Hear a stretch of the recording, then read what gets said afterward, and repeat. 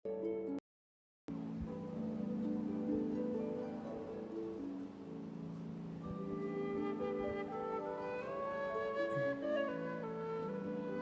Hey what is up guys, आप सबका फिर से स्वागत है मेरे चैनल साइलेंट कूल में। मैं हूं साइलेंट और चलो शुरू करते हैं आज का लाइव स्ट्रीम बिना किसी देरी के।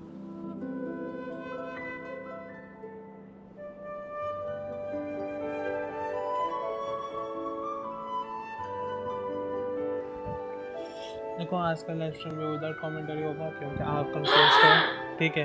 तो शुरू करते हैं। हाँ,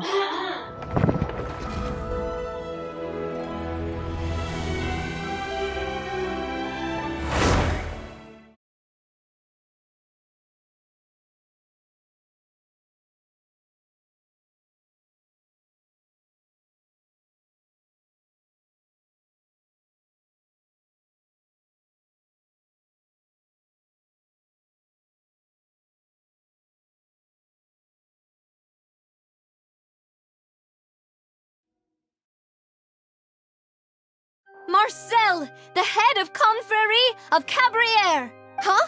What confrérie? Never heard of them in my life. I've heard of them, but weren't they Spina di Rosula's sister organization? Oh, is this going to be a friends to enemies type situation? Please let me remind you, Miss Navia, that charging someone is an incredibly serious matter. Committing to the charge also means taking on the legal responsibilities associated with it. And if the charge fails, depending on the circumstances, you may also be charged with the crime of making a false accusation. Knowing this, do you still wish to charge this man? Yes. In that case, I declare the charge to be valid. Miss Navia and attorneys, please take your places on the court. Members of the guards, please contact Mr. Marcel right away so that he may stand trial.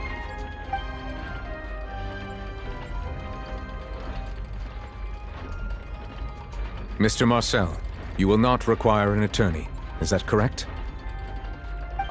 Apologies. It all just happened so quickly. I still haven't figured out what's going on.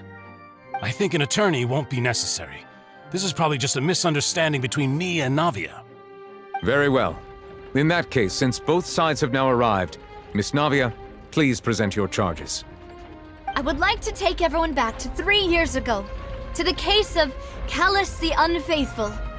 Only through elucidating what really happened in that case can we connect all the dots for the serial disappearances case. Navia, do you really think that I was the one who killed your father? Come on, why would I do that? Callus was my benefactor, and remember both you and I only ran to the scene when we heard the sound of a gun. If that's enough to make me a suspect, wouldn't that make everyone at that banquet a suspect as well? I think there's no point in getting into the specifics right now. The audience doesn't even have the big picture yet.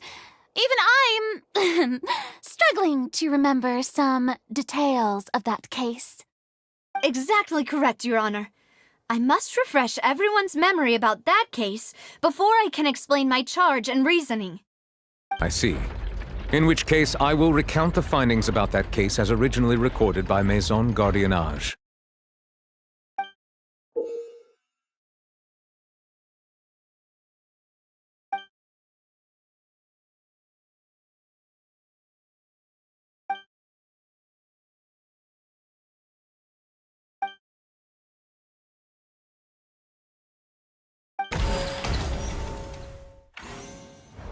On the day of the murder, Spina di Rosula hosted a large banquet in a countryside estate owned by the Confrérie of Cabriere. During the banquet, all attending guests heard 2 gunshots from the courtyard. When the guests arrived at the scene, they found the primary suspect, Callus, holding a gun, while his acquaintance, Jacques, lay dead from a gunshot wound. The guards' investigation did not recover any other firearms from the scene. As a result, they concluded that the suspect's first shot must have missed, while the second must have taken Jacques' life. The suspect did not dispute this conclusion, and also declined to defend himself in court. Instead, he chose to prove his innocence through a duel. Callus was defeated by champion duelist Clarande in the ensuing duel, and soon succumbed to the injuries. These are the known facts about the case. The one with the motive to kill was Jacques, not my father. And even so, Jacques still had no reason to pull the trigger. In truth, the third person shot Jacques first, and was shot in turn by my father when my father seized the gun from him. After that, the true culprit turned the third person into water, erasing all traces of him from the scene. Thank you for the summary, Your Honor.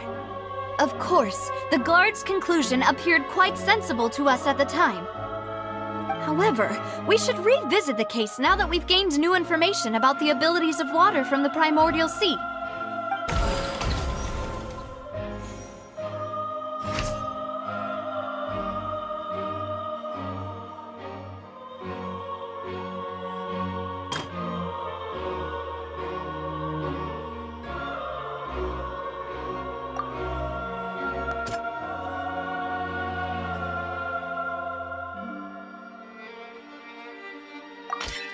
The testimony of the victim's family confirms that Jacques had thoughts of assassinating Callus when he set out for the banquet. However, in the end, he reconsidered, and instead shared everything with Callus, hoping to seek the latter's protection. Unfortunately for Jacques, the true culprit had already considered this possibility, and had sent out another assassin.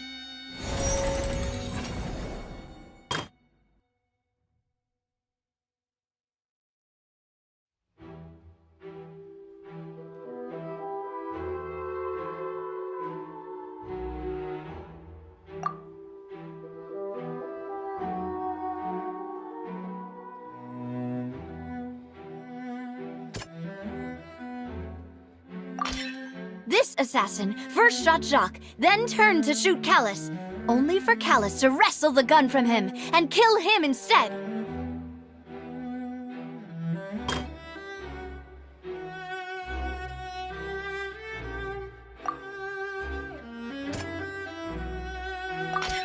A pile of clothing was found at the scene. The guards once believed they were used by Jacques as a costume to disguise himself. But now, it is clear that the clothes were proof that there was a third person at the scene, and that they were turned into water after committing the murder. Since it was raining that day, the culprit was confident that they could use the rain to wash away all traces of their dissolved accomplice. Realizing this, the true culprit caused the hired assassin to dissolve into water, leading everyone to believe Callus was responsible for Jacques' murder. This is the true version of events.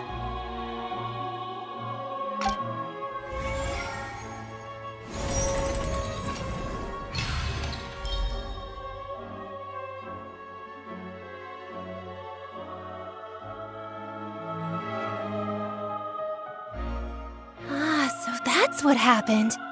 Wait, you're telling me something as dangerous as water from the primordial sea has been used for all these years? What a great theory. It also explains Callus's and Jacques' respective motives. I guess they didn't shoot each other after all. Mr. Marcel, you are the one being charged with the crime. You should provide a rebuttal if you wish to prove your innocence. But I think I agree with everything Navia just said. In fact, there was nothing in her speech that directly implicated me. Then, may I ask some questions? In my opinion, we primarily need to determine two things. One, do you have the evidence to back up your claims? I'm afraid not. At least not at this very moment. Boo! If you don't have any evidence, you should just go home! I may not have the evidence with me, but I know where I could go to collect it. If we look up the deserted clothes against a record of people who went missing around the same time, we should be able to find a match. Considering the serial disappearances case, the guards probably kept careful records of all missing persons from around that time, regardless of age or gender. That makes sense to me. Monsieur Neuvillette, I would consider this to be a reasonable investigative direction. Why do I feel like Farina's acting a little differently today? Maybe she's scared of embarrassing herself again? Alternatively, she's become more diligent after charging an innocent citizen in the last trial. My My second question has to do with the ensuing duel. If the truth is indeed as you described, then why didn't Mr. Callus explain himself in court? If he had testified that a person had been dissolved, he could have at least mounted a defense. I thought about this too, and the answer is actually pretty simple. He felt there were things that were more important to him. The dissolving power of water from the primordial sea is an important secret for the true culprit of the serial disappearances case. My father could have exposed it for all to see, but he chose to take it to the grave. At that time, Spina di Rosula was in dire straits, and his reputation had already been shattered. He had no guarantee that going forward with the truth would allow the culprit to be brought to justice. What was certain, however, was that it was a gigantic target on my back. Boss once told me that Demoiselle had already been selected as the next target of the serial disappearances case. What? If the secret had gotten out, the culprit would have fought an all-out war with Espina right there and then. I wouldn't have been the only one in danger. All of us would have stood to lose our lives. Of course, the guards might eventually figure out the truth of the matter and determine that we were in the right. But what good would that do? How can a hollow verdict protect anyone? Had this opera house ever given my father any kind of confidence in its brand of justice, Spina di Rosula would have had no reason to exist. But by staying silent, we retained the ability to deter our opponents and continue the stalemate. I was able to become Spina di Rosula's president, which made me harder to target, as well as giving me more time to grow and learn. And once I have figured out the truth and stepped up to the challenge, I will do what this opera house cannot and restore my father's truth and honor back to him. So, you mean to say, your father intended to die in the duelist's ring? That's right. Do you have any proof? Of course. All you need is to ask his opponent, Clarand. I don't need your apology, your guilt, or your support from the shadows. You don't have to do anything for my sake.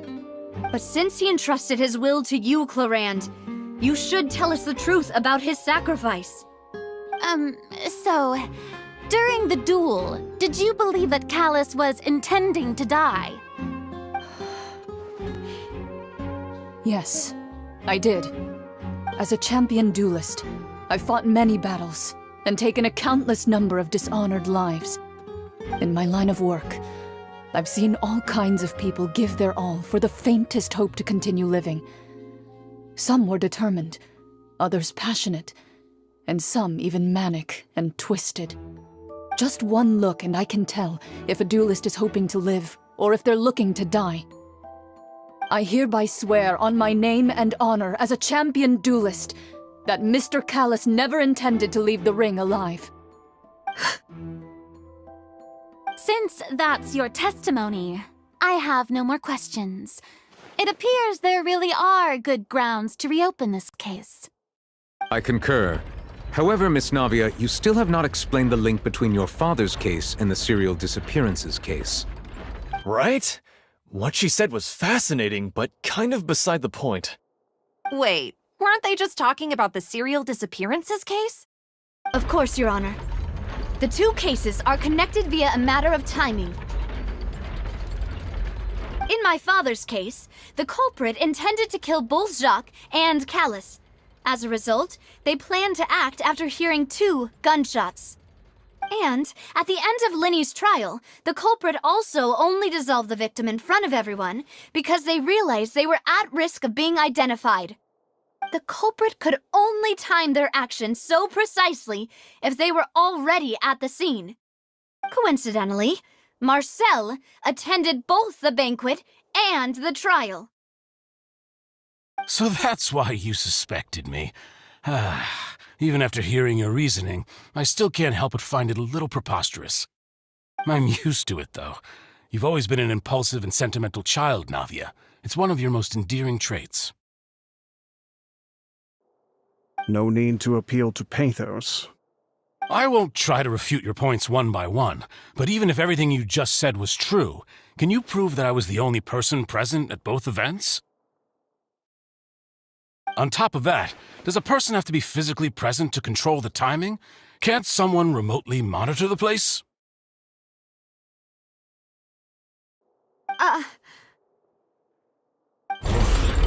Know what she can say to that.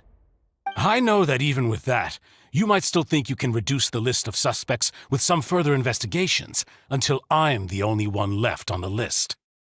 Alas, who won't feel at least a little hurt by an accusation of murder from a girl you see as your own daughter? But if I were to dismiss this completely, you'd also think I'm not being considerate of your feelings. Ah well, let Uncle Marcel teach you another lesson. Do you know what the biggest flaw in your reasoning is? I suppose you're gonna tell me anyways. It's timing again. I'm a businessman by trade. From that standpoint, there's no reason for me to kidnap young women. It's a high-risk action with nothing to gain. In addition, I left my home in Snezhnaya when I was young to come to Poisson and work in some trade. My business only thrived when I received Callus's patronage. But the disappearances began before I ever stepped foot in Fontaine. I do apologize, demoiselle. This was my mistake.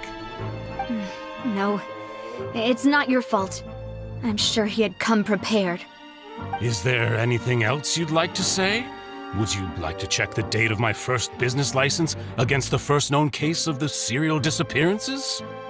You can also take a look at my border entry records, or ask my friends and family when I left Snezhnaya for the first time. Could those records and testimonies do something to appease the unspeakable anguish in your heart? Seems like she got the wrong guy. At this rate, Nagi will be convicted for falsely accusing him. I think you've done a superb job of dissecting your father's feelings as he neared the end of his life. But aren't you going against all of his wishes and expectations right now?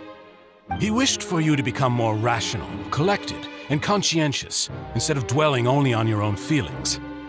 Once you've learned to be more considerate of others' feelings, and to stop rushing headlong into things, you'd have met most of his expectations.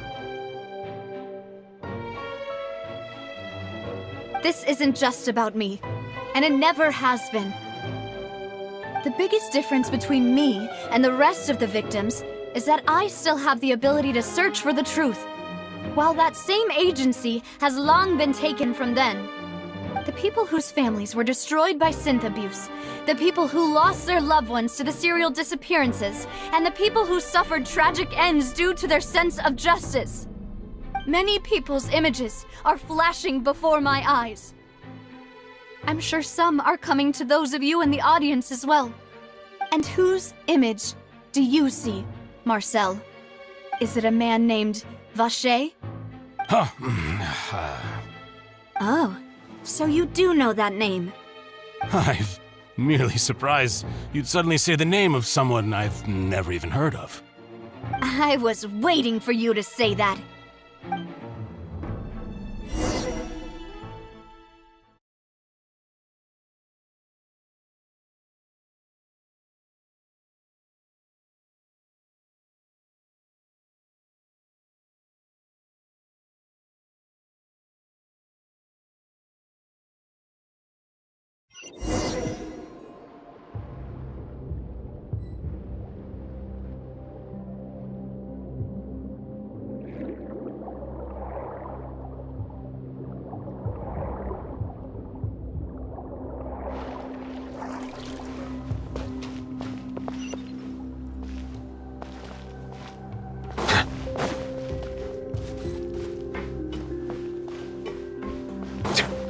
Settle down!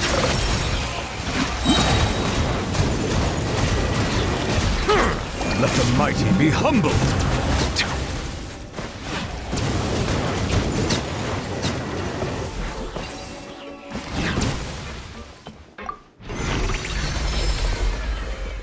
Whoa! The floor is going up! Is it because of this mechanism in the middle? That guy really prepared a lot of stuff for this place.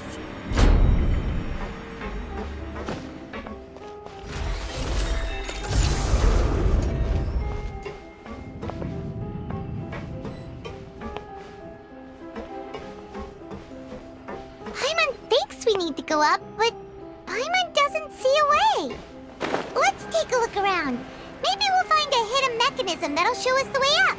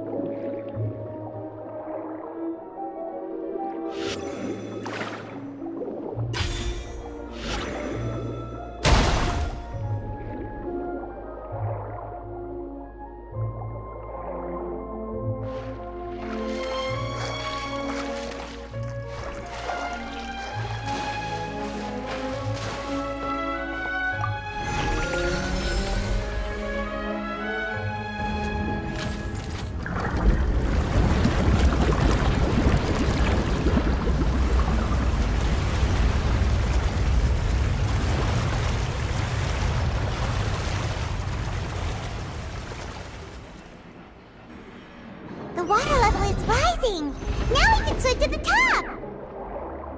But this is still a ways away from where we need to go.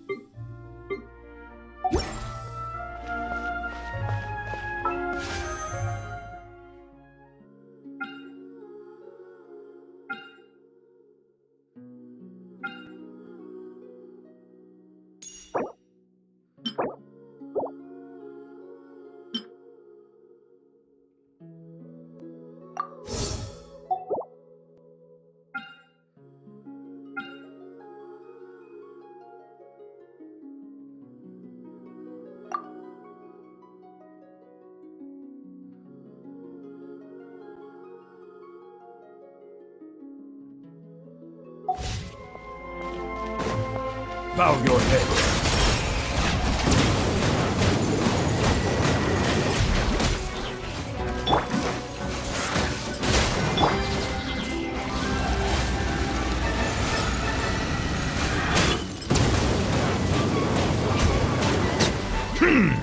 Silence!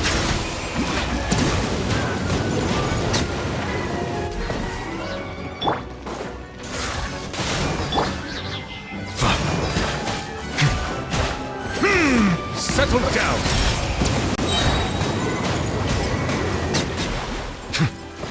Be sanctified.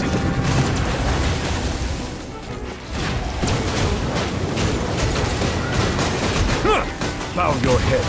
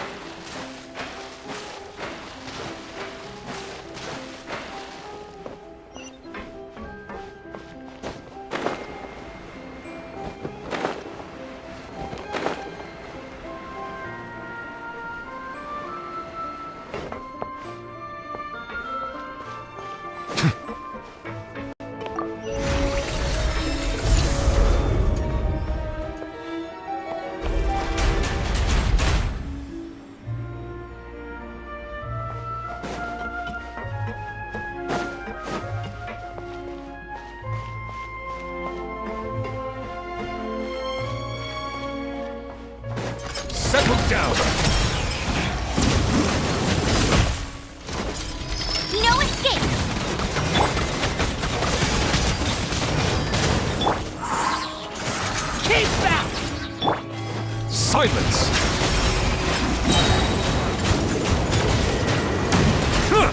Let the mighty be humbled!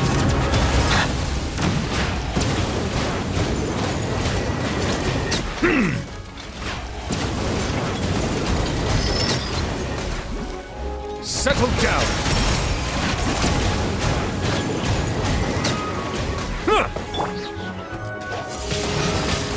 Windblade! Yeah! Silence!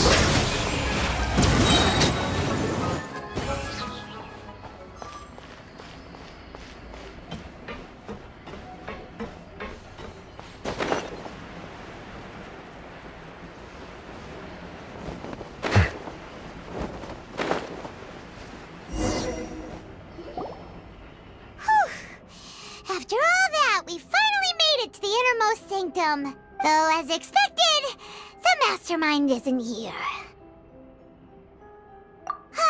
That's right. Then let's hurry up and find some evidence so we can get back to the Opera House and help Navia.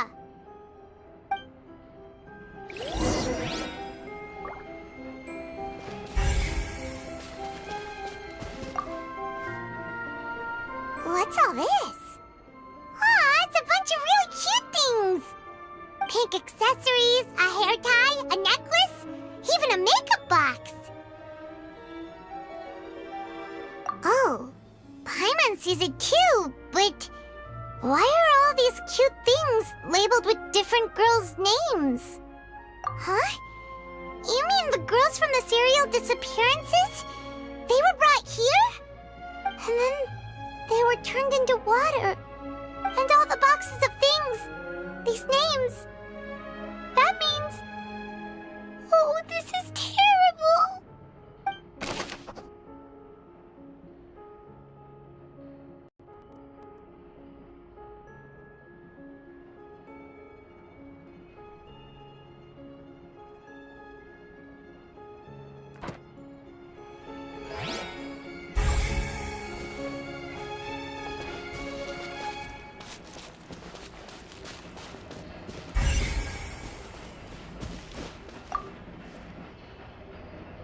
What's written here? Nothing escapes Detective Paimon's eyes!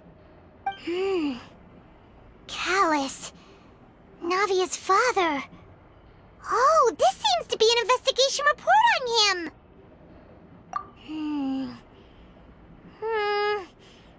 Yep! It's about finding someone to assassinate Jacques and Callus because of a lack of confidence that Jacques himself would go through with it!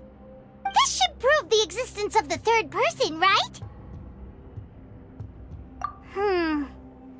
We still have not determined the exact content of the key information Callus has passed on to certain members of his organization.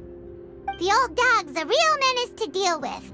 Even if he abides by the promise he's made to us, he will still have the upper hand. He can act whenever he wants to make our lives miserable. The only option left is to remove him from the picture entirely.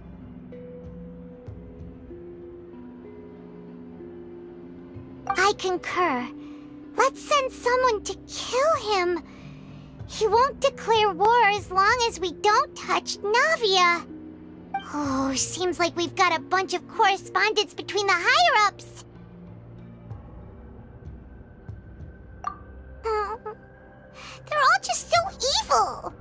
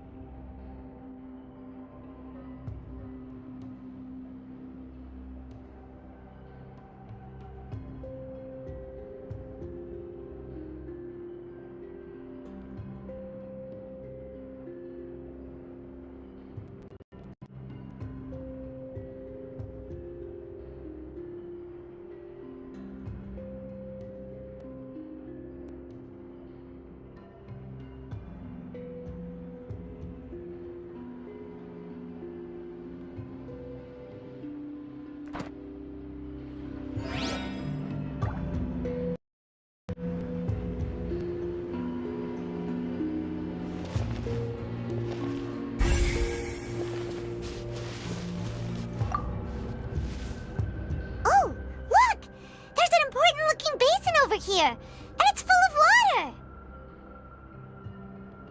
That means this is where they make all the synth, and that special water is the main ingredient.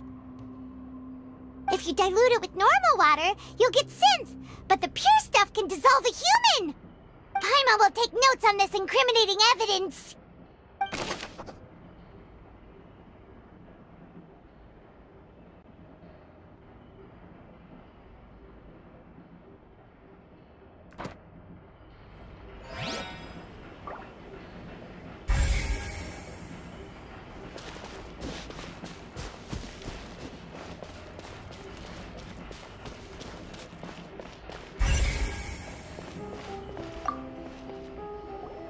Whoa! There's so much synth here! And so many bottles of ingredients that probably just contain the waters of the primordial sea. Mixing in progress. Ready to drink? Stock sample? Huh. They've also got all the synth pretty clearly labeled. Whoa! There's even fruit-flavored synth? Yep, it's super obvious.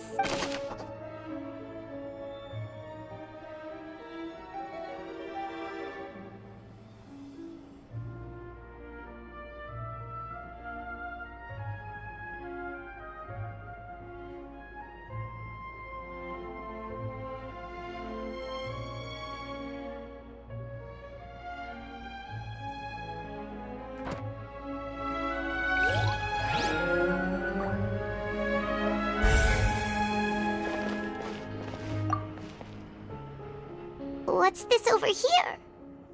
Looks like some kind of place for research. Experiment number 16 aims to verify Jacob Ingold's research conclusions on the primordial sea and use his theory as a foundation to achieve a breakthrough.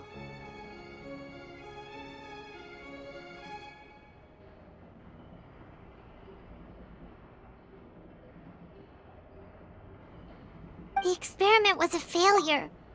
No individual managed to resurface from the water from the primordial sea. Female specimens 22, 23, and 24 were dissolved. Sorry, Traveler. Paimon will try her best. It's just that Paimon's never read something so scary before. How can someone write something that terrible in such a matter-of-fact tone? You read the rest. Paimon's too scared to keep going.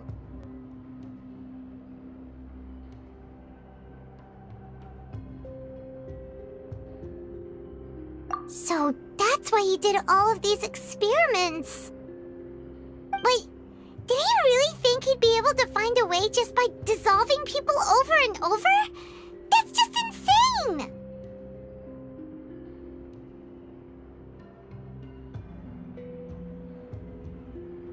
Huh? Isn't that the name you heard by the fountain? Paimon thought he was an eyewitness in the serial disappearances case.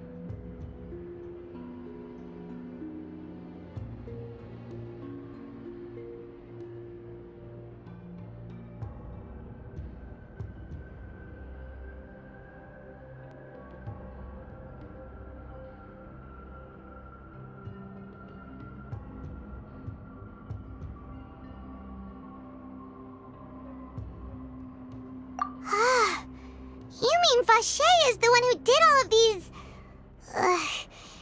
experiments? So that's it! Vache was no victim, but personally took his lover and... No, that's not it either!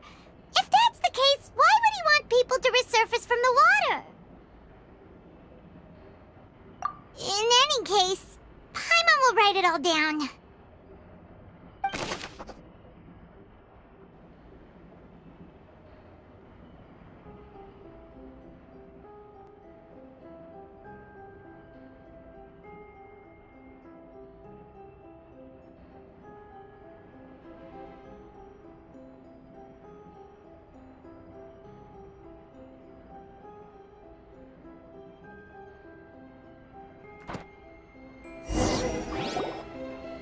We've looked at almost everything here, and it seems like our theories were spot on. But yeah, we haven't found anything that reveals his true identity. No wonder even Nervalette wasn't able to find anything. Whoever it is probably destroyed everything to do with that name a long time ago. That way, even if we bring all this back to the opera, we won't be able to identify the true culprit. Sure thing. Paimon won't admit defeat to this guy either.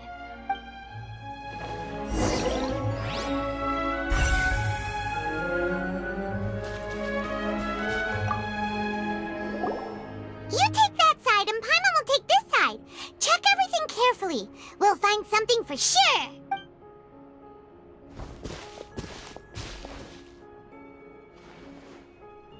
Ugh. Nothing at all. And Paimon can't even find snacks either. Whoa, really? Let Paimon see. Vinier. Isn't that Vache's lover's name? Then you found her diary. Let's see. Aw. It's just a normal diary chronicling their love story. She was so sweet, too. Oh, Paimon feels even worse for her now.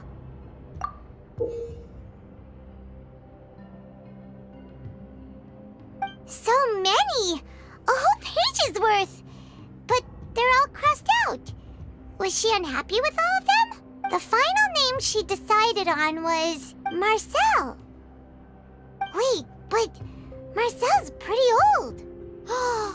Has this case been going on for so long that he's Vache and Vinier's grown son?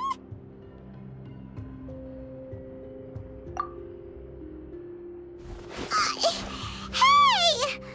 Paimon still hasn't figured it out yet.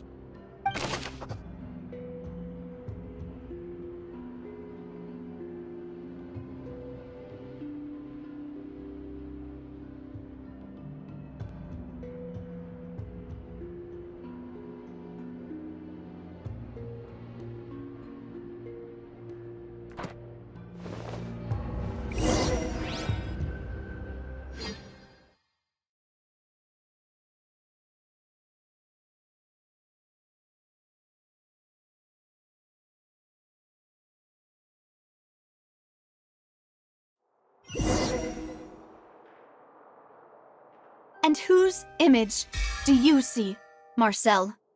Is it a man named Vache? Oh, so you do know that name. I'm merely surprised you'd suddenly say the name of someone I've never even heard of. I was waiting for you to say that. Navia! We're back! As expected of my partner. I just knew you'd return in the nick of time. Just how often do you intend to flout the rules of this court? It's all right, Monsieur Nervalette. Given their confidence, I expect they've found the crucial evidence.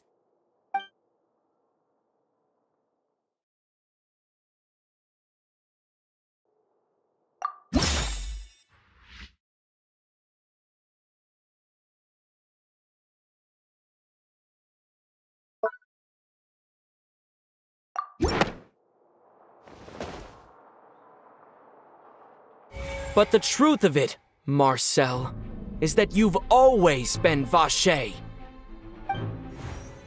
Huh? We've investigated your lair and we already know everything! After your lover, Vinier, was dissolved, you kept abducting young women to experiment on the hopes of bringing her back to you! You even created Marcel as a new identity and destroyed all records of your past as Vache! So that's it. Even the villains in opera performances rarely go that far. And with that, Marcel's motive has now been established. This information regarding your past also dismantles your prior timing defense. Well, Marcel, do you know where you went wrong?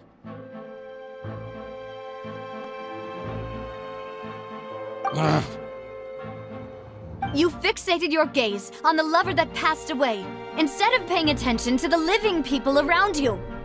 So, you never noticed how we changed, or how we grew as individuals. You also never understood Boss's real expectations for his daughter. Or our determination to see things through. Your determination. Mr. Marcel, please speak up now if you would like to defend yourself. Otherwise, the trial will move on to the next stage. Do you really think I wanted to do any of this? Pay attention to you? What for? Have you ever paid attention to me? Ever empathized with my pain? Ever known how it feels to watch the love of your life dissolve right in front of your eyes? No one helped me. No one even believed me. All those decades ago, even the officers from the Maison Gardiennage were laughing at me. They said there's no way a human being can turn into water. So I must have gone mad from grief.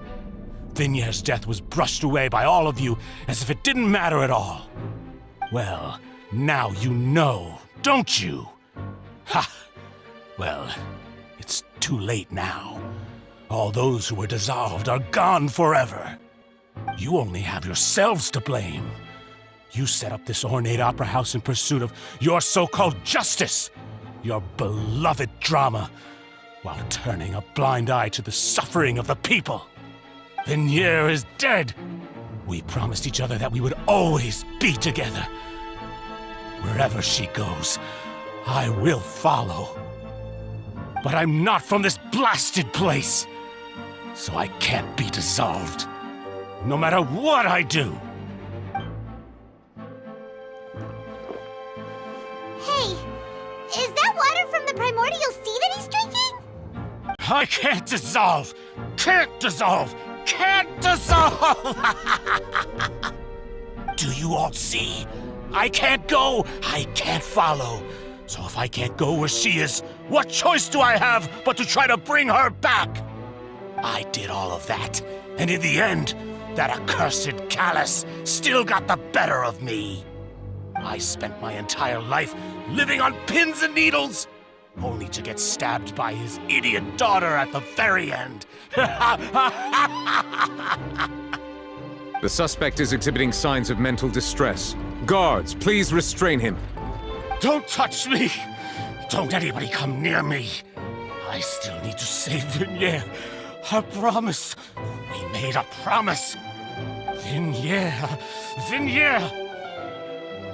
Please, Vignier, don't think badly of me. All I want to do is fulfill our promise. At this point, the verdict of this trial is clear. With Mr. Marcel's conviction, the charges against Mr. Tartaglia no longer have any basis. Fine by me. I was in a bad mood, but after a show like that, I'm actually feeling pretty good.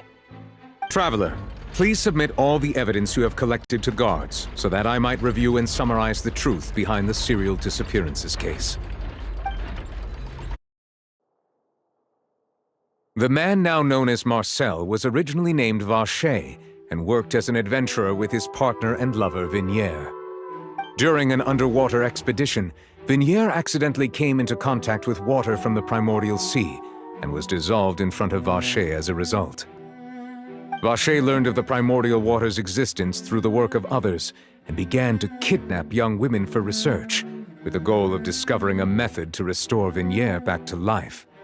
To cover his tracks, he invented the new alias of Marcel and began to operate a business in Poisson. During the course of his research, Vacher discovered that a diluted concoction of water from the primordial sea can induce feelings of euphoria, and began to manufacture and market synth. However, as he accumulated wealth to fund his continued research and expanded the scope, he came into conflict with Spina di Rosula. After exchanging blows with Spina di Rosula for many years, Vacher decided to assassinate their president Callus at a banquet. Although the assassination did not go as Vacher expected, he was able to turn Callus into the murder suspect by dissolving the assassin he sent to the scene. And just recently, Vacher attempted to frame Linny as the culprit of the serial disappearances case, using a similar method. However, his attempt to frame Linny failed, and the power of water from the primordial sea became public knowledge. This case also exposed enough of Vacher's machinations that he was eventually successfully charged in court. Thus concludes the enigmatic history of the serial disappearances case, with the truth revealed to all.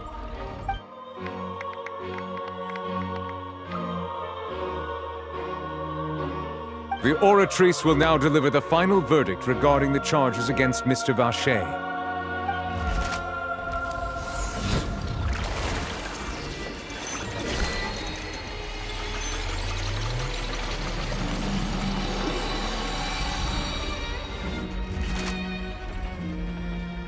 According to the judgment of the Oratrice Mécanique d'Analyse Cardinale, Mr. Vacher is guilty.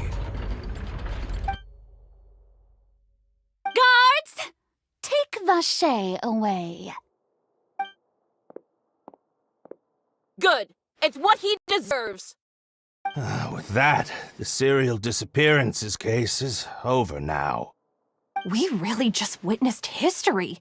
Who would have thought the true culprit would be such a polite and well-spoken guy? Yippee! We helped Navia bring the bad guy to justice! He's hurt so many innocent people and now he's finally getting what he deserves! Huh? Are you okay? Demoiselle, you were absolutely brilliant. The day our late boss had always hoped for has finally come. You can rest easy now, knowing justice has been served. Yeah. It's finally over. It's all thanks to you guys. And my partner. See, Papa? Spina di Rosula's still doing well with me at the helm. Well now, hasn't this been a most delicious piece of drama? The villain has been caught, justice has been served, past wrongs have been righted, and it's a big ol' happy ending. Since it's been such a great show, I'll just let the false accusations against me slide. Either way, I've still got some business to attend to, so if you'll excuse me... Please wait just one moment, Mr. Tartaglia. What now? None of this has anything to do with me. According to court protocol, since this trial was initiated due to a charge against you, a verdict must also be made regarding the initial charge before the trial can conclude. Oh, come on. Is this really necessary? Haven't you already caught the real criminal? Isn't it time for side characters like me to exit stage left? Please respect the laws of Fontaine. This has always been the rule. All right, but this sure is a lot of hassle. All I need to do is stand over there, right? Let's just get this over with. Through evidence presented in the public trial that was just held, it has been established that Mr. Tartaglia has no direct connection to the serial disappearances case. The guilty party has been identified, and thus it is logical to suppose Mr. Tartaglia is innocent of the charges. We now turn to the Oratrice Mécanique d'Analyse Cardinale to render the final verdict on the charges.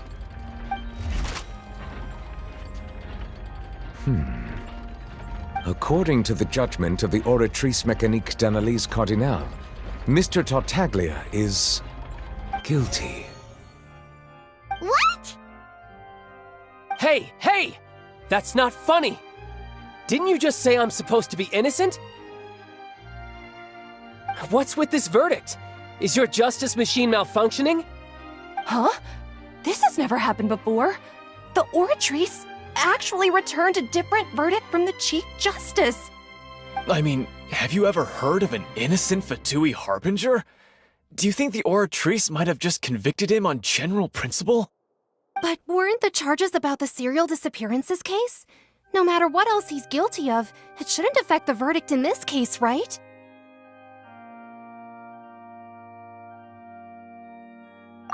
The judgment of the Oratrice Mécanique d'Analyse Cardinale is, by law, the final verdict of the court. We must accept the guilty verdict. Guards, please take the suspect into custody per court protocol.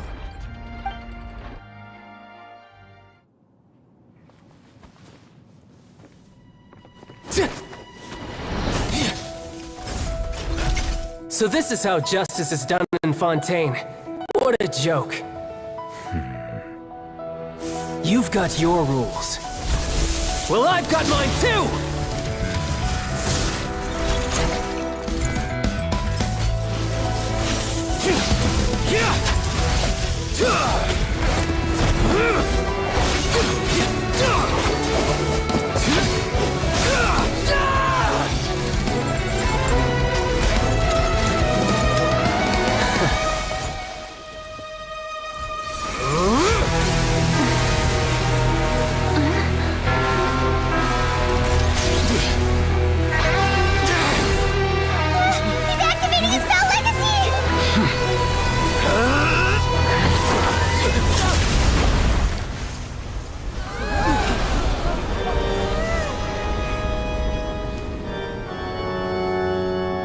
I am sorry.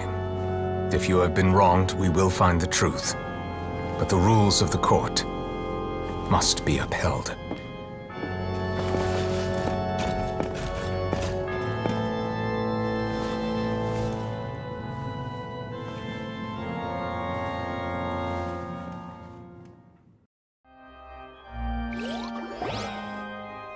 Hey, Monsieur Novelette? Hello, Sergi. I saw. I say welcome back to this room. Apologies. Sonimai. This is also the first in such a situation. However, according to the rules established at the conception of Fontaine's court system, the Oratrice's judgment is the final verdict of the court. All I do is follow court procedure. As for why the Oratrice arrived at the conclusion it did, you should probably ask someone more knowledgeable than me. If even the Chief Justice doesn't know, then we have no just but to ask the Archon also. Why are you looking at me? I had nothing to do with it! I don't know what happened there either. Hey, stop staring at me! Bro. What does Lady Farina mean by that? ये कौन सा quest है? वही Fontaine वाला Archon She quest. says she has no idea either, but that's impossible. Didn't she create the Oratrice herself? Yeah, so are the verdicts reliable or not? Can results like this really be called justice? वही था ना dissolve में water कुछ था. The rain dissolve evidence in water. क्या था उसका नाम मेरे? छोड़ो. Continue. Truth behind Archon. My dearest citizens, did you really think we'd allow an incorrect verdict to be handed out in this court? Did you really believe that the judgment could be mistaken or be the result of some sort of random mishap? Don't tell me you thought even I had been blindsided by the Oratrice's result. But the way she looked just now, it was pretty obvious she had no idea what was going on. However, given the state of things, I shall give you an explanation. Everything that just took place, including my supposed shock and bafflement, was a part of an elaborate performance, with every action meant to stir up drama and excitement. What a fake. Of course, for every performance, there is a script. Everything has unfolded exactly as I expected from the very beginning. As the embodiment of the very concept of justice, the Oratrice shall never render an arbitrary judgment! If you thought Child had nothing to do with the serial disappearances case, it is only because you've been blinded by the superficial appearance of innocence. Everything he's done, not to mention the danger he poses, are beyond ordinary comprehension and completely unforgivable! All shall be revealed in time. You will come to understand my noble intentions, as well as the absolute correctness of the Oratrice's verdict.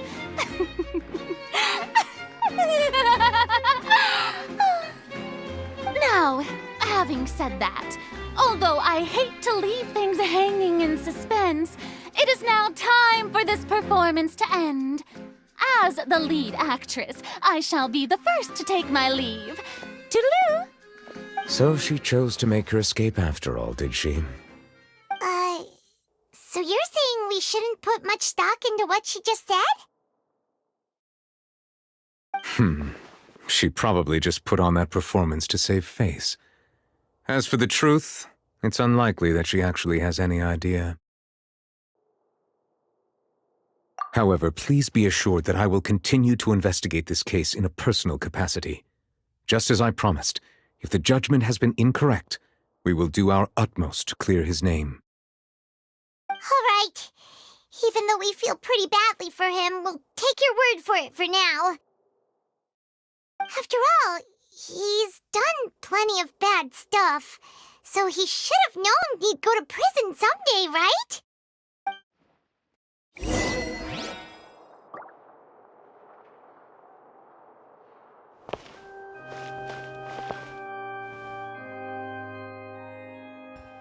Oh guys, I've been waiting for this exact moment. मेरा नेबू और ये वाले नेबू के bro. Let's take यहाँ से चलते हैं. ये कैमरा उठाते हैं.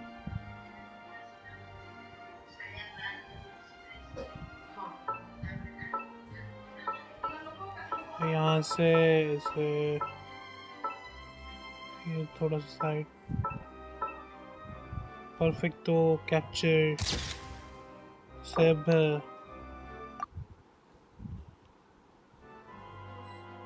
चलो जी. अरे एक चीज़ मेरे को देखना था. यहाँ पे मैं अगर जाऊँ और यहाँ से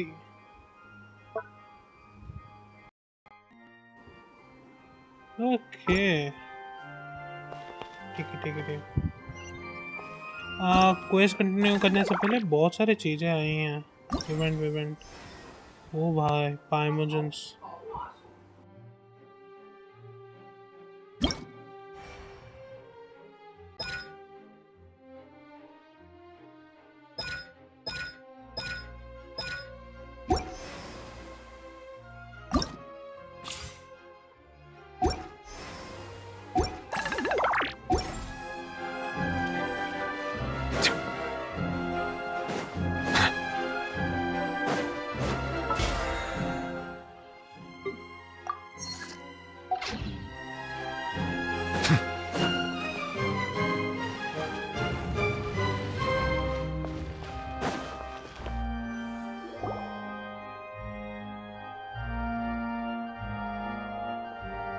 Hey, what are you doing? Quick, stop him!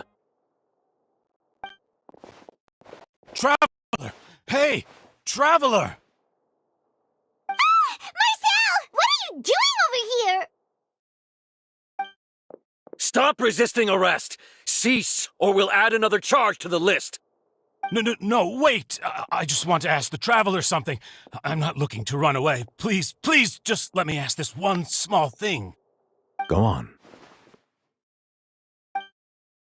Thank you. I was being led away when I finally realized something. Where did you first hear the name Vache? I erased all records of that name.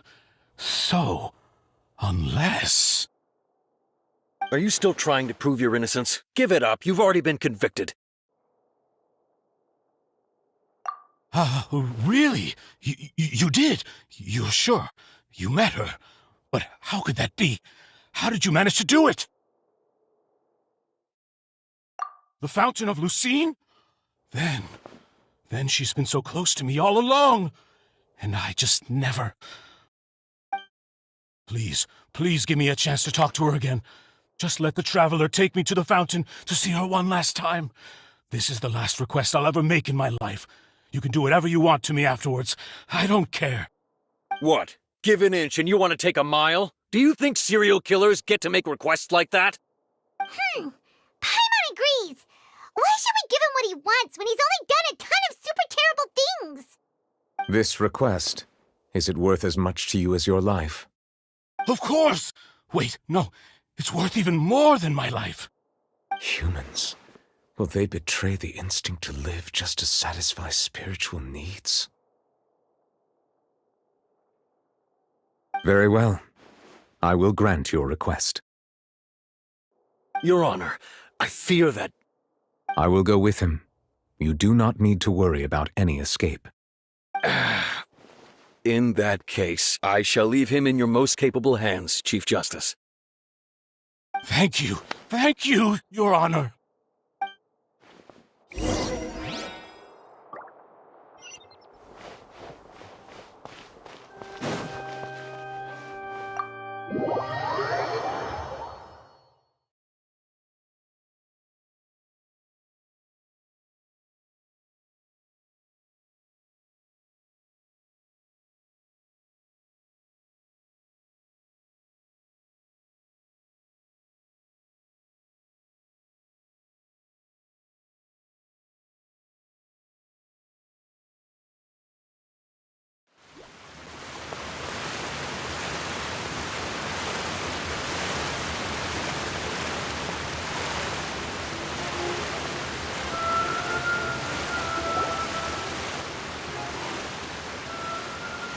Is this the place?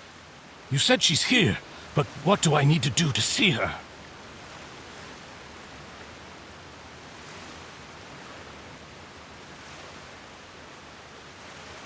Yeah, and even Paimon could hear her after drinking that thing. Didn't you just drink a lot of it on the stage as well? Oh, in that case... Vache! Ah! Yes, that's it! So you heard it too! Vignier, it's me! It's me, Vache! Vache? Vache! I'm here! Where are you, Vignier? I'm coming for you. I'm finally here for you. Hey, wait! Be careful! Hey, wait!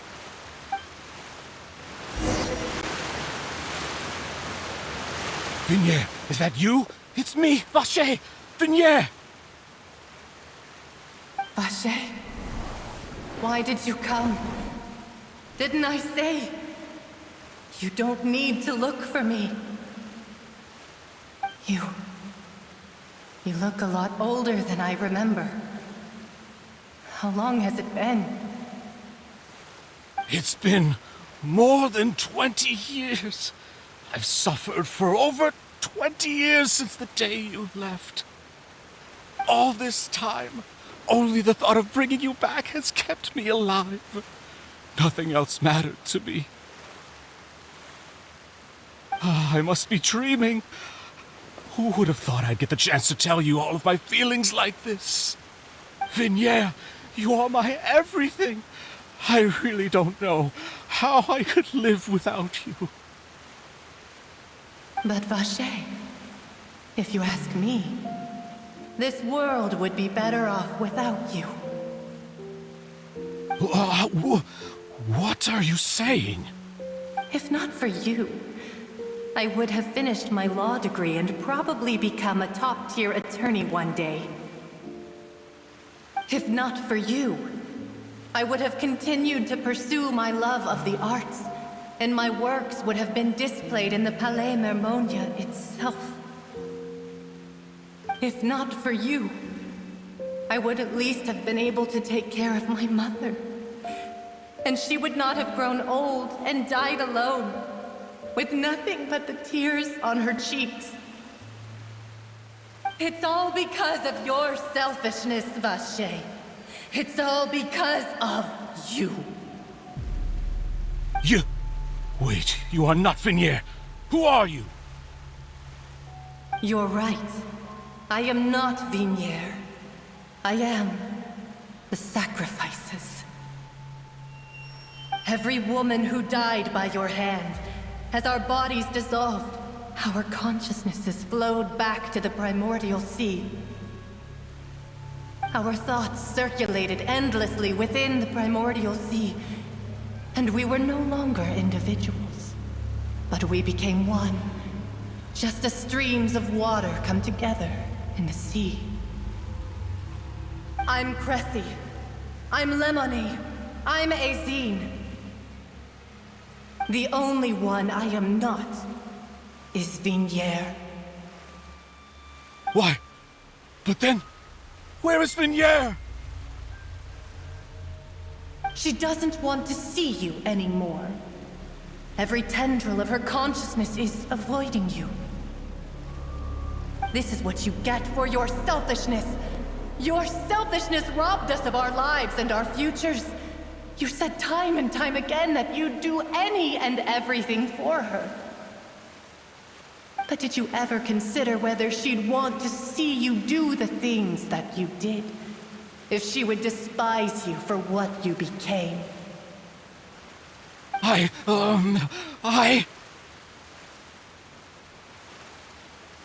You are a liar, a heartless murderer, and a cowardly narcissist. The only thing you are not is Vignier's beloved. From the moment your first victim died and her consciousness merged with Vignier's, she has had nothing but pure hatred for you.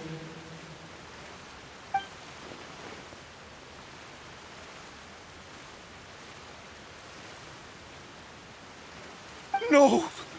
Vignier! She can't hate me. Let me see her, please. Have mercy. You still don't understand. When I said don't look for me, that came from the real Vignier. She really doesn't want to see you anymore.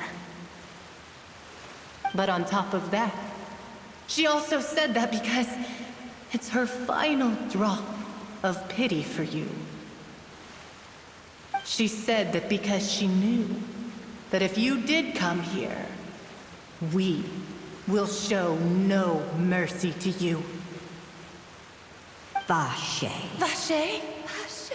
Vache. Vache. Vache. Vache. Drown.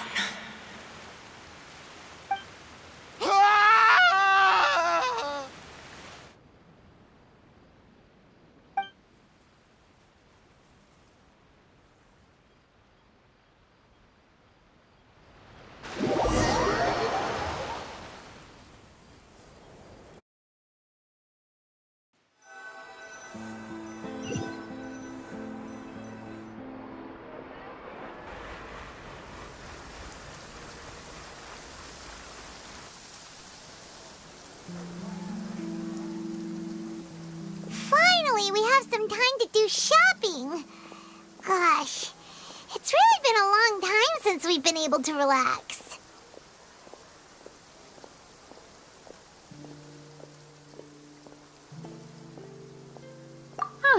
Well met, partner. I knew something great was going to happen when I woke up in such a good mood today. Even this weather can't put a damper on the demoiselle's mood. It's a pleasure to see you both again. Oh, hey, Navia! It's been a few days. Paimon's already started to miss you. Oh, now that I believe. I'm easy to work with and always bring home the bacon. Who wouldn't treasure having a partner like me? Sounds like you're really enjoying life these days, Navia. What have you been busy with since the trial? It's just been one thing after the other. I've been making non-stop trips between Poisson and the court since then.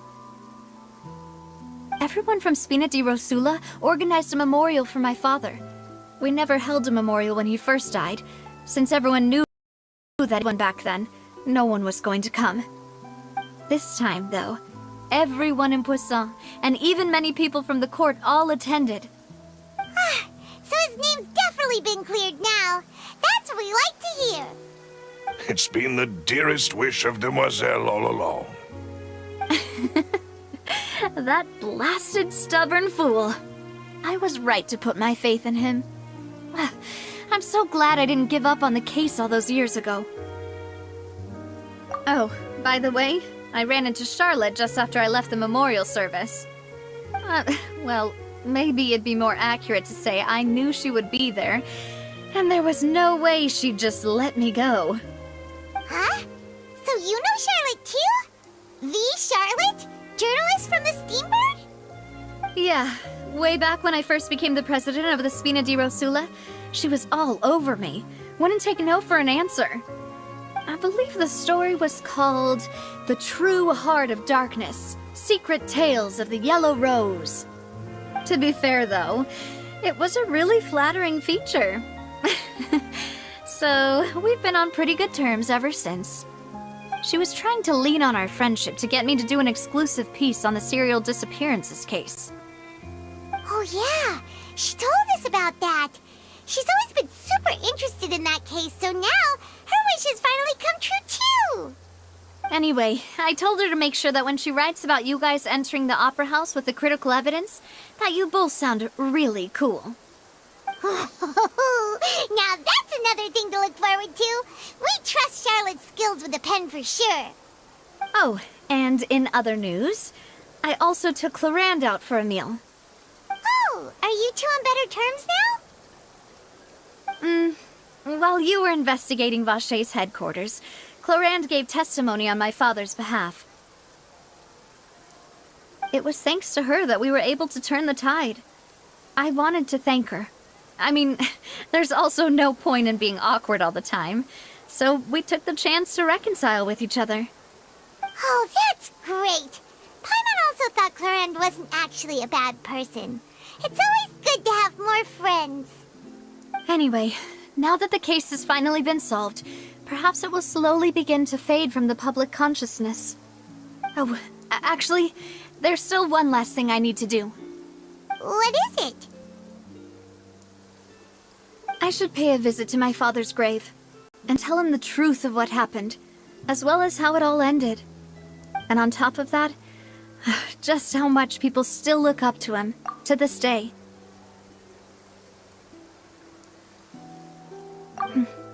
That includes me, too. Miss Navia. Indeed. We want to go too! We also think Callus is a really admirable person. Sure thing. I'd like you two to share the moment with me. After all, without you, there might not have been such a positive ending.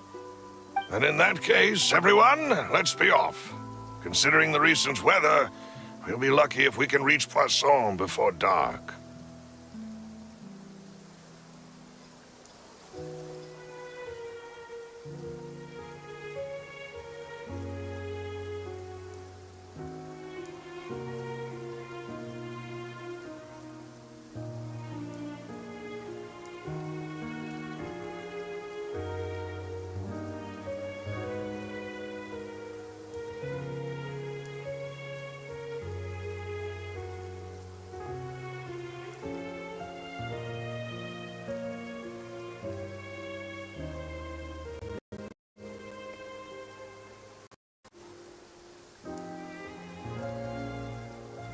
Yeah, you're right.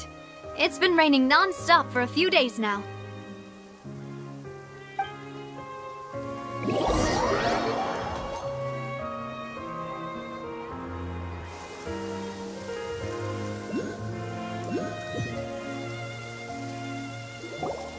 Huh. This is where my father's grave is. To be perfectly honest, even I haven't been back here for a long time.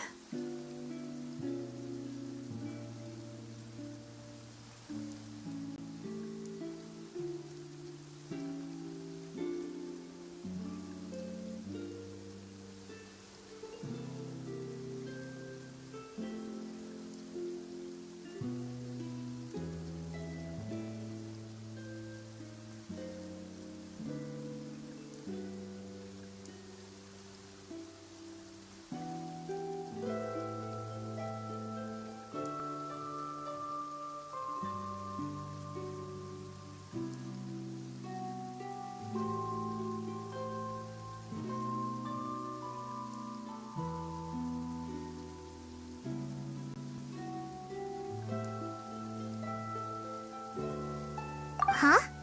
There's someone there already. Wait. That figure. It can't be... Isn't that Nervalette? Why would the Chief Justice be here? Huh? Navia?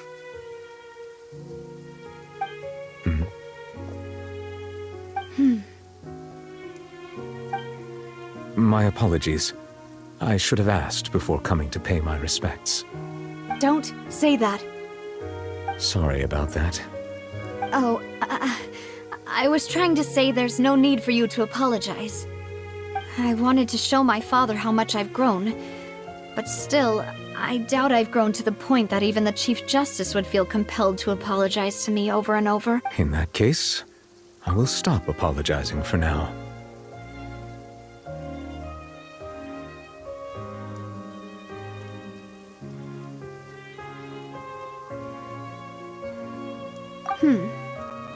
You really could use some pointers on understanding human emotions, Monsieur Nervalette. In any case, why did you come to Poisson? Well, ever since that day, I've been turning a question over and over in my head. Just what is justice anyway? There was once a time when I didn't want to believe that there could be anything more important to humans than life itself. Oh, rather than that, it's probably more truthful to say I didn't believe humans were capable of resisting the most basic instinct of living things. That they could rebel against their own nature, or consider certain things to be more important than their own lives.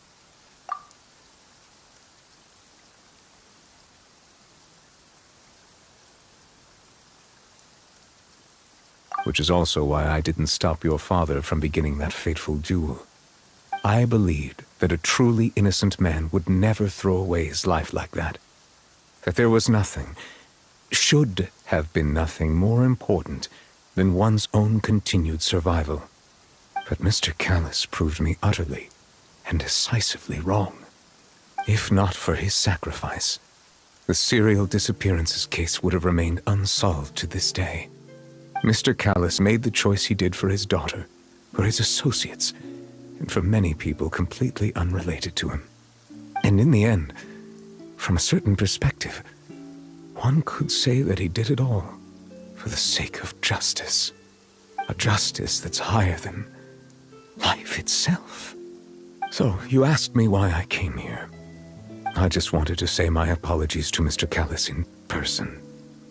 I should have noticed all of this much sooner. This regret has filled me with a sadness that has haunted me for days. That high and mighty chair in the Opera Epiclese indeed insulates one from many important things. Spina di Rosula, thank you so much for your hard work and perseverance. I'm sorry for being mad at you before. So, you're actually one of those types that's cold on the outside, but pretty thoughtful on the inside, huh? That reminds me of Silver, one of my guys.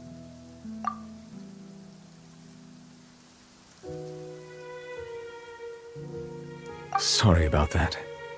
Self-expression is not one of my strong suits. Didn't I just say you don't need to apologize? Ah, so Navia and Nervalette seem to have made their peace as well. Let's not disturb them for now. We can wait till after they're done.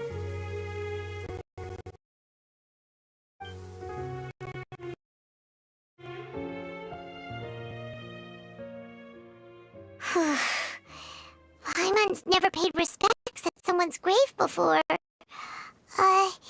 Did Paimon do anything rude there? Huh? Oh, Paimon didn't know that was a thing! But Paimon doesn't know what she would do if she can't fly! Oh no! Paimon hopes Miss Navia won't be too mad! Anyway, Nervalette is still standing around there. It's not often that we can catch him alone like this, so why don't we go talk to him for a bit? If we can't talk to Lady Farina, we can at least talk to him, right?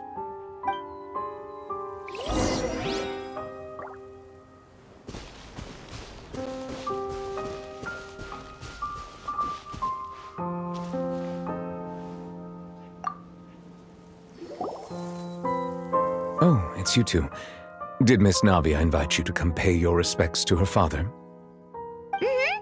We ran into Navia on the streets today, so we just followed her here. I see. Then is there something that I can help you with? Well, it's like this since you're usually super busy. So we figured we could try to ask you a few questions, if that's okay. Please feel free. Though outsiders, you helped us solve one of the greatest mysteries in Fontaine, and it would be my pleasure to return the favor. So, at court, the bad guys referred to that special water as water from the primordial sea, but what is it really? Truthfully, that name is already quite accurate. I can only surmise that Vacher and his ilk only learned of its nature and existence after extensive research. There used to be a special sea on the surface of this planet. The nature of its seawater was rather different from that of the sea we know today. Most of Tevat's life forms were first born in that special sea. You could say it nurtured much of the life on this planet. Huh. So it really was where everything began.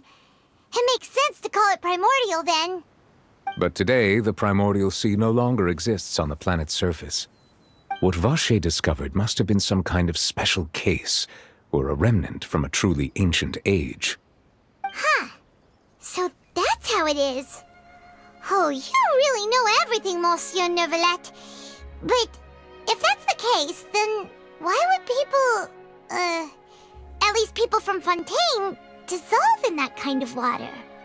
Indeed. Why would the primordial sea, which was known to engender and nurture life, suddenly reverse itself and devour life instead? To be frank, that also doesn't match my understanding of this world and its laws. There must still be some unknown secrets around the people of this land.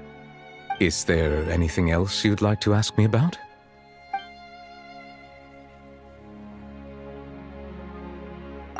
That the sea levels will rise and everyone will be dissolved in water, leaving Farina crying alone on her throne, but the sins of the people will be finally washed away for good. Does that appropriately summarize the version you've heard? That's right! It was Linny that told us back then. And that about covers all the main points. Yes, up to the present, I think we reached a point where we have no choice but to confront this prophecy directly. Rumors have it that this prophecy is rooted in the last words the former Hydro Archon left to the world before she passed away. A prophecy? Of the former Hydro Archon? Wow. This is the first time that we've ever heard of it. Two parts of the prophecy have already proven correct. The rising sea levels and the ability of the people of Fontaine to be dissolved. We should be more vigilant and stay on the watch for further signs. Speaking of the prophecy, Farina has also always taken it quite seriously. Indeed, she has been collecting information and intelligence from across Tevat for this purpose. If the rumors were true, then perhaps this prophecy is the conundrum left to Farina by her predecessor. But with Farina being the way she is, can we really trust her to solve it? Is there anything else you'd like to ask me about?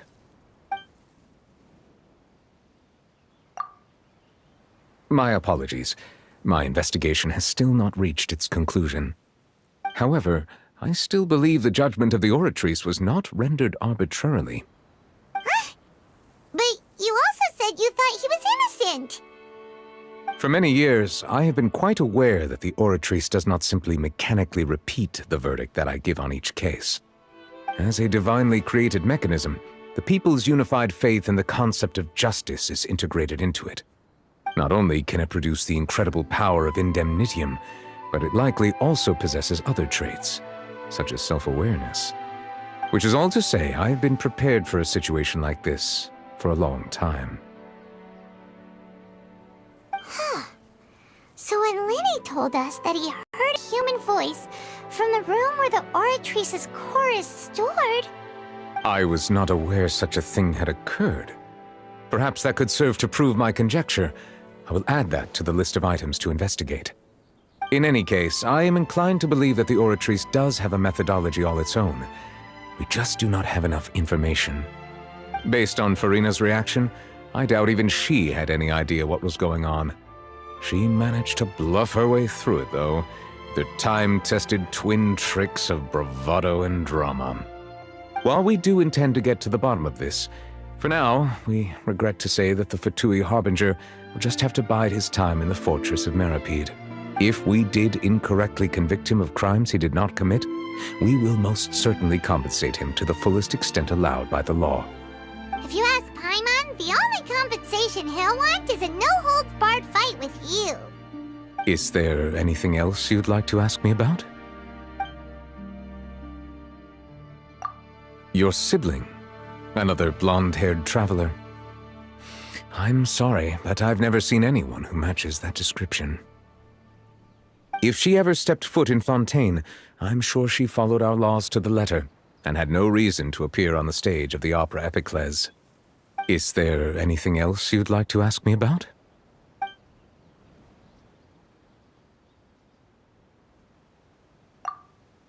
Very well. It was my honor to provide you with what answers I could. I very much enjoyed conversing with you. It will soon be time for me to leave this blissful tranquility behind and return to Palais Memoria. You really are super busy, Monsieur Neuvillette. Paimon thought you only came here to pay your respects today because you had the day off. Crime and villainy do not have the day off, and so justice must work around the clock as well. This is merely the nature of a justice's work. All right, you've got a point. Huh? Paimon just noticed that the rain has stopped.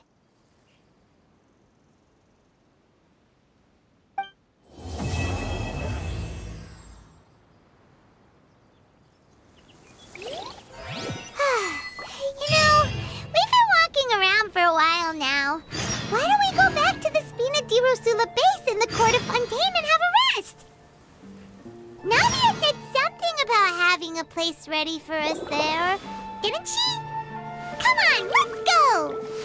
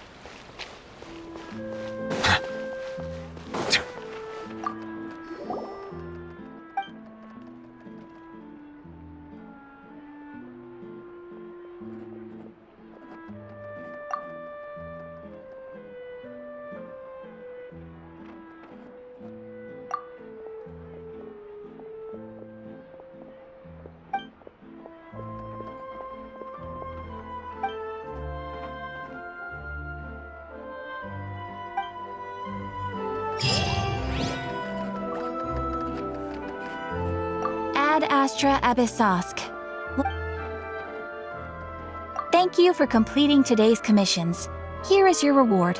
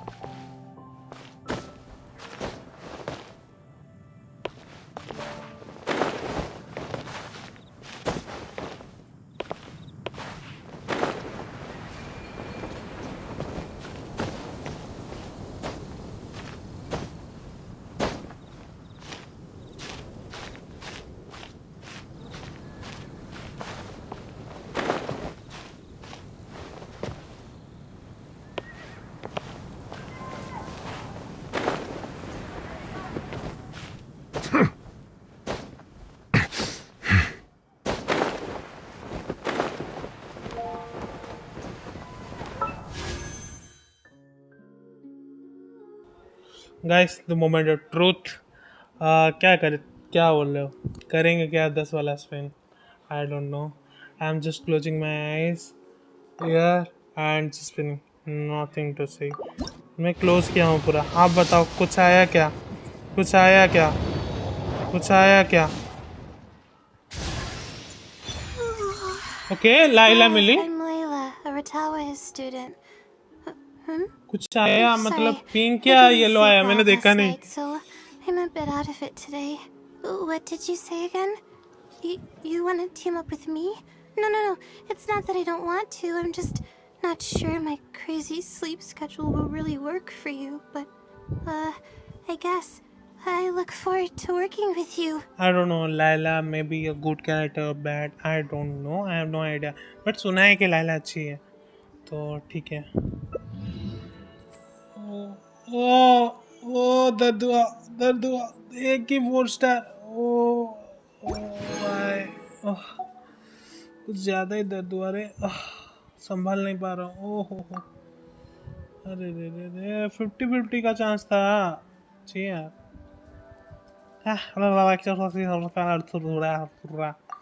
थुरथुरा। अरे यार, okay मैंने expectation मेरा भी नहीं था कि मिलेगा करके मेरे को, ठीक है, मेरा खुद का एक्सपेक्टेशन नहीं था कहाँ से मिलता। हाँ ये ये करके दिखाओ, ये करके दिखाओ, ये करके दिखाओ।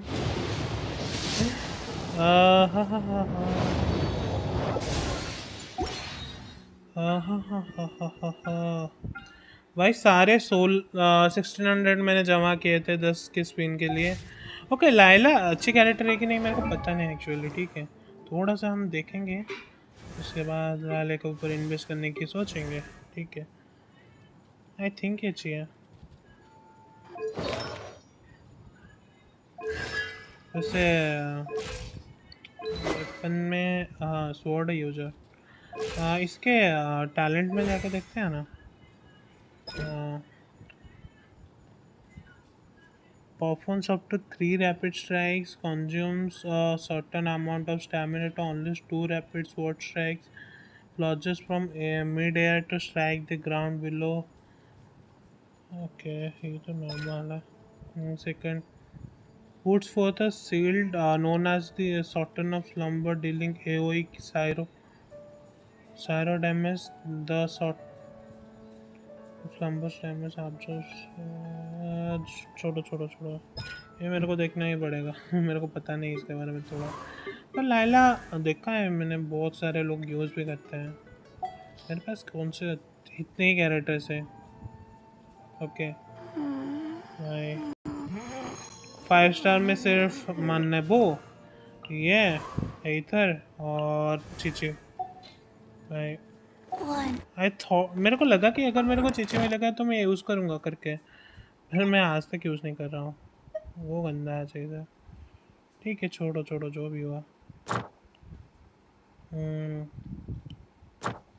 वैसे रेचन ओह ये सब ग्रीन हो गए। मैं फाइट कर सकता हूँ इनके साथ अच्छी तरीके से। तो फिर ये पहले रेड हो के थे, ठीक है, मतलब बोल रहे थे कि भाई फाइट करने ना आ जाना क्योंकि हम बहुत डेंजर आदमी हैं।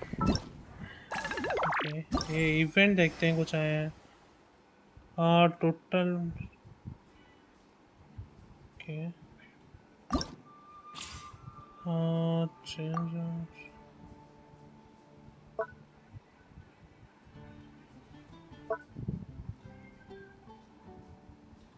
when you participant in the concert zone will be randomly chosen from among the areas that have already been see जो भी है भाई। तो हाँ ये वाला निशान जो देखा था ये इसी इवेंट का था ना। यहाँ पे देखो पाइमोजेंस तो भर भर के दे भाई। 60-40 bro, OP bro.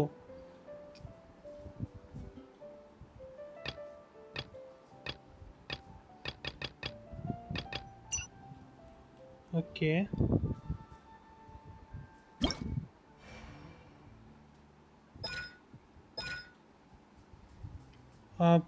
places last for 30 seconds to will activate when a rebel steps into it for a while up to 2 slander। क्या है इसका काम? वो मेरे को पता नहीं क्या है। What is this thing? क्या होता है इसमें? बाद में देखते हैं। अरे हाँ टेस्ट रन। इसमें तो मैंने सारा कुछ मैंने क्लेम कर लिया था वैसे, और इसमें कुछ होगा भी नहीं। इवेंट आज तक है, बढ़िया भाई। हाँ मेरे को थोड़ा सा देखना है कि अपना वंडर कैसे काम करता है। ठीक है टेस्ट रन करते हैं, देखते हैं जी।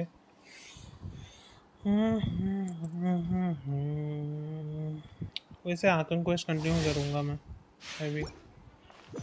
मेरा एयर कितना हुआ मैंने देखा भी नहीं वो चीज़। क्या ओह bro I'll go for this character। I know I'm going for this character। भाई साहब रिएक्शन करने के लिए कितना बढ़िया। मेरे को बेनिट चाहिए। बेनिट कहाँ से मिलता है bro? ये एक चीज़ है। I wanna go with beneath bro। ठीक है ओके यहाँ पर लाइला भी है।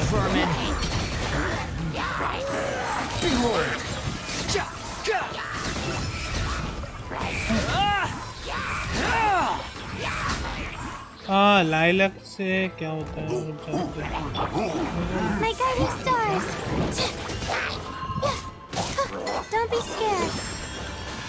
लाइला से मतलब क्या होता है actually? Dare to mess with me?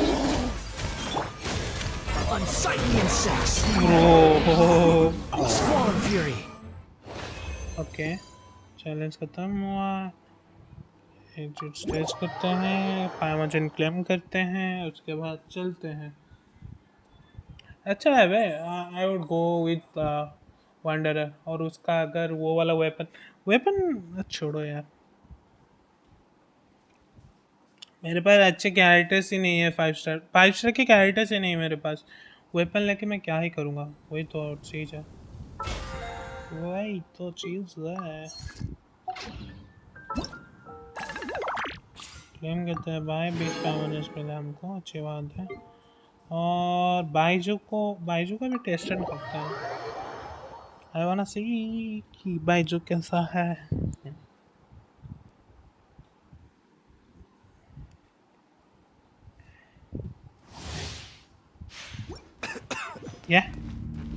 खांसी ये तो हिलर है भाई। मैं इसके साथ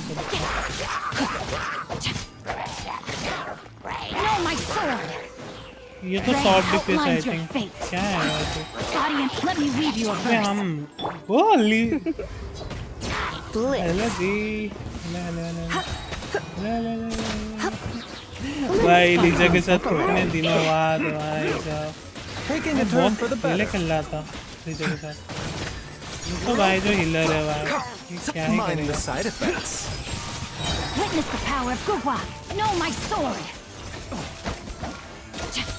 लड़का से करता है अच्छी यार क्या मालूम Try not to enjoy them. Remember, health comes first. A bitter pill to I swallow. don't know how to use this ठीक है इतना ऐसा पता नहीं Let me weave you a verse. Rain outlines your fate.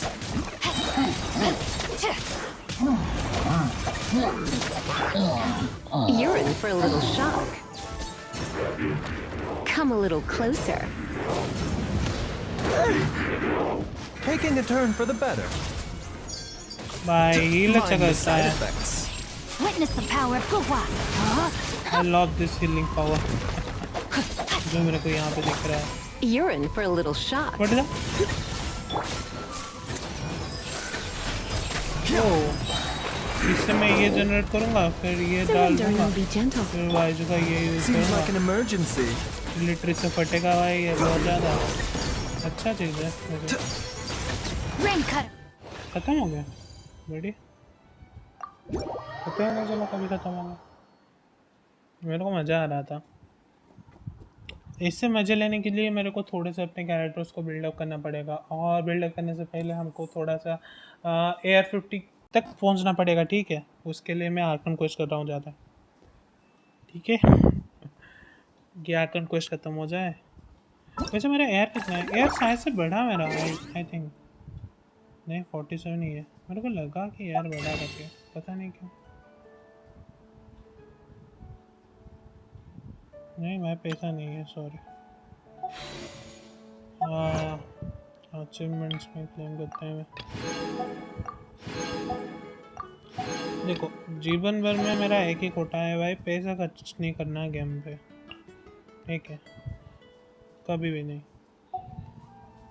दूसरों का कर सकता हूँ खुद का नहीं वो अलग बात है ये याद रखना दूसरों का जितना मर्जी खर्च करो भाई खुद का नहीं खर्च करना ठीक है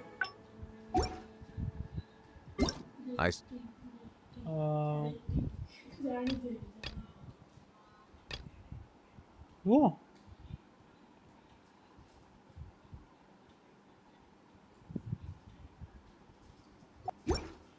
See the value in my own album work. आएगा जैसे कुछ ये नीचे कुछ पर्सन हाईलाइट क्या हाईलाइट दिखाओगे मेरे को हाँ हाँ पता चला ठीक है धन्यवाद सर्वे में वही है 550 मिल रहे हैं भाई सर्वे बाद में करेंगे और में मेरे को लाइला का मिल गया लाइला का काम क्या है थोड़ा सा देखना पड़ेगा ठीक है अरे हाँ मैंने क्लेम नहीं किया कितने हुए हैं मेरे पास वैसे 121 नहीं कर सकता और एक बार करेंगे हम पाइमोजेंस कलेक्ट कुछ ठीक है उसके बाद हम और एक 10 का स्पिन करेंगे एक साथ तो 10 का स्पिन करने के लिए मेरे को कितना चाहिए 1600 का प्रीमोजन 47 है मेरा यार मेरे को 50 का करना है 48 फिर 49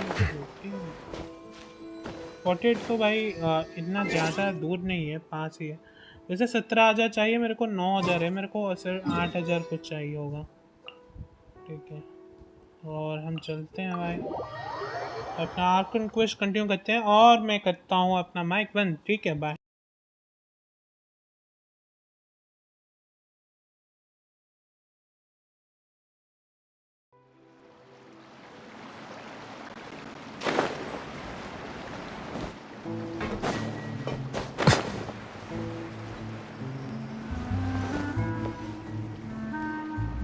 Yep, it's the room, and it's empty and waiting for us as promised. Navia is such a good person. Now that the serial disappearances case has been solved, no one's going to come after us for anything. Even without Silver standing guard, we can just completely relax. Why don't we stay and rest up here for a while? Even machines in Fontaine need to stop and recharge now and then. Oh, come on! This place isn't that bad. Besides, how often do we get to stay in an actual base? Oh, fine. Remember that detective story Paimon read before? Well, the author is about to release a new book, so Paimon wanted to buy it as soon as it came out and have a quiet place to read it. Yippee! Then it's agreed. Come on, let's get some sleep. We'll need to be up first thing in the morning to get in line and buy a copy.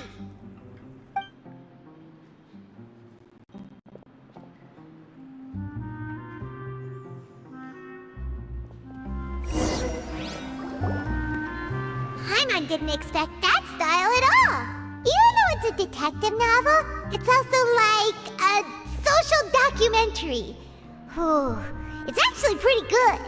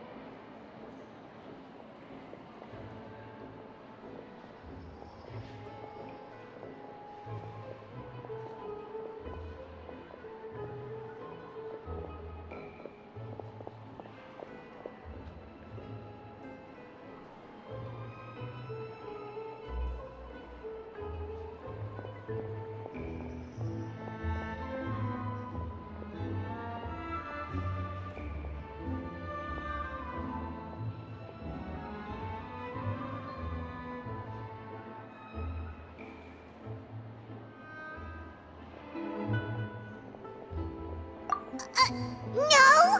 Paimon just spends a bit more time sleeping than you, that's all! Excuse me, but do you know if the Traveler and Paimon are lodging here? Huh? Who are you? Paimon doesn't recall seeing you before. Wait, you're not here to give us trouble, are you? A blonde traveler and a chatty little fairy. Whew, looks like I found the place. Good thing I asked the Spina di Rosula. Seems they sent me the right way. Hey, what do you mean by chatty? Paimon's always careful not to talk too much. Most of the time, anyway. It's an honor to meet you both. I was sent from the Palais Mermonia. Monsieur Nourilette wishes to see you. It seems he has something important to discuss in person. Nourilette? He wants to see us again already? Huh. We talked so much the last time we met. Has something happened since then? I am not privy to the details. It would be best if you came to the Palais Mermonia and asked Monsieur Nourilette in person. If you say so, but Paimon has a bad feeling about this. Now that I've delivered the message, I'll take my leave. Thanks! We haven't left the room for a few days, so we'll head over once we've freshened up a bit.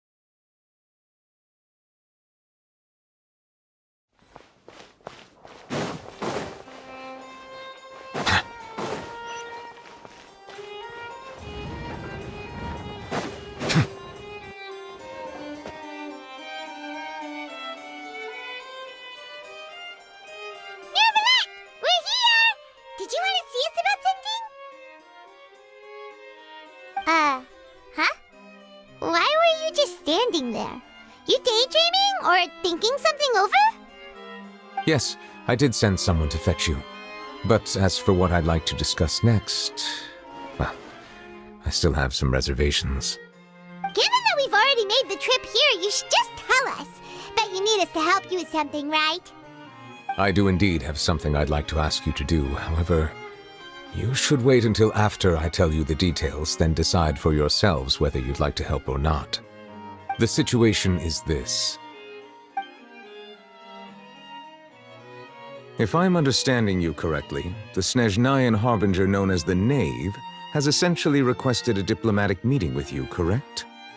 I heard that she was originally from Fontaine, but for her to suddenly arrive here and abruptly request such a meeting like this, I sincerely advise you to refuse her invitation outright.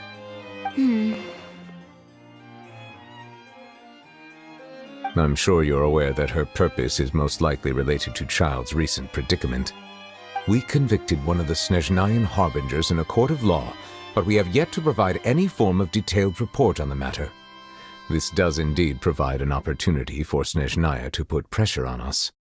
I believe we should adopt an evasive stance until we can provide a proper explanation and have a preliminary plan on how to deal with the matter. No, we shouldn't. I think we should agree to the meeting. Oh? Well, you see, we are the ones that owe an explanation. If we keep putting off the meeting, it could easily result in the problem escalating, right? It's like a fight between two friends. If they don't agree to see each other and talk in person, isn't it possible that the friendship could end entirely? Though diplomatic relations between Fontaine and Snezhnaya could be considered as friendly, it is only superficially so. You wouldn't go so far as to say that our nations are friends, as you did in your example. It was just an analogy. An analogy, okay? Moreover, even if we were to talk in person, if we don't have sufficient information prepared, it is quite possible the result wouldn't be restored relations, but a complete falling out. I don't think we should overthink those possibilities yet. Even if the logic of the divine is not immediately apparent, its wisdom will only be revealed with time. Besides, you'll be at the meeting. If any problems do pop up, you'll have no problem navigating them. I must clarify that interacting and communicating with people outside of court is not my cup of tea. It seems you think too much of me. But more importantly, when did I agree to join the meeting with you? You mean you won't come? No, that won't do. I can't go to the meeting alone. You have to accompany me. I must take you with me. Lady Farina, could there be something else regarding this matter that is being kept from me? No, not at all. Look, I am the Hydro Archon of Fontaine, Focalor, the god of justice who is loved and adored by many. So I only hope that justice will be served in this matter. Don't overthink it. I'll go find someone to arrange the meeting.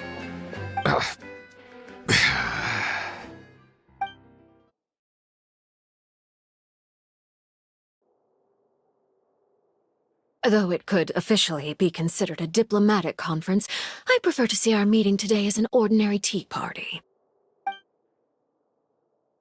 I assume you see it the same way, Miss Farina?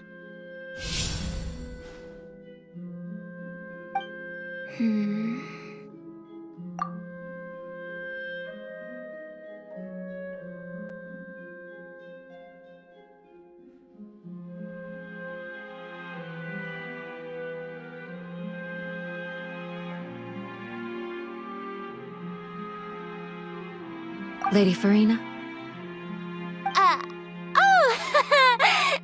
Yes, that's right. Just like you said, a tea party. I should thank you for providing the pastries. They look delectable. To make this tea party even more lively, I've you've invited someone else to join us today. It's a pleasure to meet you, Monsieur Neuvillette. I was born in Fontaine, so naturally, there's no need to introduce the nation's revered Eudex to me. Hello. The pleasure is also mine. First, I would like to thank the two of you. I'm often away on business outside of Fontaine, and I'm told that the children of the House of the Hearth have been well taken care of by you. Oh, I'm not referring to when my children, Linny and Lynette, were falsely accused by you. Please don't misunderstand. The children of the House of the Hearth are often misunderstood, perhaps due to the reputation of the Fatui. There's no getting around that. All I meant to say is that Fontaine has been stable in recent years. The people are well off and the children lead happy, fulfilled lives. That is something truly worth cherishing, and no one wishes to disrupt such peace. Now then, you have come regarding the matter of child, correct? Well, yes. It appears the ever-busy Eudex Neuvillette doesn't wish to waste time with diplomatic pleasantries, and hopes that we can get straight to the point of our talk. Yes, as you surmised, understanding child's situation is indeed one of the goals of this trip. As we are both diplomats from Snezhnaya as well as Fatui harbingers, Child and I have always been colleagues. Were anything to happen in Fontaine, each of us would serve as the other's attorney to resolve the issue. So now, in my capacity as his attorney, I request that Child be turned over to Snezhnaya. We have a responsibility to cooperate with Fontaine and resolve what has happened to him together. The rules governing attorneys only apply before a trial has concluded. Since a verdict has already been rendered, we see the case as settled. I apologize for being unable to grant your request. An outright refusal. Very well. I respect all the rules of Fontaine's courts, just as I respect you as Chief Justice. Okay, why don't we back up a step?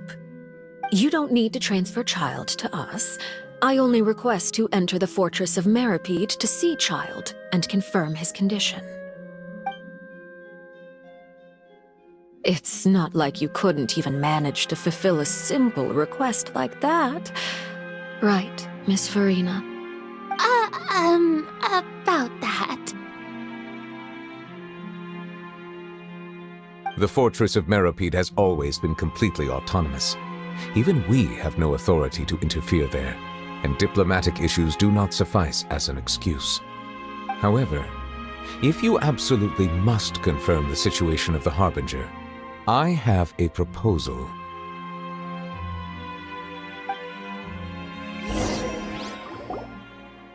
The knave showed up already? Well, Linny did say that Father will be returning soon. We didn't even know that Linny was from the House of the Hearth at the time, so we kinda overlooked that information. Yes, thank you for your kind advice. I'm well aware of the situation. I also noticed that Lady Farina acts a little odd and unnatural whenever I bring up matters related to the knave. Could the knave be threatening Lady Farina or something? If that were the case, then why wouldn't Lady Farina inform me? And what means could the knave possibly have to twist the arm of an Archon? So maybe that's not very likely. Even though Farina can act a little weird at times, she's still an Archon. In reality, this problem is even more thorny than it appears. According to reports from the Fortress of Meripede, Child recently disappeared under mysterious circumstances. The details are still unclear. We cannot rule out an escape, but there have also been no reports of him outside of the Fortress of Meripede. Special guards oversee the fortress, and its internal systems are extensive. Combined with the special characteristics of the surrounding terrain, an escape should not be possible. I suspect that there's something else behind Child's disappearance. I was only willing to share this information with you because you are friends of Child, and it is my duty to see justice done. So this is what you wanted to see us about before. Yes. I would like you to go to the Fortress of Meropide and investigate Child's disappearance. This was my proposal during our meeting with the Knave. Rather than allowing her to intervene, I offered to send someone to find out about Child's situation and report back to her in detail. The Knave did not seem satisfied by my proposal, but she still agreed to go along with it for the time being. Her words were, "We will talk more once we have that report." So that means we bought ourselves some time.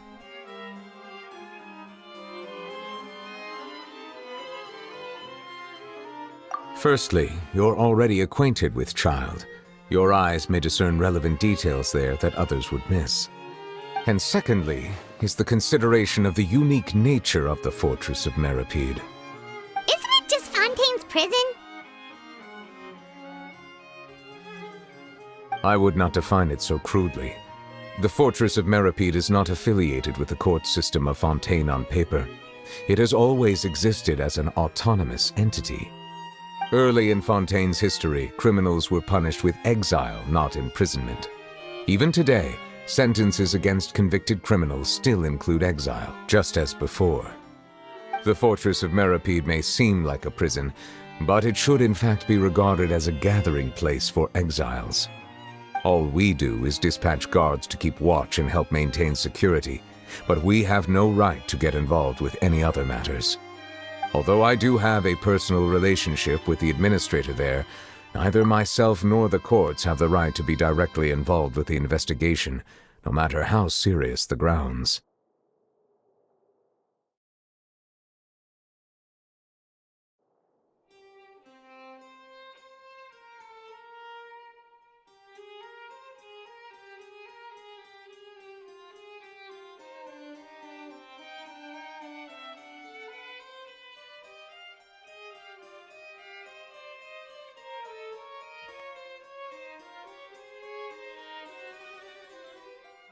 Oh, Paimon gets it now. That's why you need us to conduct our own investigation as a third party, right? Correct.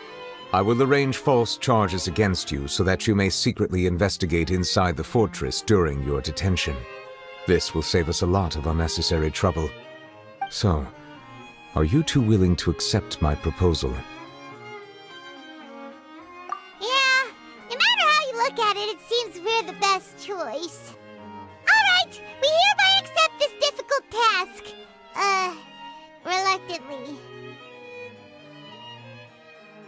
You two have my sincere thanks. This matter is of critical importance to Fontaine's current situation.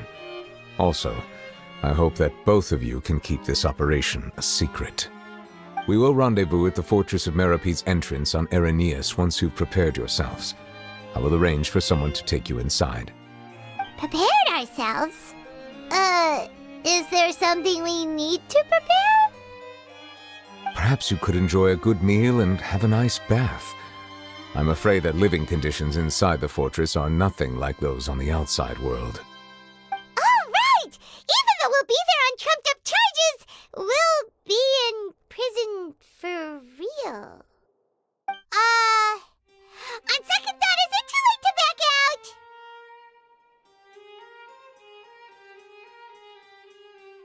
Please do not worry. Since you are sacrificing both your time and quality of life for the sake of delivering this report, you will be compensated according to the highest standards permitted to legal staff, regardless of the outcome. Now that's more like it! Come on, traveler, let's go eat the best meal we can find! We'll eat so much that we won't need to eat another meal for a whole month! You're a treat! Are you leaving now? In that case, please take this cake as a token of my personal gratitude.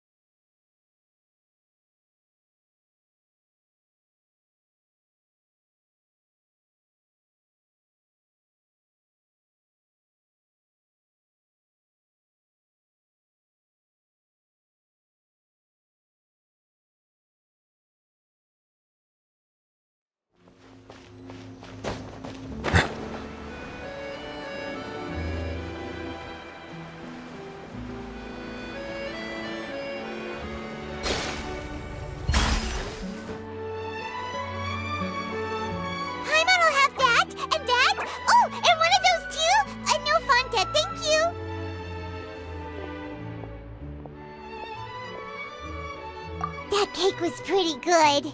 But as soon as Paimon remembered that we were about to go to prison, Paimon's stomach suddenly became completely empty. Now that Paimon thinks about it, we've always been super careful ever since we arrived in Fontaine. Just to avoid breaking any strange laws here. But here we are, about to willingly send ourselves off to the Fortress of Meropide. Maybe this is what they call fate. Let's just try our best to investigate everything quickly once we get there. Paimon doesn't want to stay in prison too long.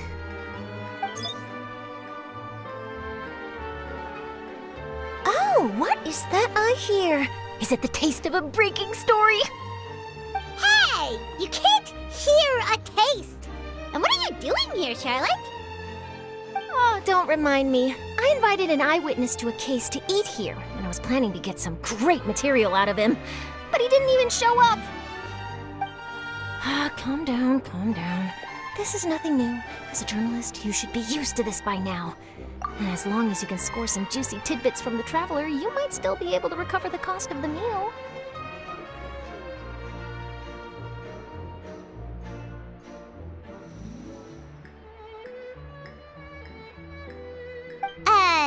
You know we can still hear you, Charlotte.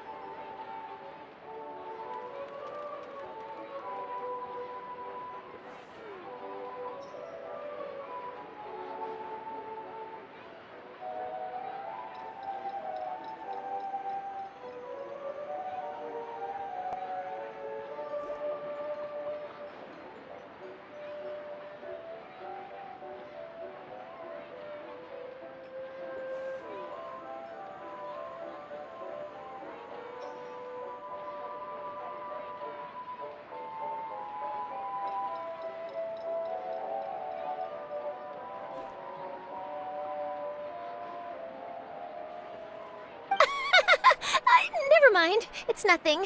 I just heard you mention the Fortress of Meropide. You didn't commit a crime, did you? Please tell me all about it. No way! We would never! We're just going there to...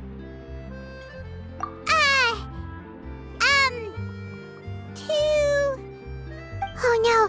Paimon almost forgot that Neuvillette told us to keep it a secret!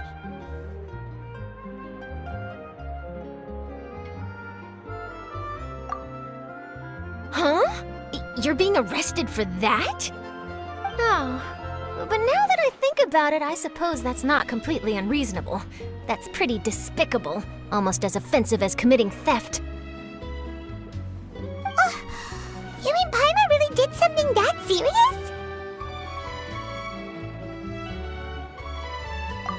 Sorry, Paimon really messed up. In that case, it's nothing particularly newsworthy after all. Oh, how disappointing. All right, there's still a chance. Since you're going to be at the Fortress of Meropide, would you be willing to help me gather some material for a story?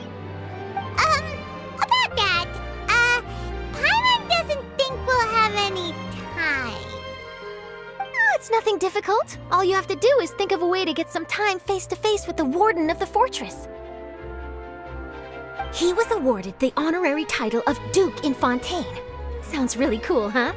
Only those who have made significant contributions to the nation have been conferred this title. It's incredibly rare. On top of that, the Fortress of Meropide has never been under the jurisdiction of the courts. Practically nobody, including journalists like me, knows anything about the person in charge there. Oh, if I could write an exclusive article about him, I bet it would sell a boatload of papers. You make it sound easy, but it really depends. Of course! I wouldn't ask you to do it for free, so this meal is on me. Alright, you got a deal. We'll do anything you want. Then it's settled. The food should be here any second, right? Huh? Wait, just how much did you order?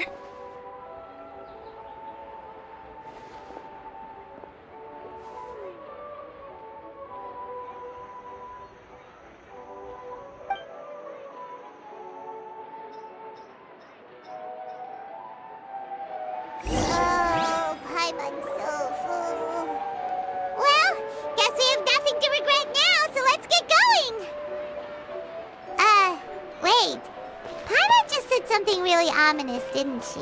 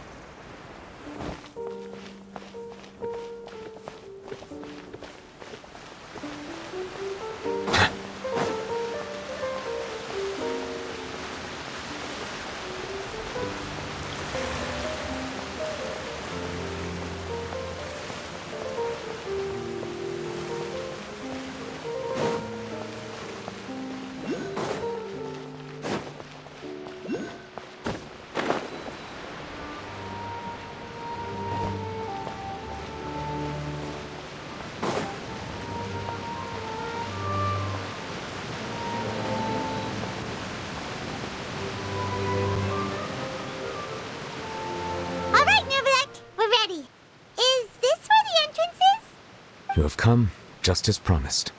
Yes, this is the one and only entrance to the fortress of Meripede from Arrhenius.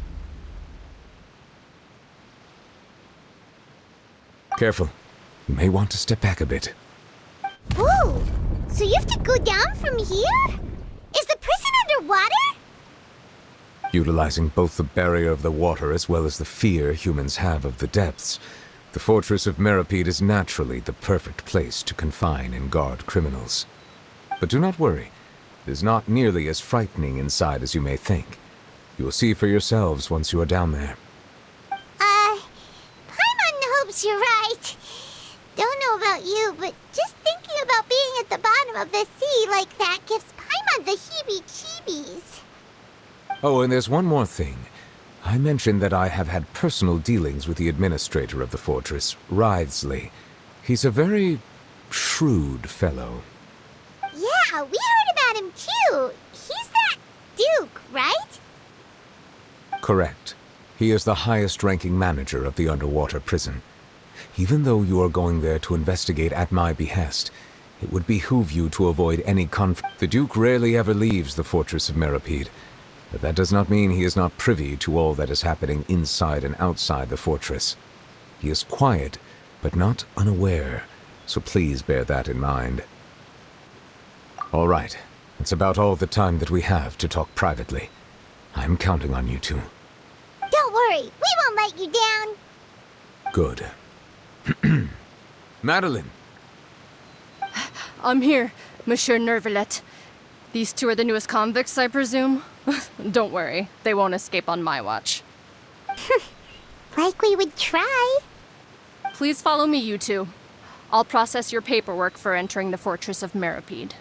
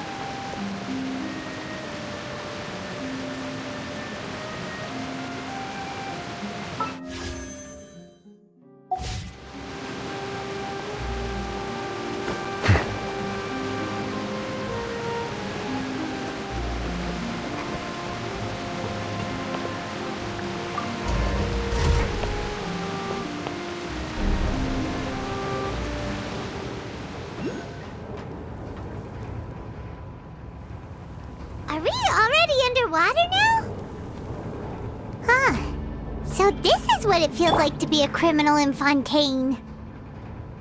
You two seem to be taking this pretty well. It's rare to see convicts in such a good mood.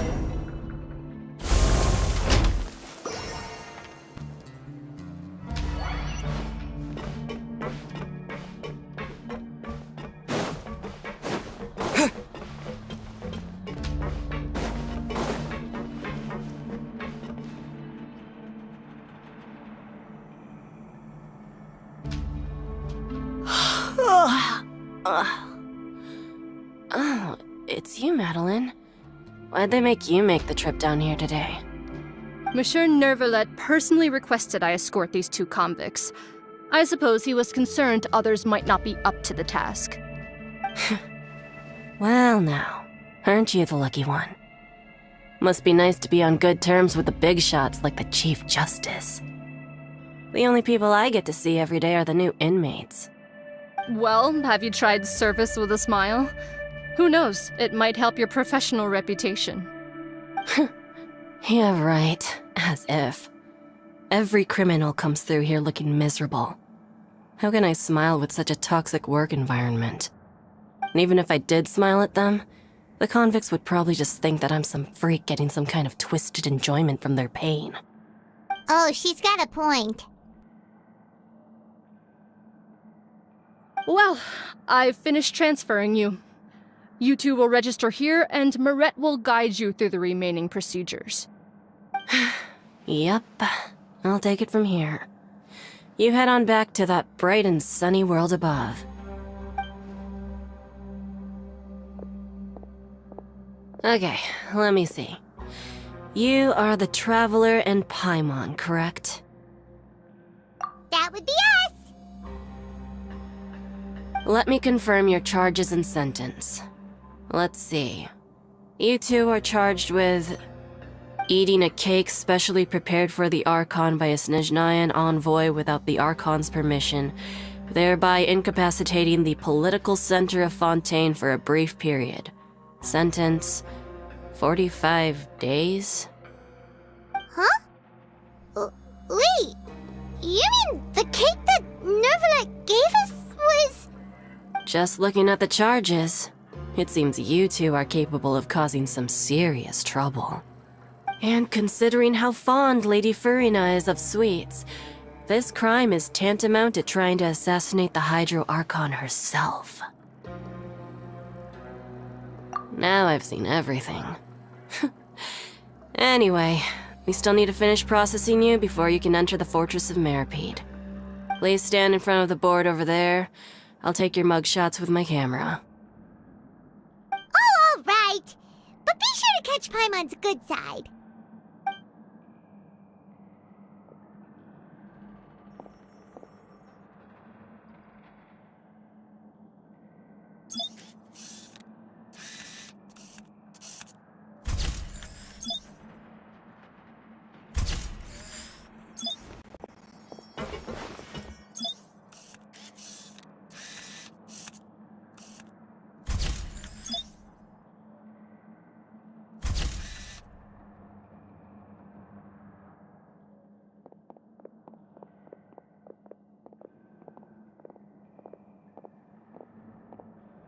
And we're done. Thank you for your cooperation. Next, someone will be along to guide you inside the fortress. Please be sure to cherish this opportunity for rebirth. Huh? Rebirth? Isn't that a little much? We're only gonna be here for 45 days!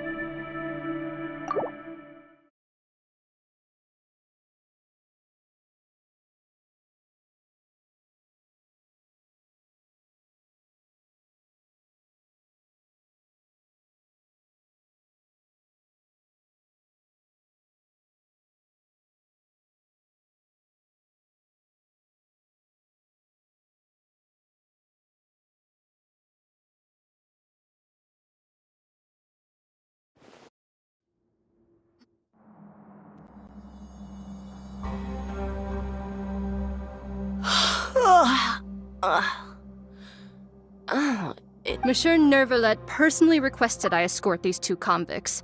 I suppose he was concerned others might not be up to the task. Well now, aren't you the lucky one? Must be nice to be on good terms with the big shots like the Chief Justice. The only people I get to see every day are the new inmates. Well, have you tried service with a smile?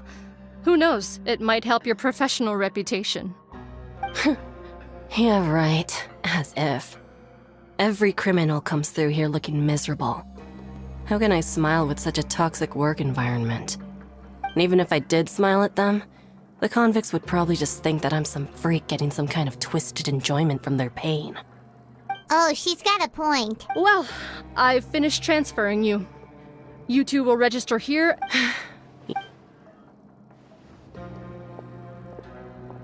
Okay, let me see. That would be us! Let me confirm you're eating a cake. Huh? Wait! Just looking at the charges. And considering how fond Lady Fur... Now I've seen everything.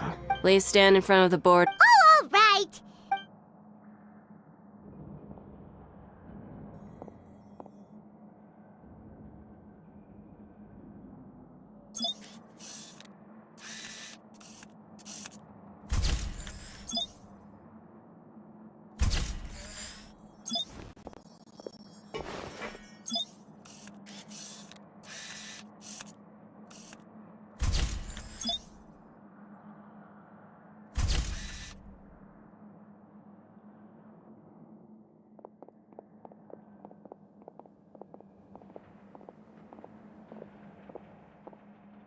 And we're done. Thank you for your cooperation. Next, someone will be along to guide you inside the fortress. Please be sure to cherish this opportunity for rebirth.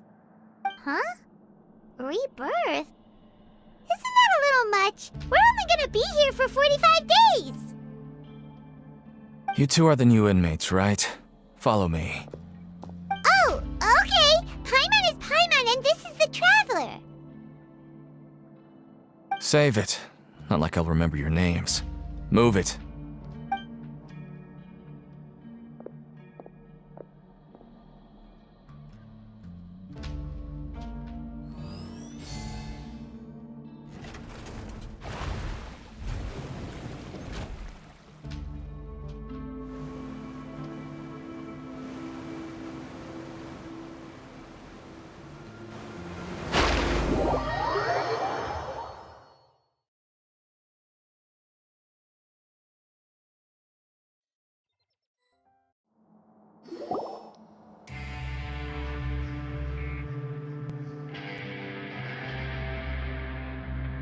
So, are you one of the guards here? Is there anything we should be careful of while we're here?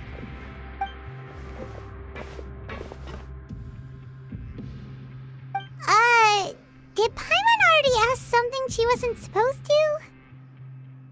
Why should I tell you anything? What's in it for me?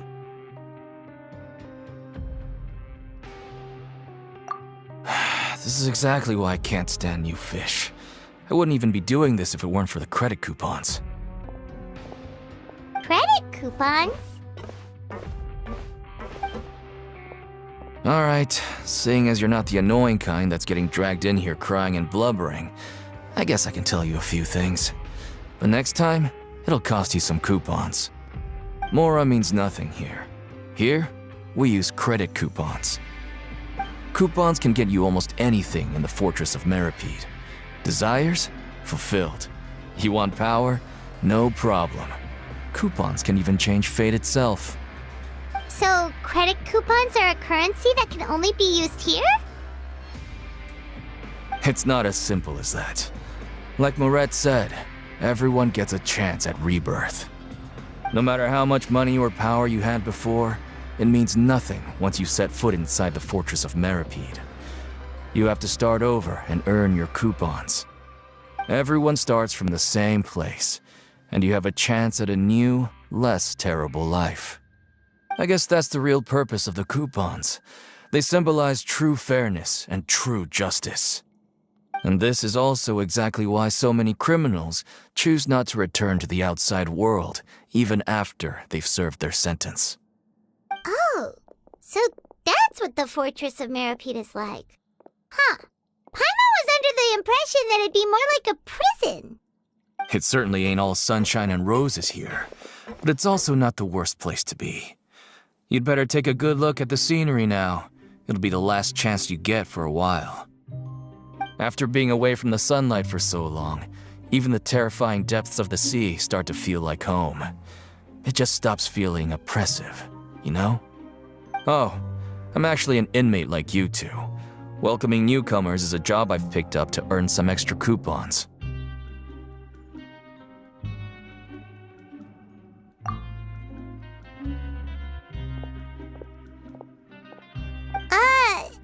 Why aren't you answering us again? I've told you enough for free. Any more info is gonna cost you. So all you care about is Mora! Wait, no. Coupons? Almost there. It's down through here. Your turn to give it a try.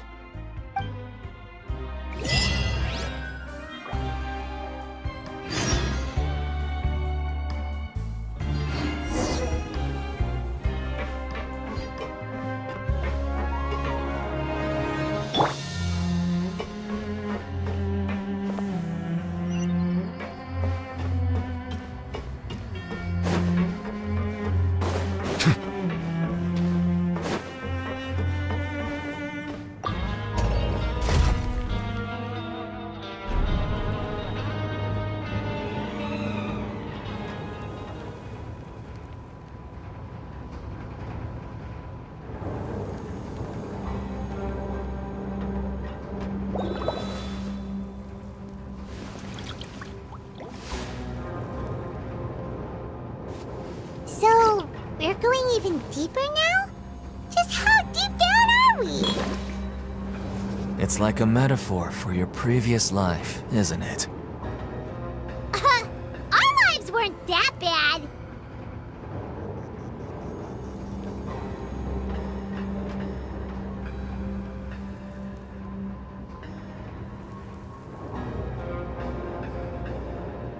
Melusines are beautiful creatures. They are the pride of Fontaine. Be sure to befriend them and cause them no harm.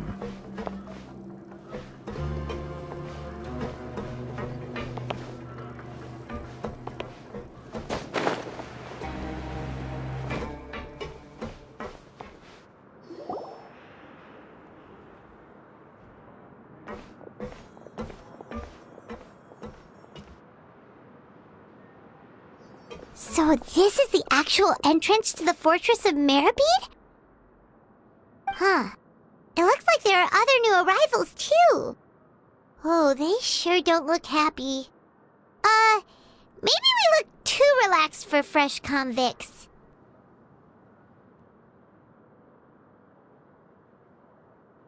Oh, right. We're on someone else's territory now. We need to think of a good way to act like criminals to get by. If we're discovered, even Neuvillette might not be able to rescue us.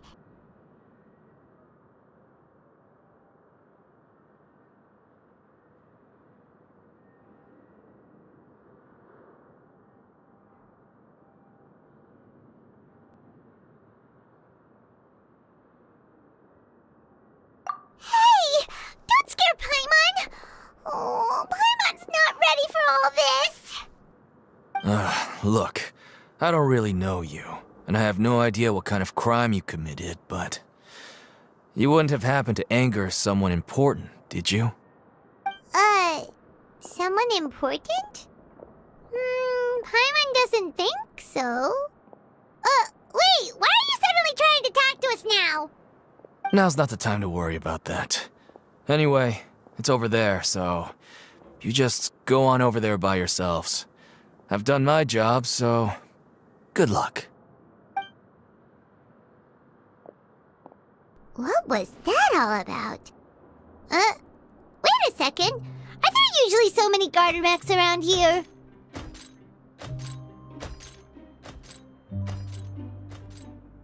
They're already onto us? Prisoners numbers 7459 and 7560. Welcome. Oh, no need to be anxious. These Gardamex aren't here to attack you. In fact, they're here as your honor guard. When I heard that you were friends of Monsieur Neuvillette, I had the Gardamex come and wait in formation. Wait! You know about our connection with Neuvillette?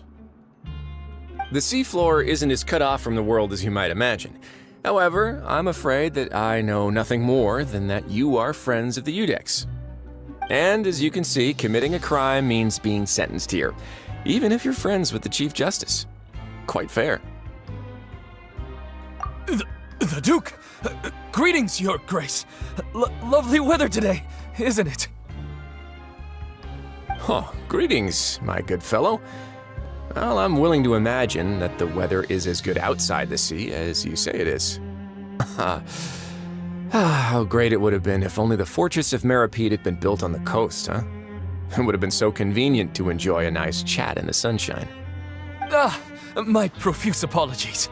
I just got so nervous when I saw you, So this is the Duke.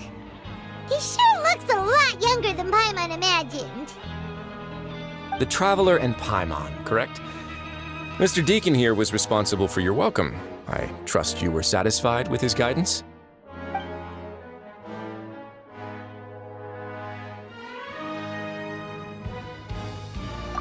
Outstanding! Well, Deacon, I recall we discussed fate during our last work meeting, I believe that fate will reward all those who take every aspect of their work in life seriously. When you return to your bunk, you'll find the guards have issued some extra credit coupons to you. Oh, thank you. Thank you, Your Grace. Oh, and you too. I can't believe you gave me such praise. If you need anything in the future, anything, please, come find me anytime. No credit coupons necessary. Well, I believe that concludes the introductions. We've already taken enough time here. Deacon, if you would. Yes, Your Grace. I'll take my leave now.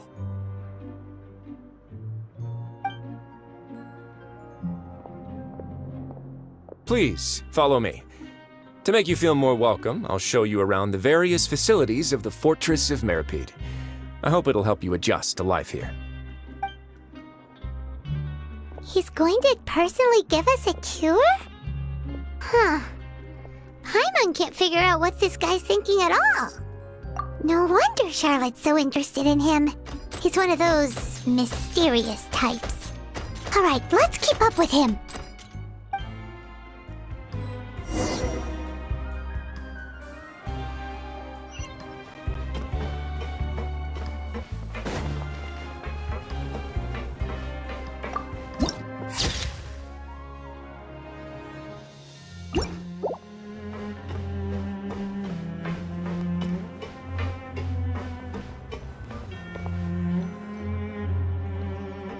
There's no need to be so reserved.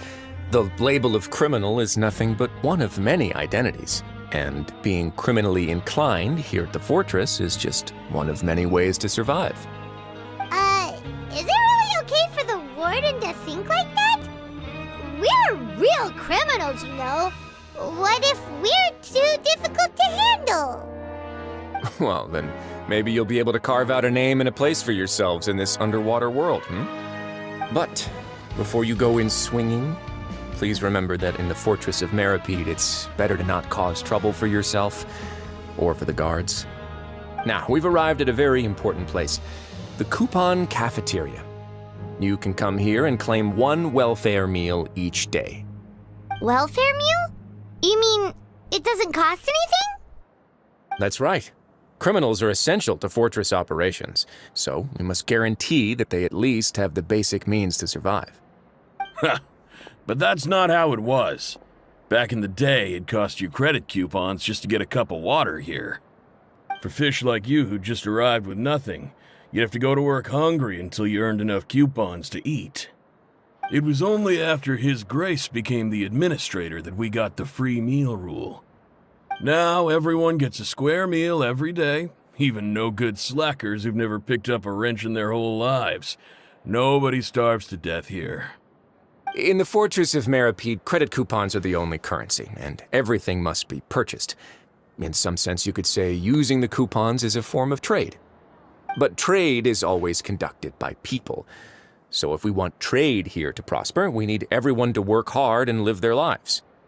If nobody could even afford a meal, then the whole fortress would be up in arms. And that would only make things more difficult for me. So, rather than saying that we're giving everyone a free meal here, you should say that everyone's hard work has improved the living conditions in the Fortress of Meripede. Your Grace's reasoning is correct, but what I said is also true. Whatever the case, hard work is rewarded here. You'd be hard-pressed to find anywhere else as fair and reasonable. Right! Paimon sees your point. By that logic, this place doesn't seem so bad after all. Oh, wait, no. We shouldn't drop our guard so quickly. But it seems the inmates really respect the Duke because of his attitude, right? We should still try to verify the truth with our own eyes. Let's continue this way.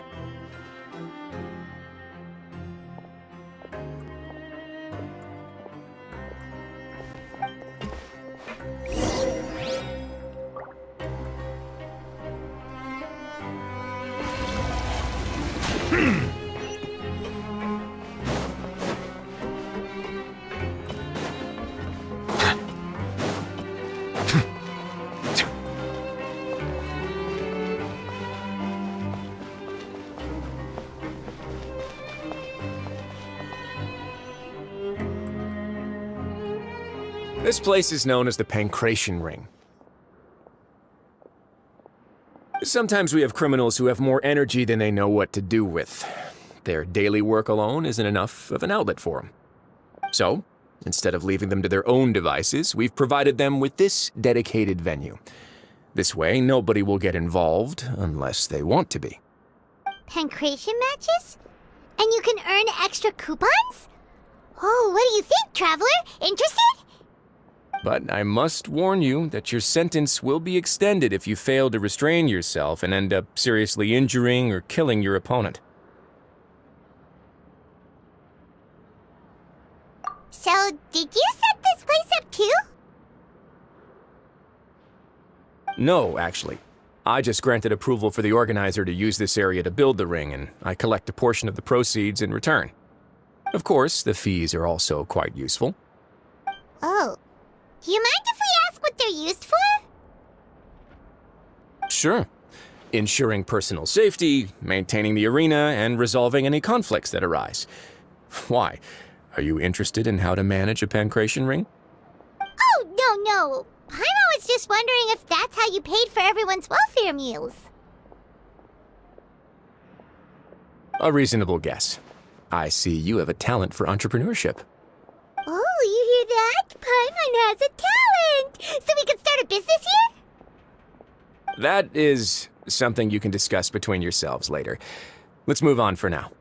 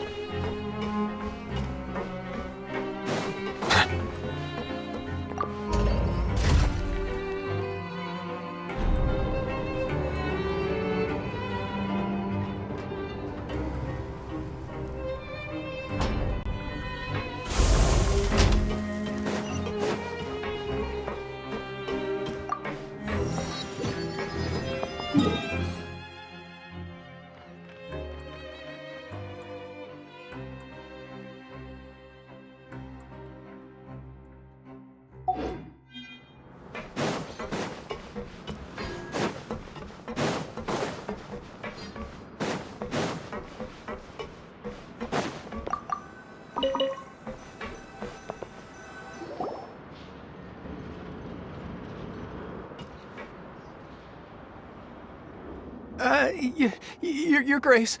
Good morning. I mean, good afternoon. No, wait, what time is it again? What time indeed? Time waits for no one, so it's best to keep an eye on it. My apologies, Your Grace. Jeez, that guy's so nervous he almost forgot to breathe. Sorry, forgive my manners. These are the dormitories, which is where inmates sleep. The guards will inform you where your bunk is later. In the Fortress of Meripede, criminals usually spend most of their time in either the production zone or the sleeping areas. The production zone? What does it produce? Is that where we'll be working? Not necessarily. Though working in the production zone is the most reliable way to earn credit coupons, if you have other skills, you can skip your shifts to earn them in other ways. Wow.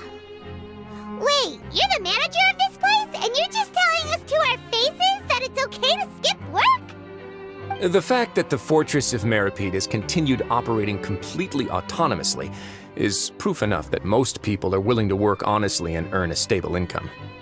As for what we produce, many of the clockwork machines seen all over Fontaine originate from our workshop.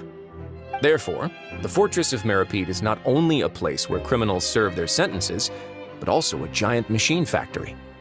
There's no need for me to get into specifics about the production process now. You'll experience it all firsthand when you report for work tomorrow. Let's move on. The tour continues over this way.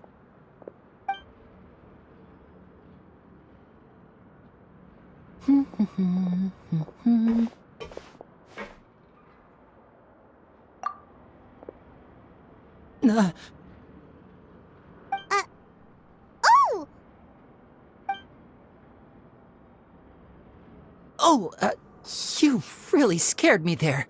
I didn't expect to see you here, Your Grace. I thought maybe I was so tired from work that I was starting to see things.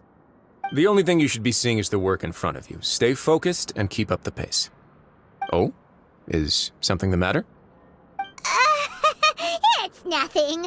Paimon's just worried about how hard we'll have to work tomorrow.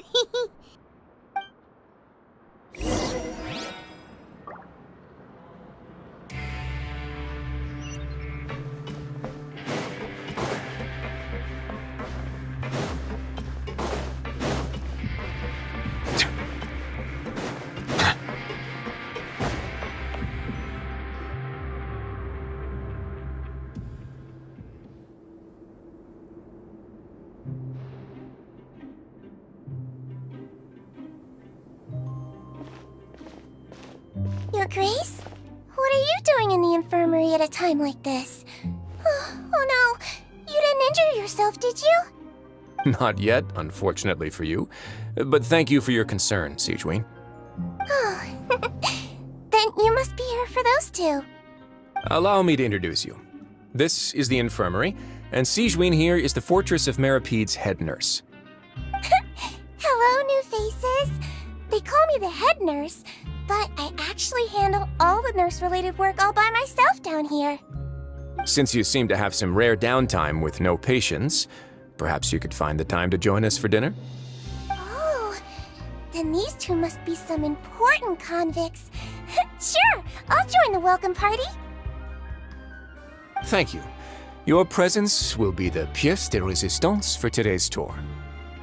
Oh, so the tour part is over now? I believe I've already covered the primary aspects of life here in the fortress. As for your work, there'll be someone else to guide you through the details. Is there anything else? I seldom conduct tours, so why don't you just ask if you have any questions? Well, this is your first time here. Paimon's not sure what to ask. Then let's head back to the coupon cafeteria. Maybe a meal will help you think up some questions. You should at least try to be excited. Our free meals are actually pretty good here.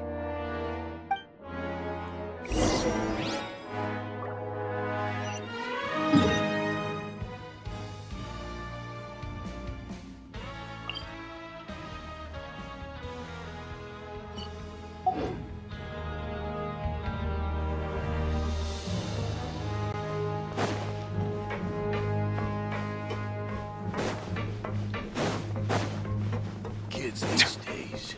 Just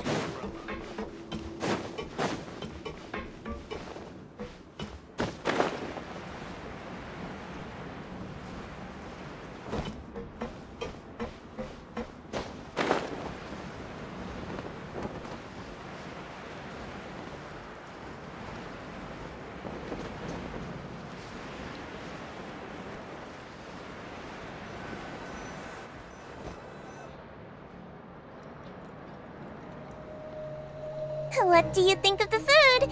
Does it meet your expectations? Wow, it looks delicious! Neverlet made it sound like living conditions in the Fortress of Meripede wasn't very good. Who would have guessed that criminals get to eat tasty food like this every day? Oh, isn't that the meal box that only super lucky people manage to draw? Seems like you two are quite fortunate. It actually has nothing to do with luck in this case. I had a word with Walsey, so you didn't have to draw lots like everyone else. Oh, you mean the meals are random? Yes, what you get to eat depends completely on your luck. You could say that it's a distasteful little game that Chef Walsey likes to play here in the cafeteria. Paimon knew it! If criminals got to eat tasty food like this every meal, the crime rate in Fontaine would skyrocket for sure! Excuse me, did I hear you mention Nervulette just now? I've been wondering how he's doing. Is he busy with work? Has he been taking care of his health? He seems healthy no matter how you look at him, but he works so hard all the time, so it must be really tiring. Sounds like he hasn't changed a bit. Looks like you can stop worrying so much, Sigewinne. Oh, that's good. But I still feel like it's been too long since I've heard any news about him. No news is good news. Maybe next time I've got something to discuss with him, I can invite you to accompany us. But isn't the Fortress of Meripede independent from Fontaine's court system? What do you two have to discuss? Well, we provide all kinds of mechanical products for official use, and some essential goods have to be obtained from the overworld, so we naturally have to stay in touch about this and that.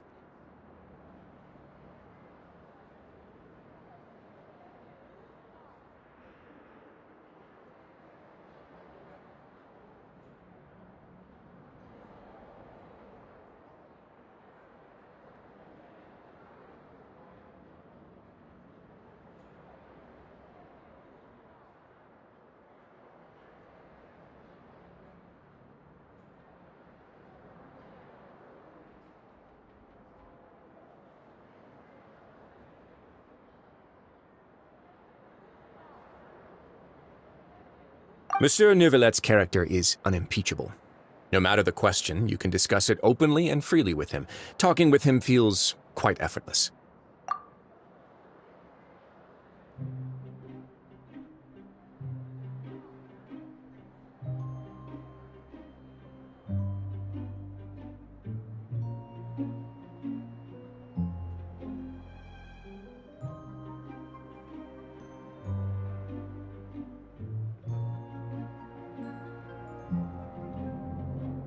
In light of that, I am quite willing to go out of my way to show respect and accommodate him. In fact, right now, I'm treating you two as guests invited by Monsieur Nervulet. But unfortunately, I can only do so until the end of this meal.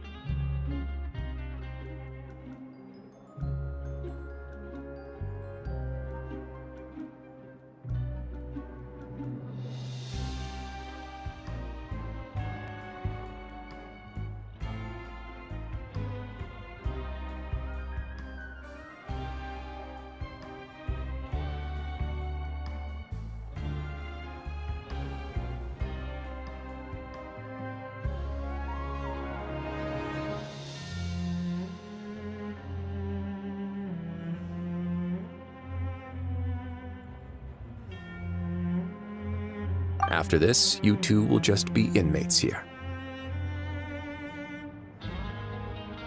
You're very welcome. Well, your new life awaits.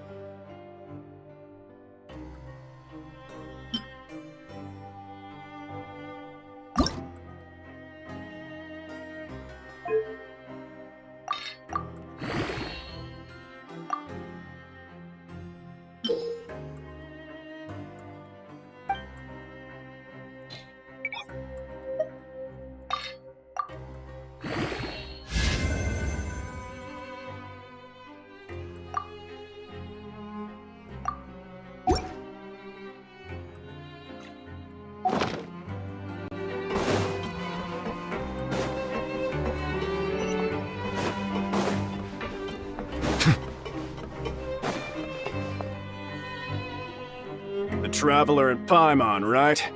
Listen up. As new inmates, the only thing you need to worry about is what to do and when to do it. Don't make any extra trouble for yourself. Your bunks are right over there. Follow me.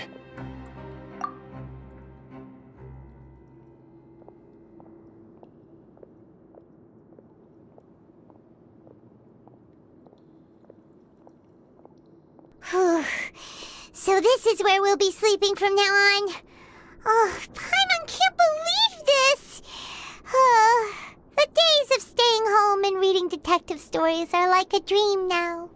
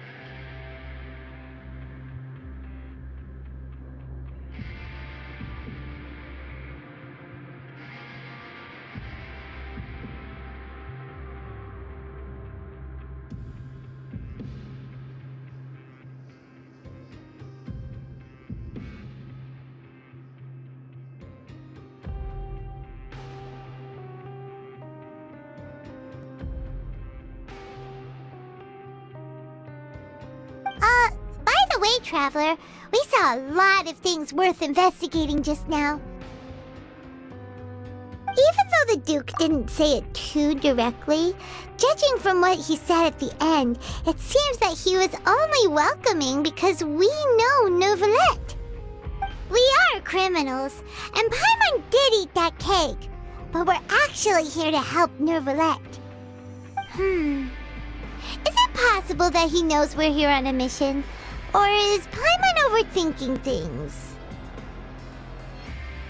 Yeah, Paimon thinks so too. He probably knew why we came here from the very beginning and intentionally wanted to send us a message. Maybe something like, "Hey, I have my eyes on you, so don't try anything funny." Yeah, you're right. It's not like we can go back to Novelette empty-handed and say, the dude looks scary, so we gave up. And besides, the Duke said that he was willing to go out of his way to show respect for Novelette, right? So, we at least need to try. But Paimon hasn't gotten a clue where we should start our investigation. You mean...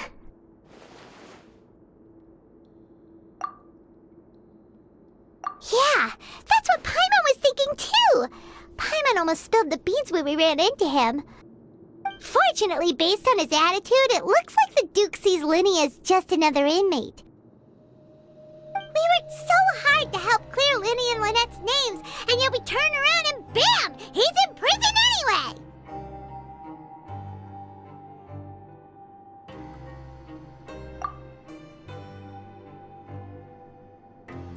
Oh, right! Linny and Lynette are from the House of the Hearth. They work for the Knave, so they could be here to investigate too!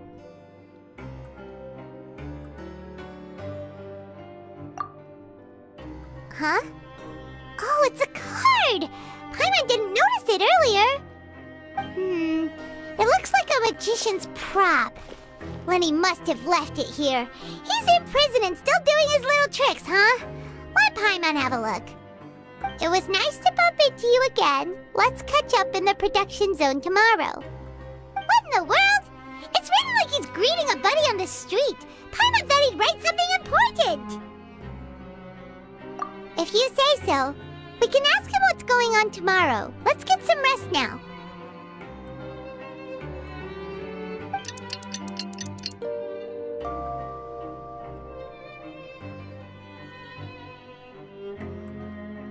Hey, you're finally awake! Well, it's Paimon's first day as a prisoner. Last night, Paimon dreamed about getting interrogated by the guards until Paimon told them everything, and then Paimon woke up. Hey, come on! It's just a dream, okay? Paimon wouldn't really squeal. Maybe? Hey, lazy bones! What are you still doing here? If you don't want to starve, then get yourselves over to the production zone. Sorry! We're going right away!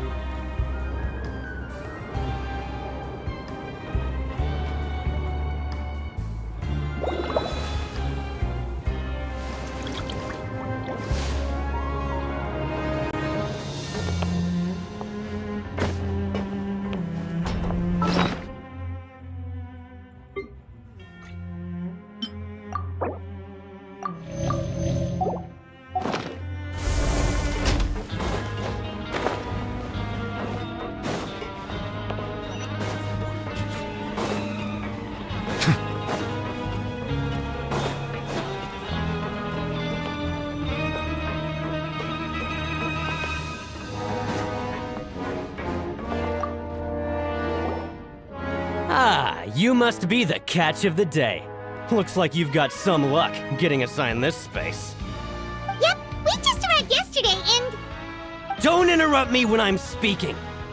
Yes, sir. Listen carefully to my instructions. I don't want any mishaps. Every machine here is worth more than the both of you. Working around these machines can be very dangerous. Do your job well, and you can eat in the cafeteria after your shift. Get sloppy, and you dine in the infirmary. Anyway, the Fortress of Merope doesn't want to lose a single one of its machines. And it also doesn't want to waste the production potential of any inmate. You got that? Got it! Your job is to use the machine over there to process widgets.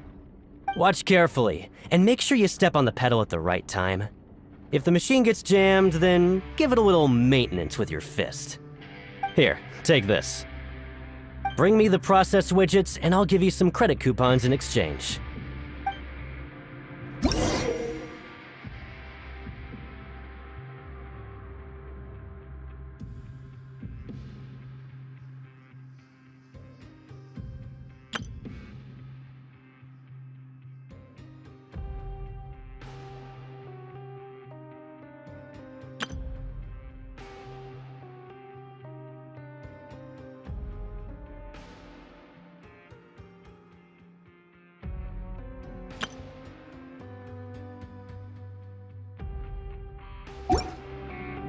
Water comes in many flavors to the discerning palate.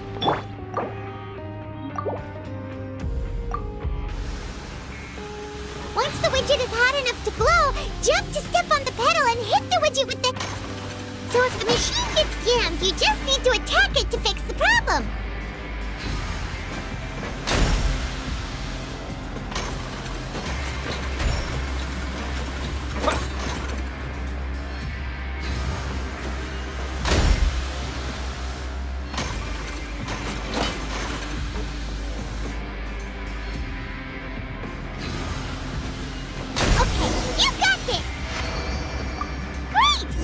Report back to the foreman and give him the processed widgets! Huh. This one is tolerable. Though since the processing is done by machine, the product is all pretty much the same anyway. Alright, I'll pass you for now. And we'll count up how many credit coupons you've earned.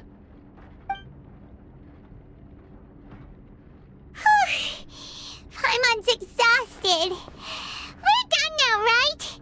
Oh, that foreman. He's so scary that Paimon couldn't even speak. Ugh. Even though Paimon's starving and wants to head straight to the coupon cafeteria, we still need to meet Lenny first, right? He probably just finished up his work, too. He should be around here somewhere.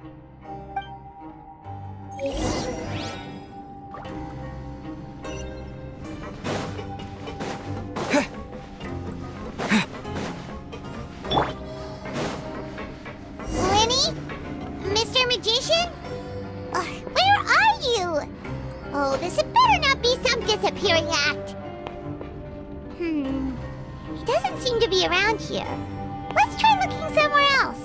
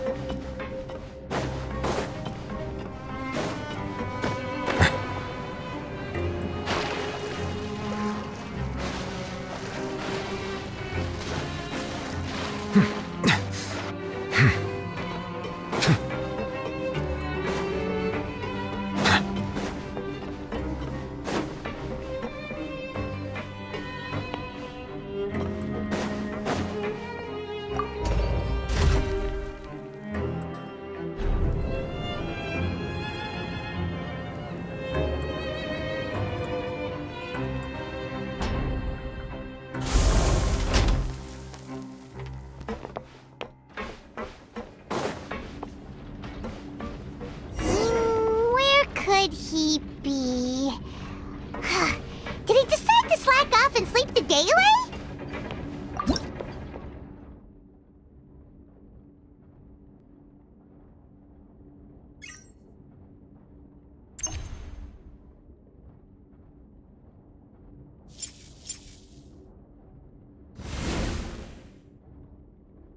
Melusines are beautiful creatures.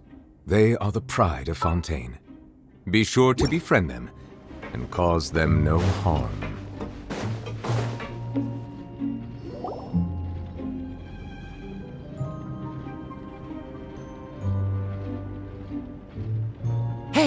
Over here. Oh, you scared Paimon! How did you appear out of nowhere like that?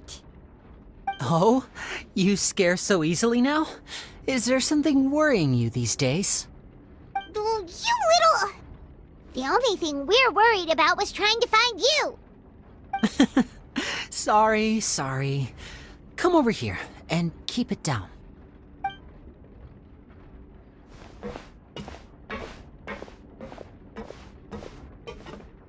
Oh, Lynette! You're here too! You two really are inseparable. That's right. My brother simply can't stand to be away from me. It's not just Lynette. Fremine is also here. Do you still remember him? Oh, you mean that diver from the House of the Hearth, right? Paimon remembers seeing him in the Court of Fontaine before. Now hurry up and tell us, how did you end up as criminals this time? We fought so hard at court to prove you were innocent, but now it looks like our incredible court battle was for nothing! Sadly, even the teeniest of things can land you in prison these days. I put together a street performance and used the popularity we gained from the Opera House incident to attract a big crowd. And then?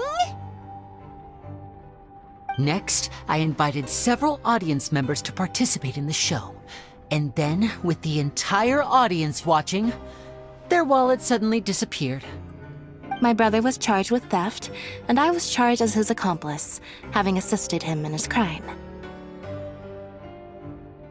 It really isn't that bad. The missing wallets are all in the leftmost drawer of the Maison Gardiennage's big filing cabinet. We just need to see how long it takes to discover them. Yep, we should be released then. In terms of the magic trick itself, I think the performance went perfectly. Leave it to Lenny to magic himself into prison.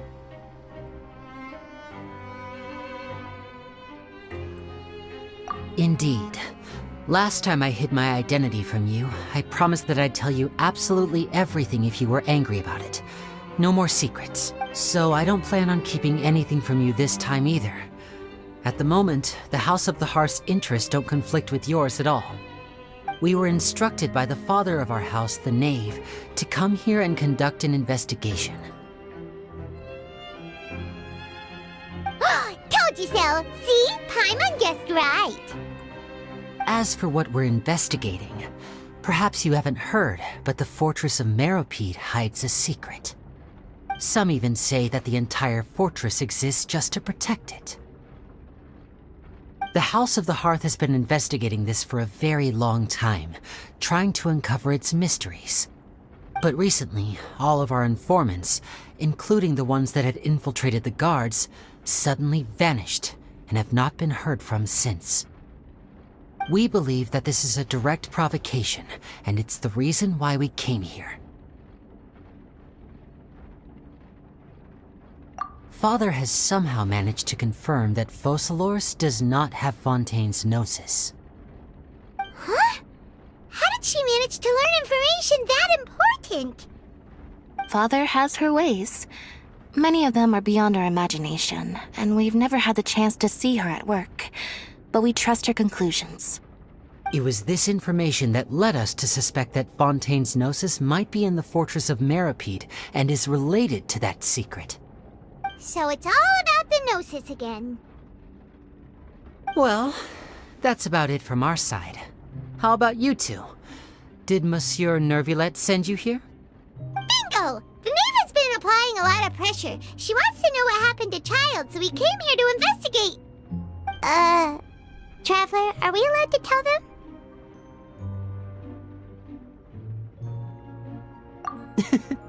You don't need to worry too much about that. She's just asking for a report on Master Child's predicament as a means of pressuring you.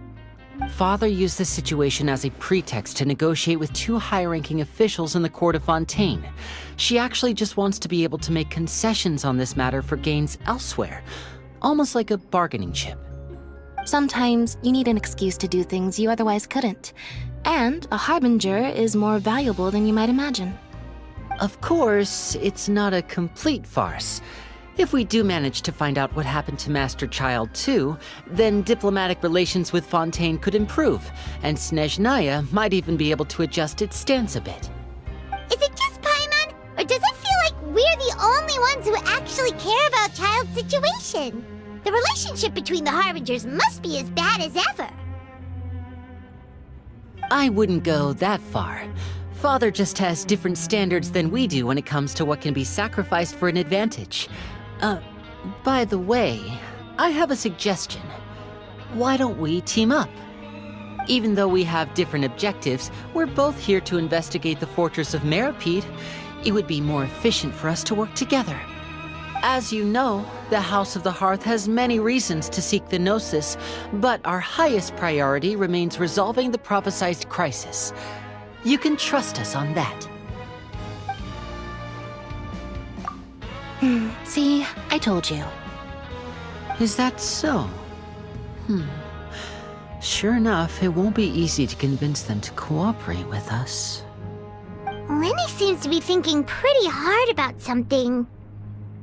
Of course he is. Lenny has been looking forward to a chance to reach an understanding with you ever since last we met. Or, I should say, we were really looking forward to teaming up with you this time. Lynette, just tell them everything, why don't you? It's okay to open up a little.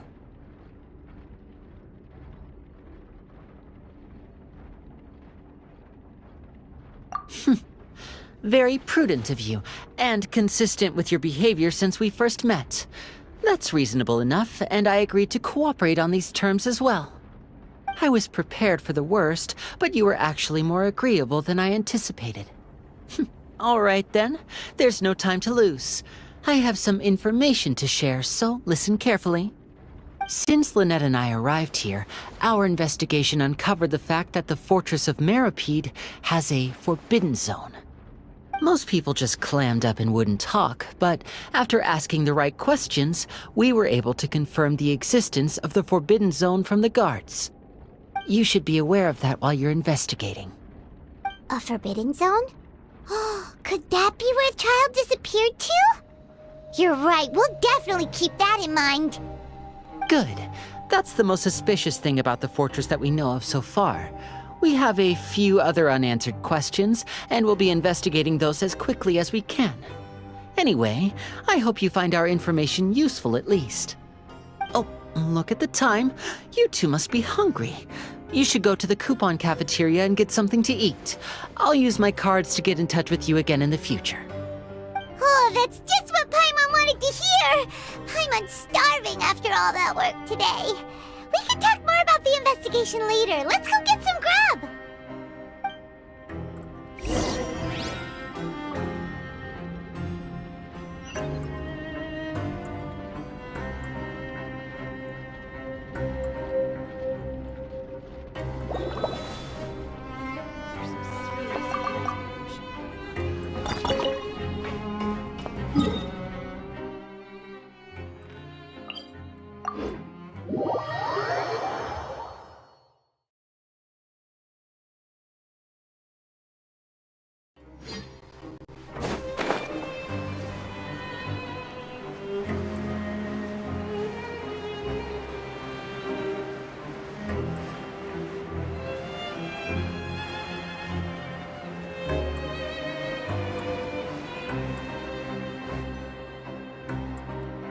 Oh, he wasn't kidding. Today's meal is nowhere near as good as last time.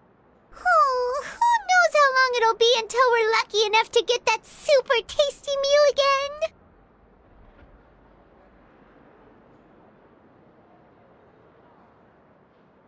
Forget about it then. We'll just deal with the regular food for the time being. Let's just get out of here as soon as possible. But life here doesn't seem all that bad. Other than the foreman being kind of mean and the work being pretty tiring. You think so, mate? If I had a coupon for every fish who said that. Seems you fishies still haven't learned your lessons from your life up on the surface. If you take things at face value, then by the time you reach a dead end, you won't even know how you ended up on that road in the first place. I like your attitude. I can, let you in on a little something. Everyone's been telling you to just follow the rules and not cause any trouble for yourself. Am I right? But what they don't tell you is that the rules aren't exactly what they pretend to be. The rules for being a prisoner. The truth is, this place has a lot of hidden rules. Huh? Hidden rules? What do you mean? Not everyone knows about those rules, but whether you know them or not, once you break one, you might encounter something even worse than death. Really? Oh, now you're really scaring poor Paimon. Don't joke around like that! Of course.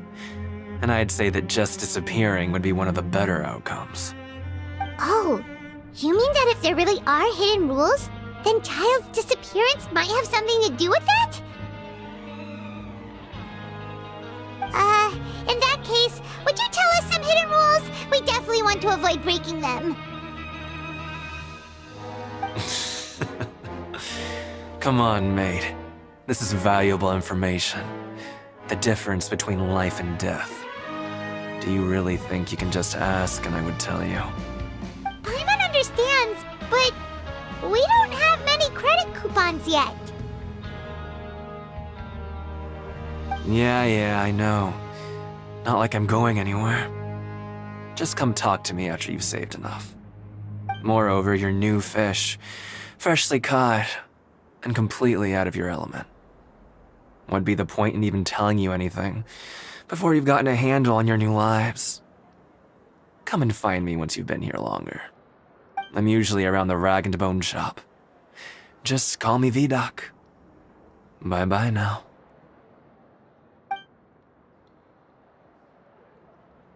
He left. Just like that. Huh. Do you think he's just trying to scare us into buying fake information from him? Yeah. It might be a good place to start in our investigation. Hidden rules, huh? But, like he said, we don't have any coupons and we're still not familiar with this place. Oh, there's nothing we can do about it now. We were so busy talking, we almost forgot to eat. Even if it's not the best, it's probably better while it's warm. Come on, dig in before it gets cold.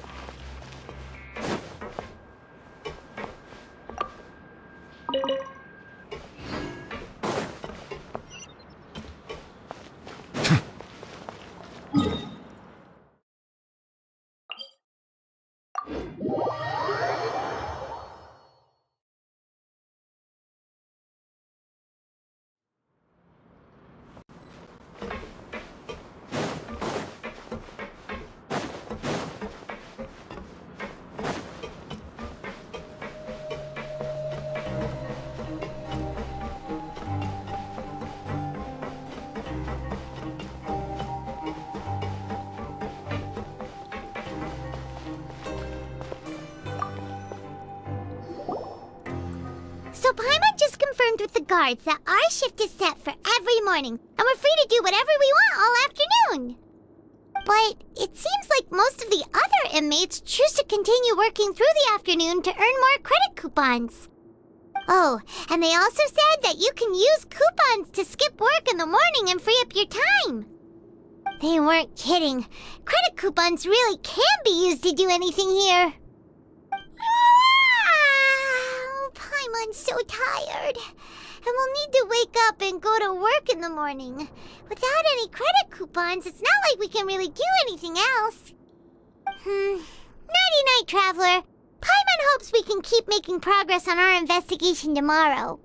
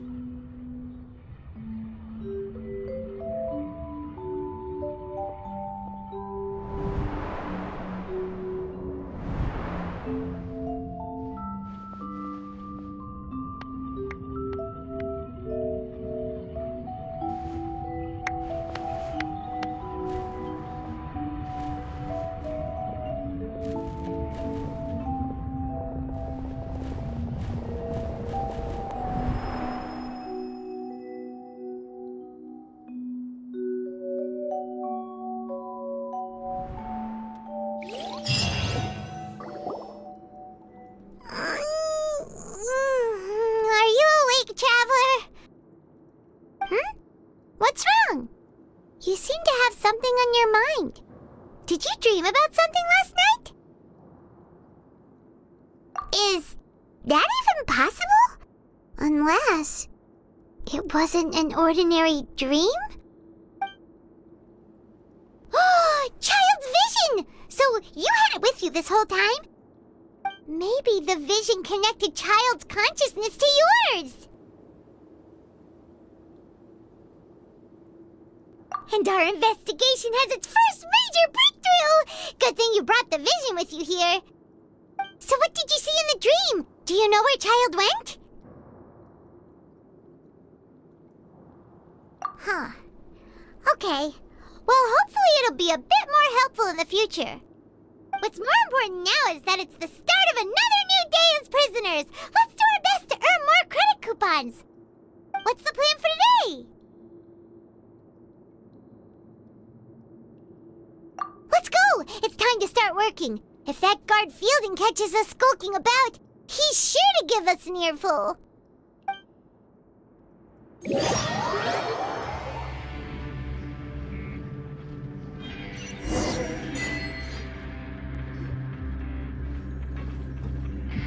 Look who decided to show up! Get your butts in gear and get to work. Time's a-wasting. Good, here you go. Remember to give me the widget once you've finished processing it.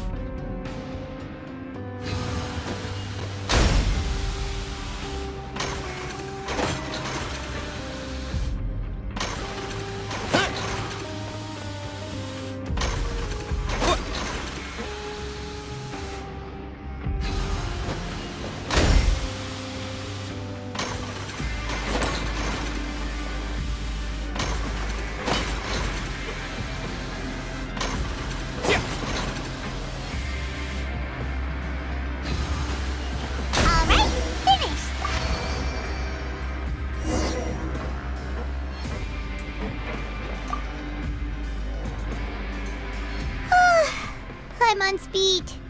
But after so many shifts, it seems we're really getting the hang of it now.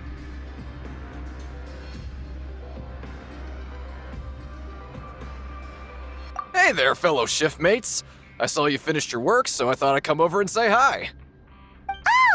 Hey there! We've seen you before. Your assigned workspace is really close, isn't it? That's right. The name's Rowan. This past few days, I couldn't help but notice the new faces working nearby. I guess we were destined to meet. I've been working here for almost 15 years. Even the foreman, Grainville, always calls me Chief. Whoa, you've been working here a long time, Chief. Hey, not so loud. If there's anything you'd like to know, just ask me. I know the work here in the production zone better than the back of my hand. All right, Chief. We'll be sure to come to you first.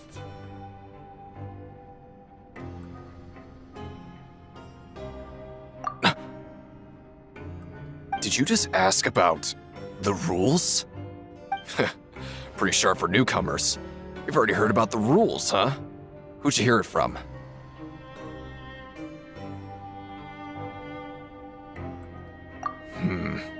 Alright. Seeing as I'm the one who came over here, you're already calling me Chief. I guess I can tell you a little. Truth is, you two keep working like this, you might be putting yourselves in danger. Huh? Wait, there's even a rule about that? What would have happened if you never told us about this? Well, it's usually not that easy to break one on accident. The conditions of the hidden rules are usually pretty specific. But once you do break one, bad things happen. If you work continuously in the production zone for 3 days, and if all you do besides eating and sleeping is just work, then something bad will happen during lunch on the 3rd day. Huh? Like what? Oh, don't scare Paimon! If I knew that, then I wouldn't be standing here talking to you, now would I?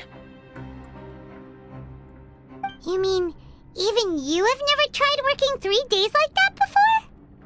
There's actually a legend about this rule. They say that there was a worker who worked way harder than me. He was both efficient and eager on the job, and most other workers couldn't hold a candle to him. One time, he tried to test his limits and worked as long as he could. Then during lunch on the 3rd day, he disappeared into thin air, as if he'd evaporated. Later, some people went and asked some of his past friends about him, but they said, never heard of the guy. What the? How could that happen?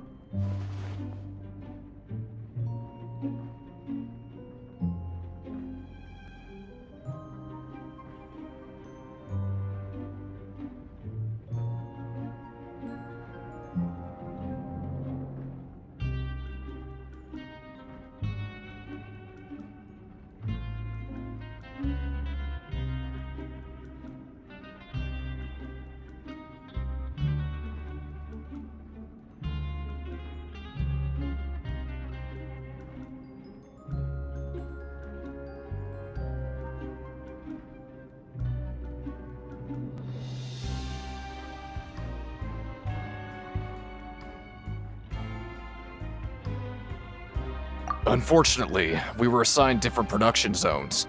I never saw for myself what he looked like. Wait, are you thinking that it was... Huh? Oh? You... Listen, kid. This ain't the kind of thing you should be curious about. Let me tell you, you're better off forgetting about it and looking after yourself. Now I kind of regret ever telling you. Yeah, I agree with Chief here. Do you really want to try? Alright, if you insist.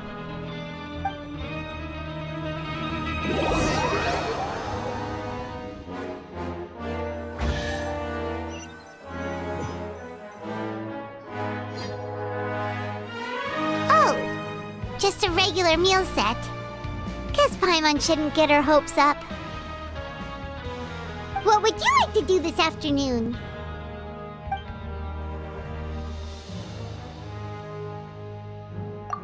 But Paimon really hopes the foreman will be in a better mood today.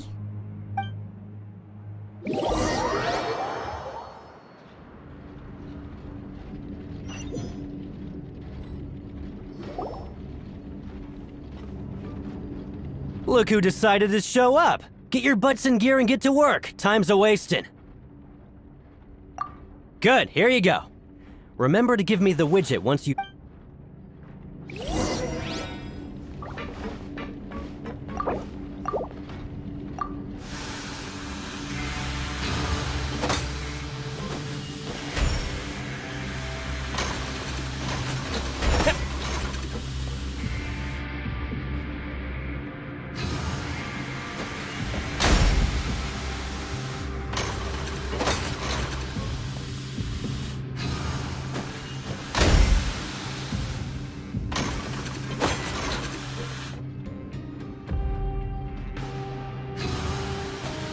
Alright, finished!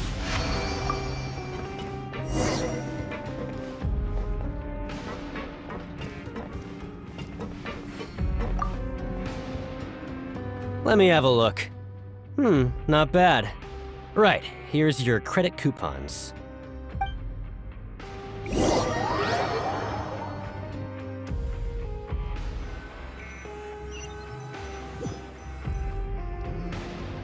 Seems we had a productive day. Hope we can make even more progress tomorrow.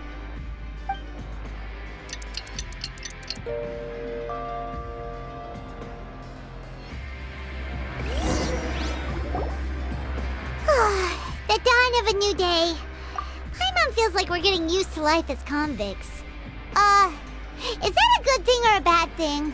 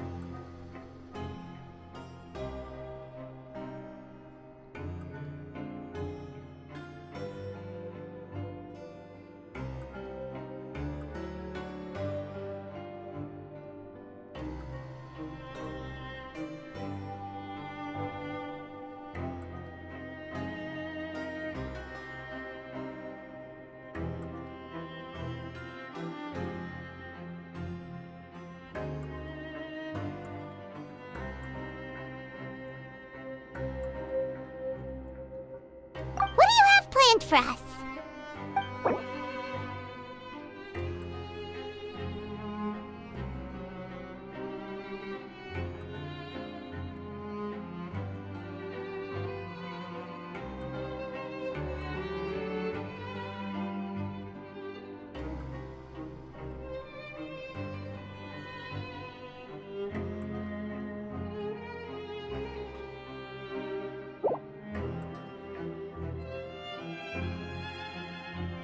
But Paimon really hopes the foreman will be in a better mood today.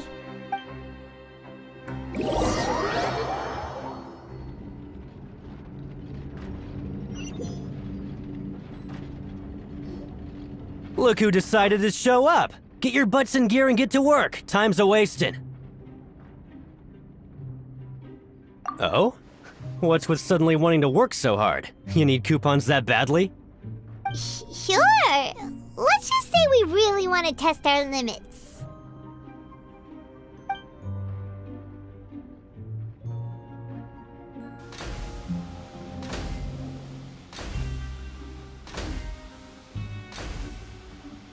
Nice! We did well today. Let's keep it up!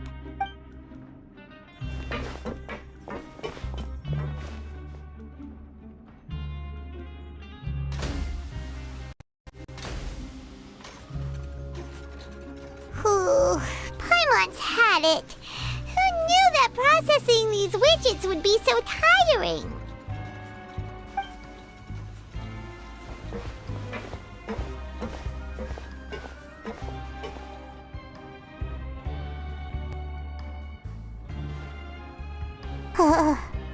That's it. Paimon doesn't even have the energy to talk anymore. Is it time to eat yet?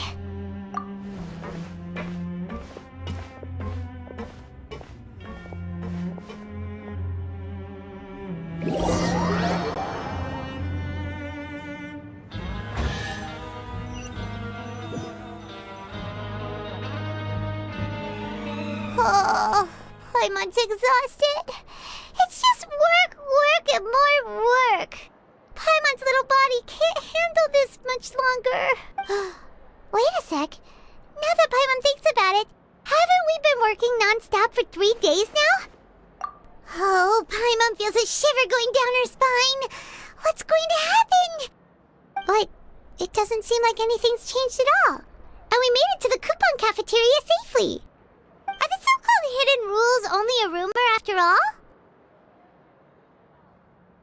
Well, there's no use to just guessing all day.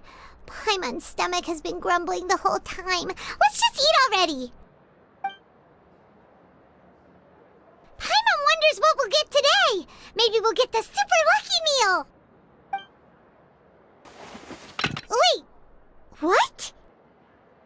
What in the world is this? What's with Paimon's food? And yours is the same. Is this stuff meat? But it looks and feels so bizarre. What kind of chef would make food like this? What do you think is going on? Is this the bad thing that Rowan was talking about? No, stop right there. Paimon gets what you mean, just don't say it. Hey, isn't that Woolsey over there? He must have made the food, right? So let's just ask him about the food and be done with it. Hey, Woolsey, have a moment? What is it? I'm about to go report the numbers for today's free meal, so you'd better make it quick. It's about the meat in our meals. Look, does it seem normal to you? The meat? Oh, that. Looks perfectly fine to me. Totally normal. You better hurry up and chow down. How could this be fine? Hey, don't leave! You barely even looked at it! Hey! What should we do now? Woolsey wouldn't even give us the time of day. Is he trying to hide something? Yeah, looks like we have no other choice. Paimon was positively famished a minute ago, but now she's lost her appetite. The strange meat. The strange welfare meat revived after violating the hidden rules of the नहीं मेरे को लगा होगा ठीक है this afternoon. मेरे को पूरा होप था कि कुछ एक्साइटिंग होगा पर बाया कुछ नहीं होया.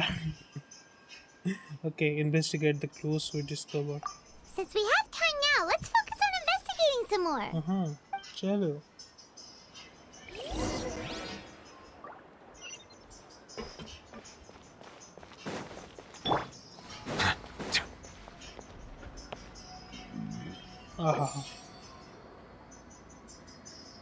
सिर्फ ये करने के बाद हमारा स्टोरी कंटिन्यू होगा, ठीक है? बढ़िया सर जी. अरे यार ऐसे करना हम दिखा रहा है येलो लाइन, तो इसके पीछे पीछे ही चलते हैं, ठीक है?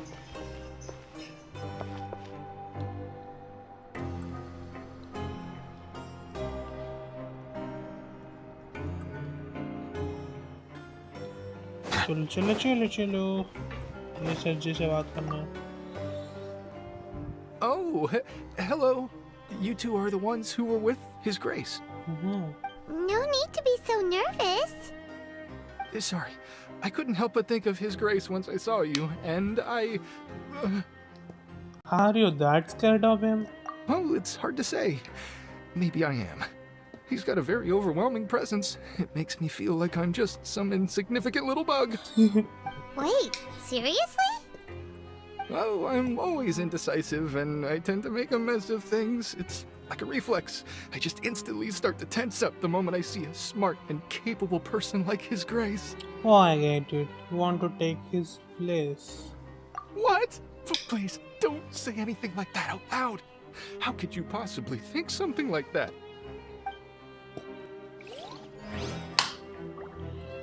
चलो जी, एक तो हो गया वैसे, और बाकी हमारे 2 हैं, उनको जल्दी जल्दी कंप्लीट करते हैं और स्टोरी कंटिन्यू रखते हैं। ठीक है, नीचे है और एक ऊपर है। बढ़िया।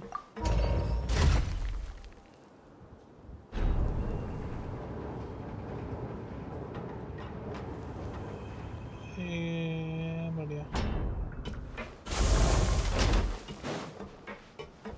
वैसे मैं टेलीपोर्ट हो सकता था। मैं भी यार, कोई ना, चलता है, जल्दी से चलते हैं। 2 जो चीज़ें हैं वो कंप्लीट करते हैं, उसके बाद कुछ करेंगे। पर ये चीज़ क्या है? ओके, बाद में देखते हैं।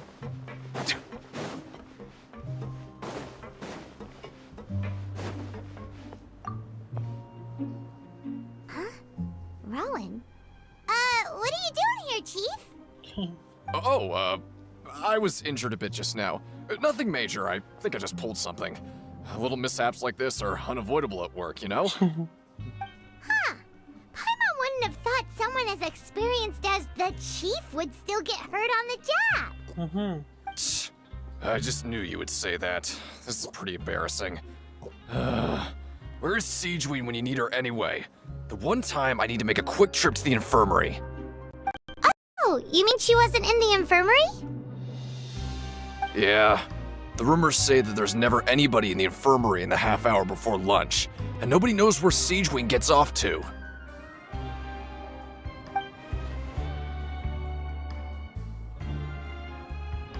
Huh.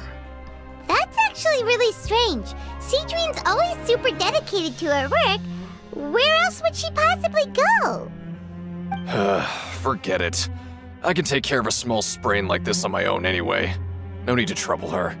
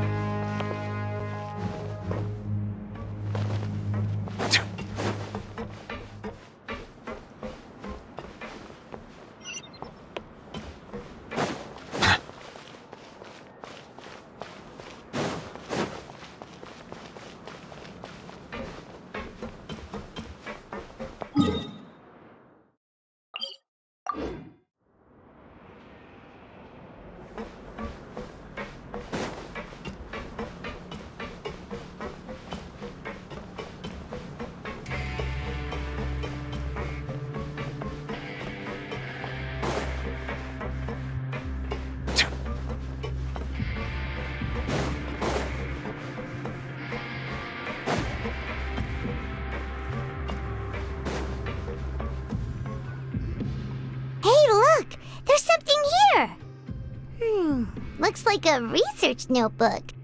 That suspicious guy peeking into the infirmary just now. Is he a fan of Siegeween? He must have dropped this. Let Paimon read it real quick. The Melusine perceive the world very differently from humans. There are significant deviations. As a result, their sense of aesthetics and beauty is also very different from that of humans. This must be taken into consideration when giving gifts. Ooh, this all sounds pretty serious. He sure did his homework.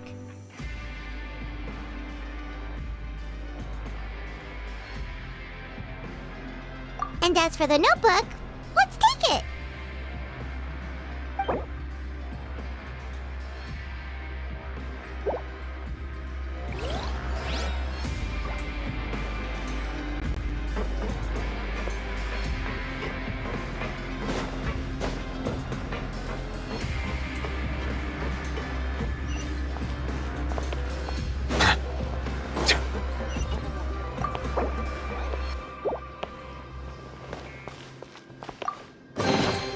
Abandoned property belongs to whoever finds it first, so it's legally yours now.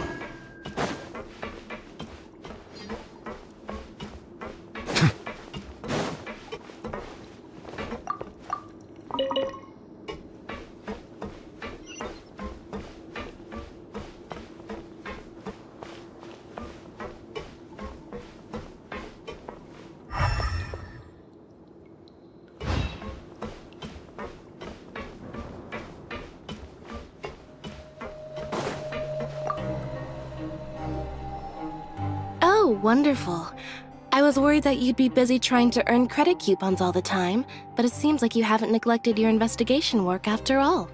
Paimon likes having more coupons, but no one wants to work all the time. Have you also been investigating the area, Lynette? No, I was just slacking off, and you happened to catch me. My brother is still obsessed with anything remotely related to the Forbidden Zone. But knowing him, it won't be long before we get more leads. Oh, before I forget, this is for you. Huh? Credit coupons? Why are you giving us these? I've been here longer than you, so credit coupons aren't a resource in particularly short supply. What is in short supply are interesting people to talk with. Aw, that's so nice of you, Lynette. We'll be sure to make good use of these coupons then. Thanks a bunch! Help each other get through it together.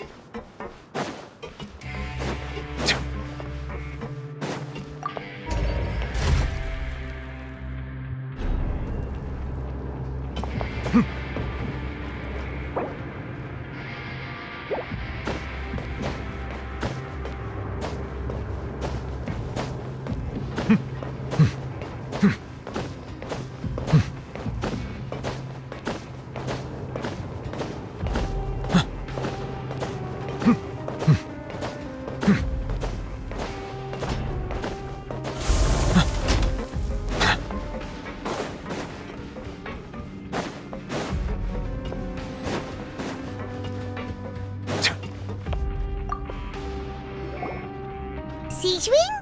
Aren't you supposed to be in the infirmary? What are you doing in the production zone? Hello, Traveler. Paimon. Everyone's usually busy around now, and we don't have any patients to look after in the infirmary. I thought I'd come here and enjoy the sight of everyone hard at work. Enjoy? What's there to enjoy here? It's really worth watching. I often stand here and observe everyone. Humans are just so interesting and adorable. I like to watch your expressions while you work. Are you talking about pets or people?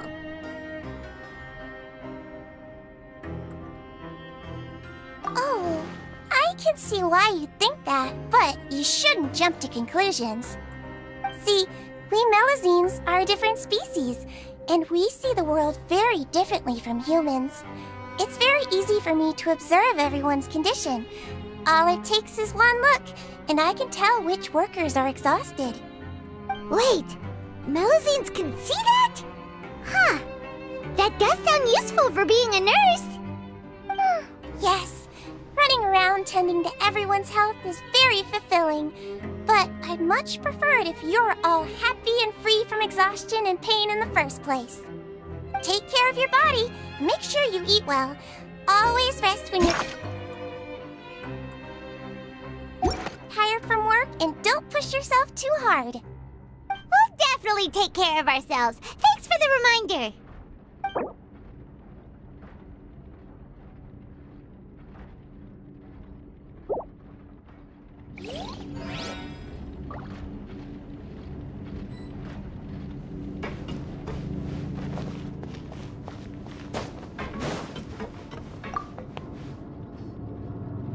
Hey! It's the Traveler and Paimon! No need to tease me, okay? I won't trip on the same step twice.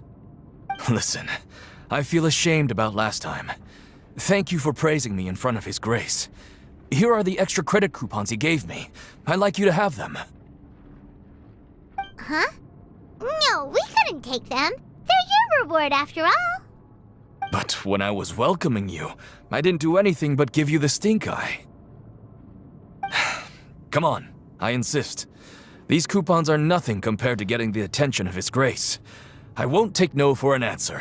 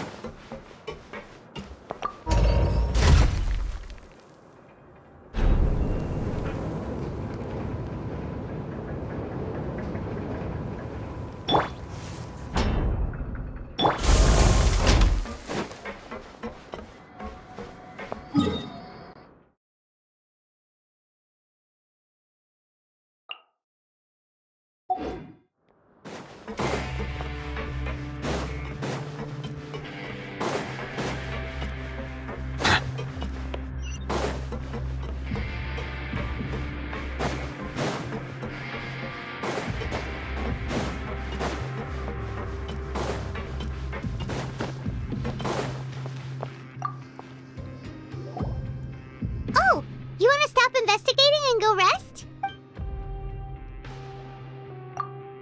Okay, you should rest up. We'll be back at it tomorrow.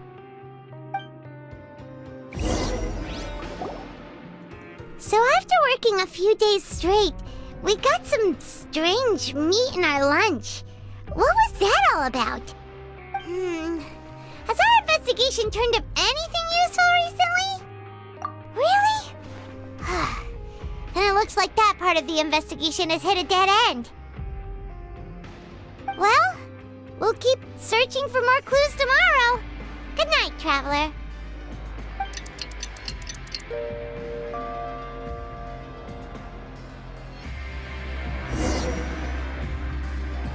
Oh, Paimon doesn't want to get up. Paimon still feels completely exhausted from yesterday. What do you have planned for us?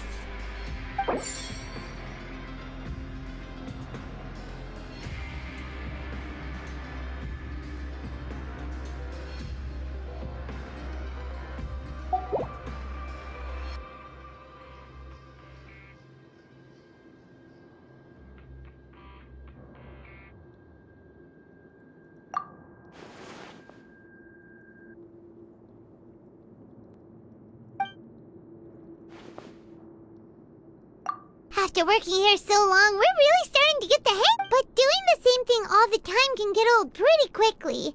How are you holding up? Yeah, it's good to kick back and relax once in a while.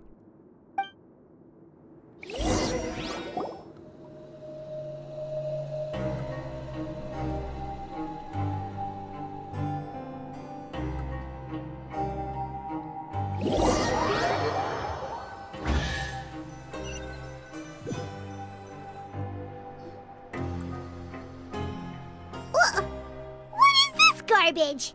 Ooh, it looks disgusting! Oh, Paimon misses your cooking now. What would you like to do this afternoon? Maybe we'll be able to find some leads there.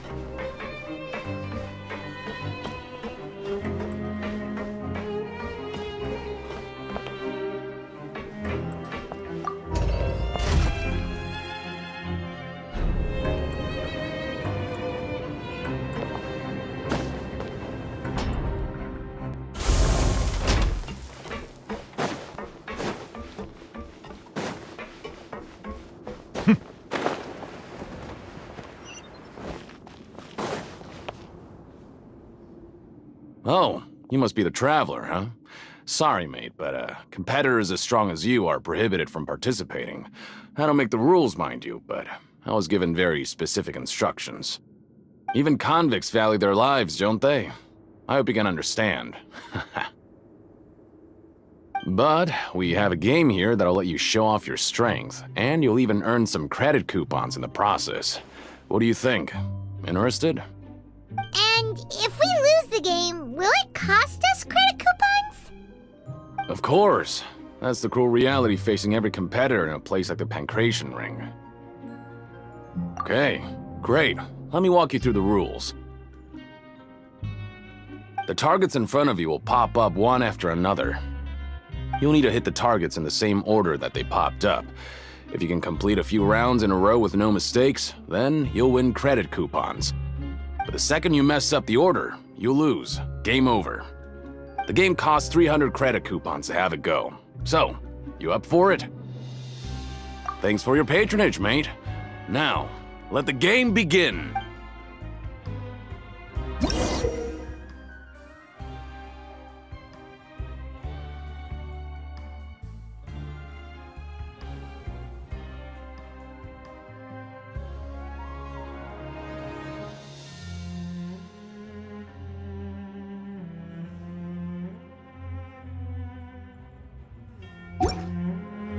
What?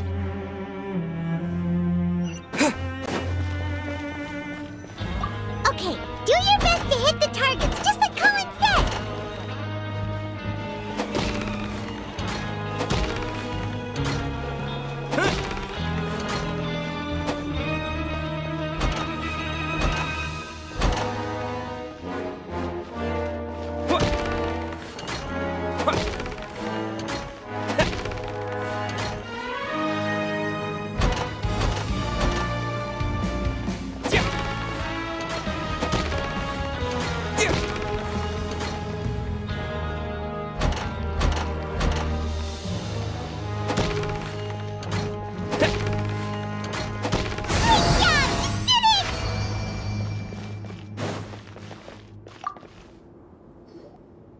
Your strength really shouldn't be underestimated. Now I get why you're prohibited from participating in any official fights. Nobody who values their life would be willing to get in the ring with you. However, you two haven't tried betting on the outcome of a pancration match yet, have you? Just go talk to Rusimov. Buy a ticket for whichever fighter you think will win.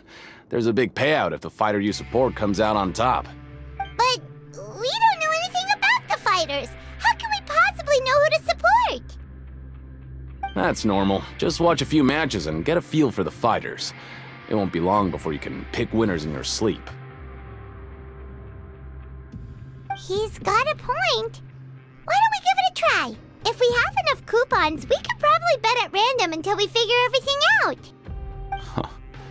Bet at random, huh? Well, how should I put it? It's not like you can't do that, but I'd advise you to give it some more thought first. Huh? We shouldn't get too carried away. What's the problem? What? Never even picked a boxer before, and you already know about the rules? You're not just strong fighters. Seems you're pretty perceptive, too. Might as well tell you about it, since you already know that much. Plus, I think you've got the potential to be one of my greatest customers. I think I can let you in a bid. Besides, I don't want to risk ever losing a customer like you. Is it that serious? Okay. The hidden rule here is, if you buy both boxers' tickets and support them both, something bad will happen the next morning. So the rule is that we shouldn't pick both boxers in the same fight. But if anyone actually did that, wouldn't they be guaranteed to lose coupons? Who would do that anyway? And what do you mean by something bad will happen? How would I know? Not like I'm stupid enough to do that. But I've heard a story about the rule. According to the rumor, there was a masked boxer who possessed incredible skill and power. None of his opponents even stood a chance against him. However, in the final match, the organizers told him to take off his mask. He refused and never showed up to the fight.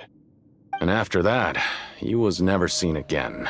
Some say he died, or that he was taken care of by the event's organizers. But everyone remembers that he was someone who cherished honor above all else. In his eyes, supporting both boxers in a match would dishonor the competition itself. So you mean it's like a curse? He'll take vengeance on anyone who does that? No, he was always wearing a mask, like he was intentionally trying to hide his identity. I don't even know anything about his past. Traveler, do you think that boxer was... Huh? We will? You're not serious, are you? Look, here I was just trying to be nice and warn you, yet here you are trying to break it on purpose? Yeah, it sounds pretty scary to Paimon.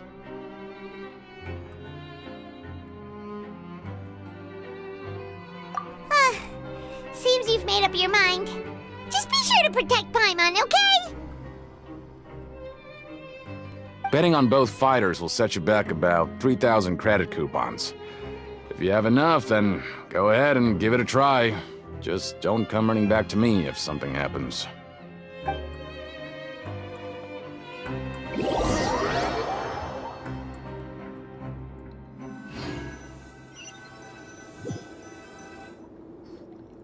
Aw, looks like we won't get a chance to sleep in as long as we're here. Let's get to bed early.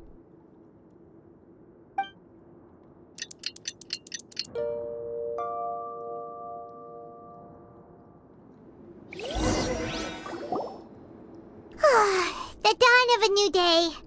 Paimon feels like we're getting used to life as convicts. Is that a good thing or a bad thing? What do you have planned for us?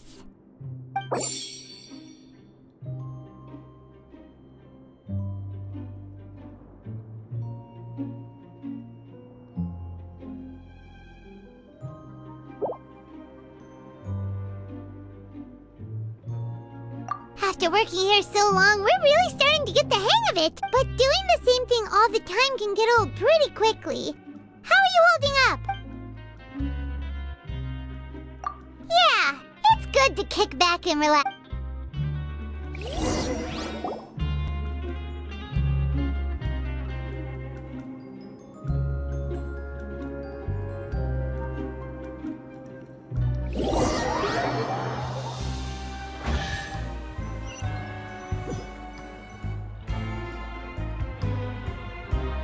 Oh, just a regular meal set. Guess Paimon shouldn't get her hopes up.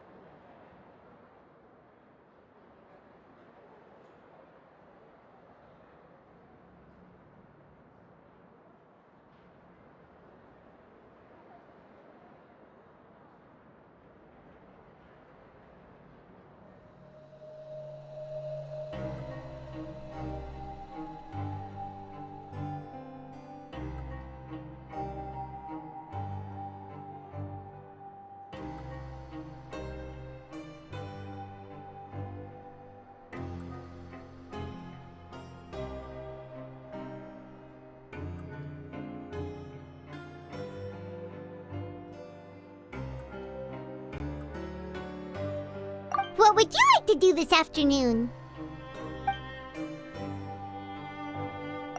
Sure! If we're not going to work, then let's kill some time at the Pancration Ring!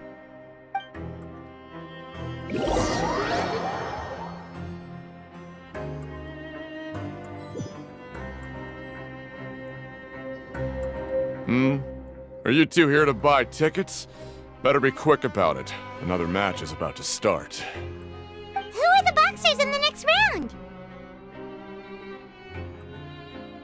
We have the reigning champ, Le Grappler, versus a contender from the Eastern Prison Block, Demon Horde. Are those their nicknames, or did they choose those names themselves? Either way, super weird. Since you're new around here, I'll help you out and give you a little suggestion. Even though Le Grappler is the crowd favorite, Demon Horde is a first-class dark horse with incredible potential. Anyway, for this match, I recommend that you pick...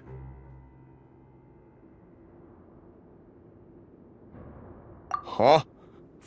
For both fighters? I could tell you're new to this, but I didn't think you were completely clueless. Maybe you don't quite understand the rules, no? Let me try to explain again for you more clearly. You see... Oh, no need. We're aware that we're going to lose coupons. All right then, if you're absolutely sure. Remember, no refunds once you buy the tickets. Yeah, we got it! Just shut up and take our coupons!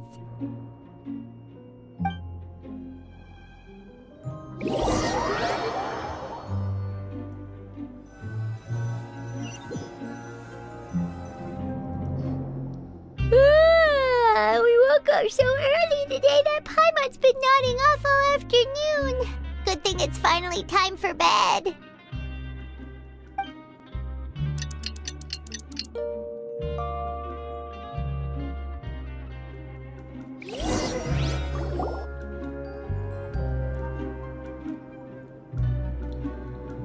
Hey, Traveler! Paimon! Package here for you. The next time you buy something, go pick it up yourself. I'm not a delivery man, you know. Huh? A package? For us? Did you buy something, Traveler? Paimon's not quite awake yet, so why don't you go take a look?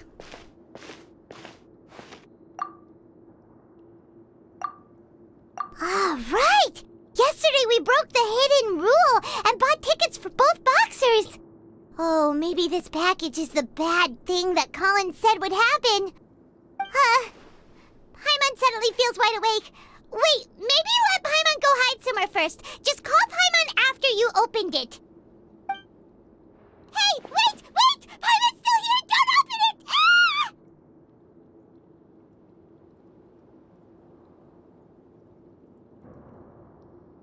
Huh? What is it?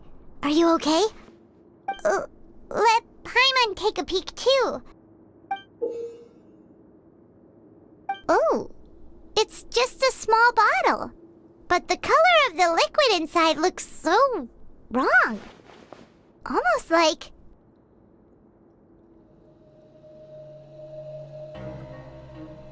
Alright, that's enough of that. No need to say it out loud. Paimon already knows what you're trying to say.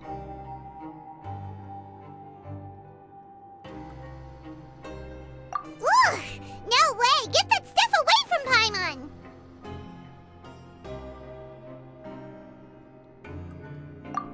Paimon thinks we shouldn't open the bottle until we figured out what's going on. Just trust Paimon on this one, okay?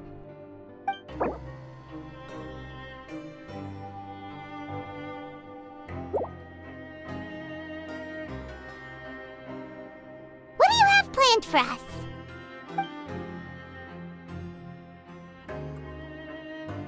Though it feels nice to slack off a little, less work means less coupons. Let's make the most of our morning.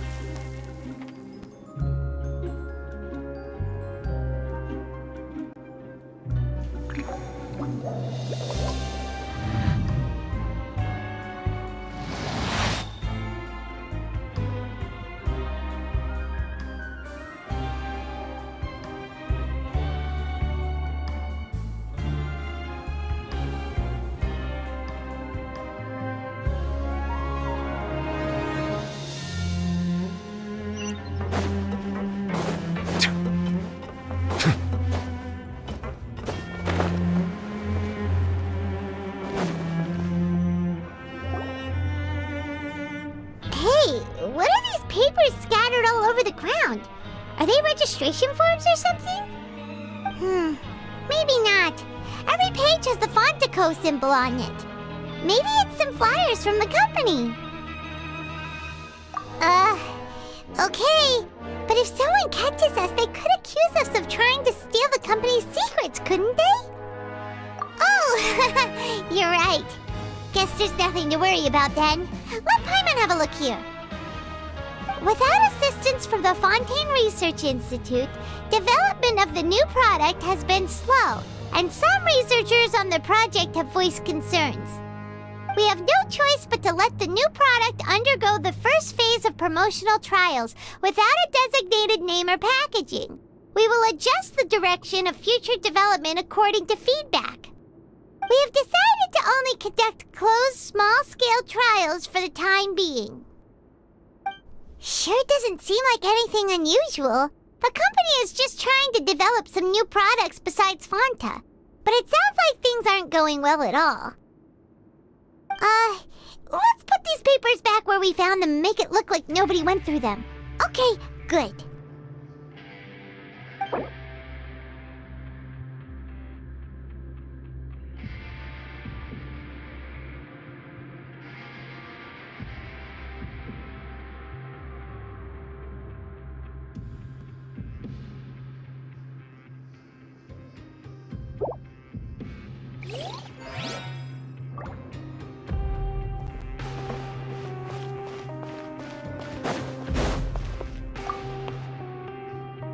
Hey, I heard you crazy fools really did it. You bought tickets to support both fighters, didn't ya? Well, did anything happen? Well, the next day we received a mysterious package, but we still haven't made any sense of the contents. So it is real. You didn't become cursed or anything like that, did ya? Are you both still okay? Wait, are you sure that it's still you controlling your bodies right now? Paimon's not sure. What do you think, Traveler? Is Paimon still Paimon? Oh, okay. Well, that's good. Yeah, you two don't seem to have changed at all. But I wouldn't let your guard down just yet. Still, I didn't expect you would actually do it. You'd actually throw away coupons like that just to satisfy your curiosity?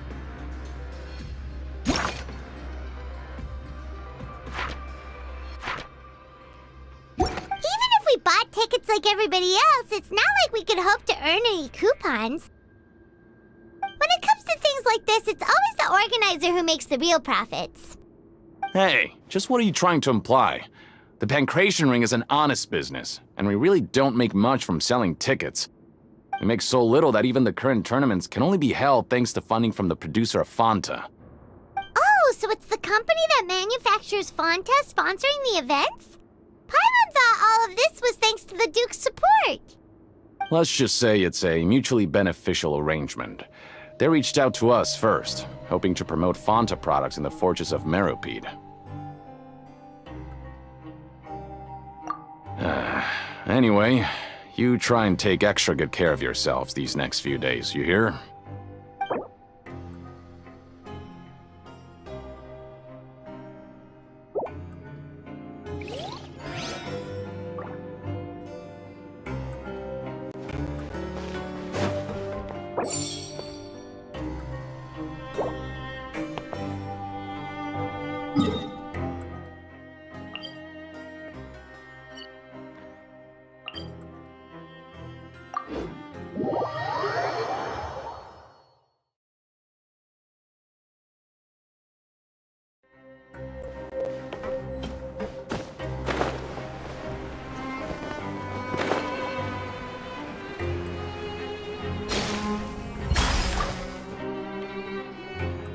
If there's no way to send it all out, then maybe I'll never get a chance to leave. Who are you?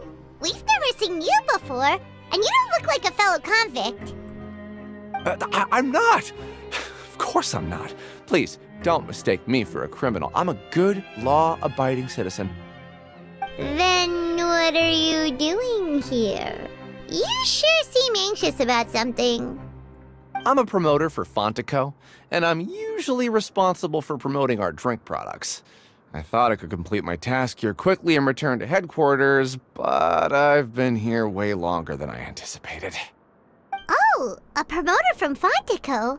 So what kind of problem did you run into?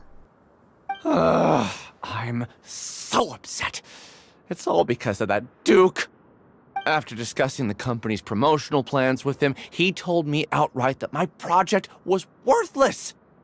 However, in light of our long history of successful collaboration, I still tried to patiently explain the details. However, to my surprise, he just cut me off while I was speaking. Let me take a moment and recall his exact words. I'm just gonna stop you there and say no. If anything, I'm saving you time. It seems you don't fully understand the value of credit coupons here, nor do you understand the value of your own products. The former is because you are from the overworld. That's understandable, and I don't blame you for that. But as for the latter, only someone monumentally stupid, so breathtakingly stupid that they were completely ignorant of the value of credit coupons, despite living in the underworld, would ever possibly consider buying your drink. Let's just forget it. Anyway, that's how he rejected my proposal and asked me to come up with another solution with the condition that it doesn't cause any trouble for him. Can you believe that guy? Well, he is the head honcho here. Not much you can do about that. We met him too and could tell that he's the kind of guy that's hard to pin down. Fine. I know I should just let it go. I'm on his turf after all. His house, his rules.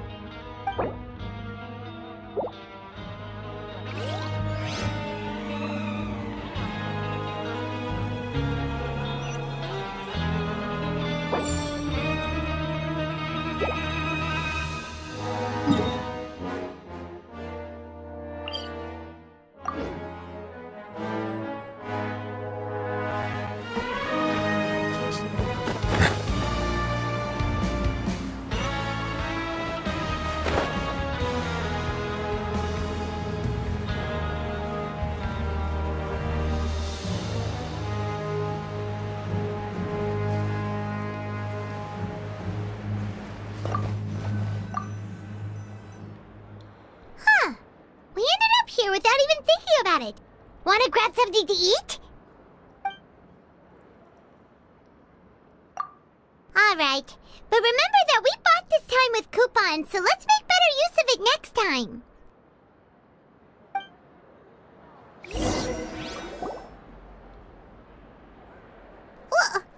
What is this garbage? Ooh, it looks disgusting. Oh, Paimon misses your cooking now.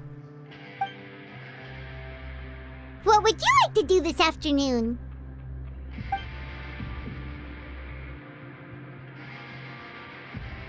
After working here so long, we're really starting to get the hang of it. But doing the same thing all the time can get old pretty quickly.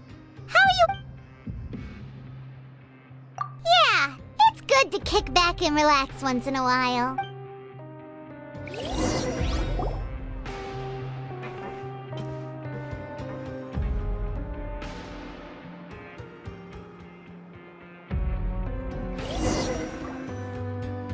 A mysterious box? A bottle of crimson liquid? Paimon still doesn't know what to make of it. Do you have any ideas, Traveler? Really? Then it looks like that part of the investigation led us nowhere. Well, maybe we'll have better luck tomorrow. Good night, Traveler.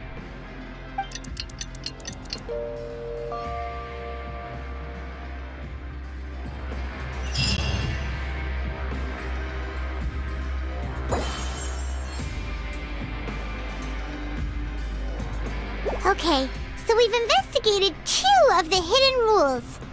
Paimon didn't think this prison would have so many weird things going on. We'd better pick up the pace with our investigation, otherwise we'll never get anywhere.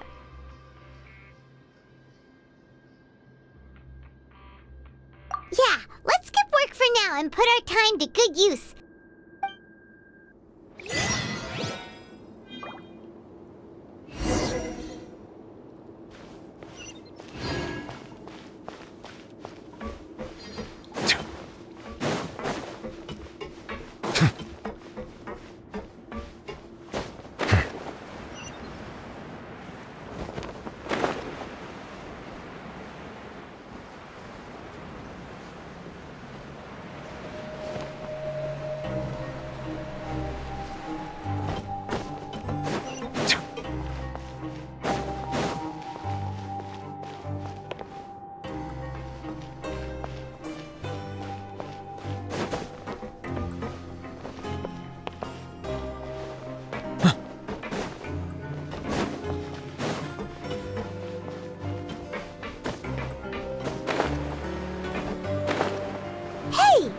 Vidoc over there? Huh. Is it just Paimon, or are there fewer people than usual here today?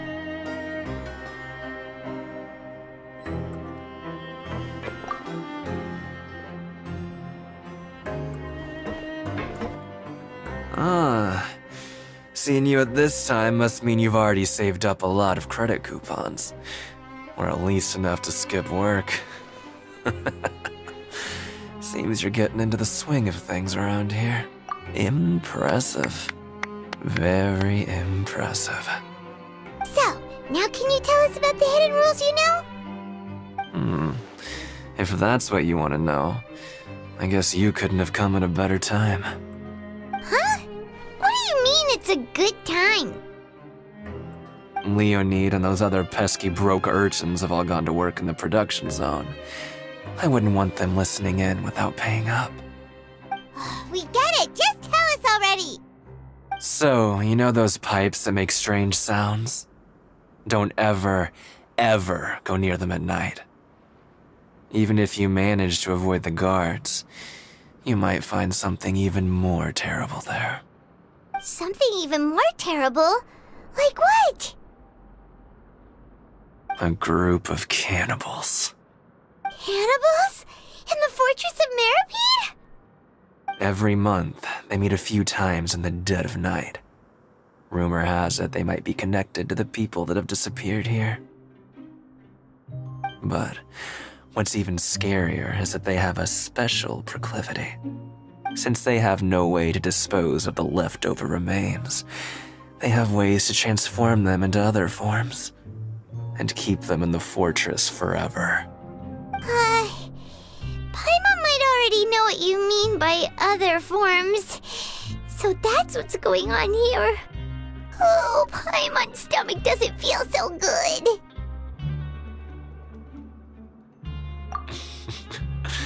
You two look pretty skeptical. No matter, learning the truth behind dark secrets isn't necessarily a good thing. I've got things to do too. I suggest you just act like I never told you anything. Traveler, can we just trust him on this one? Oh, Paimon doesn't want her blood and flesh entombed here for all eternity? Oh, so that's how you see the situation. Huh. You know, Paimon does feel a little better about it now.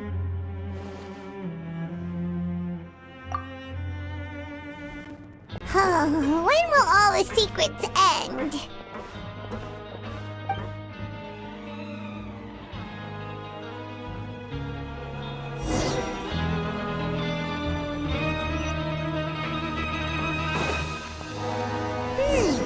Vidoc isn't here, but the guys who went to work in the morning are back.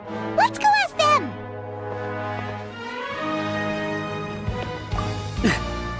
Just stay away from me.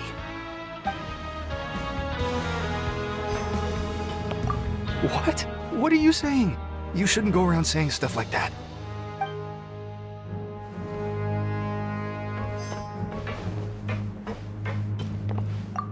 What are you talking about? Listen, you should keep your nose out of other people's business. Their attitude sure is suspicious. Like they're trying to avoid us. But if they're being so obvious about acting weirdly, do you think they might just be trying to lure us in? Oh, this is all getting way too creepy for Paimon. So you mean we still need to investigate some more? Okay, if you say so.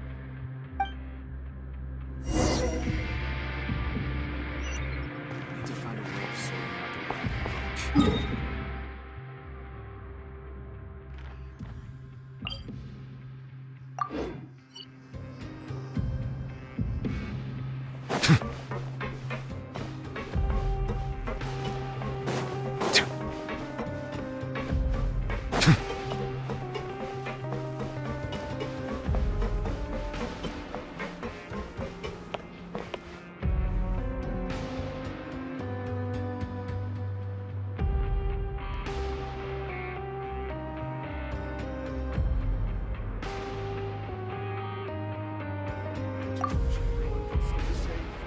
Hello, Fielding.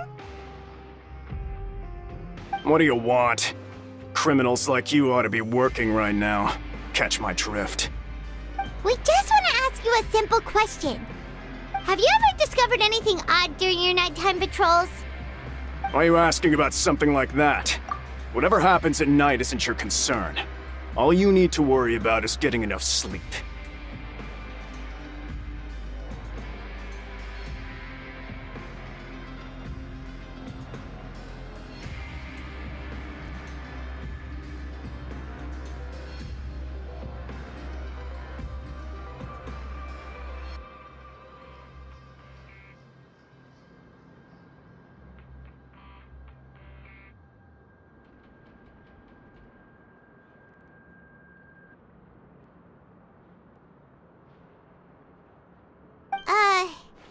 Well...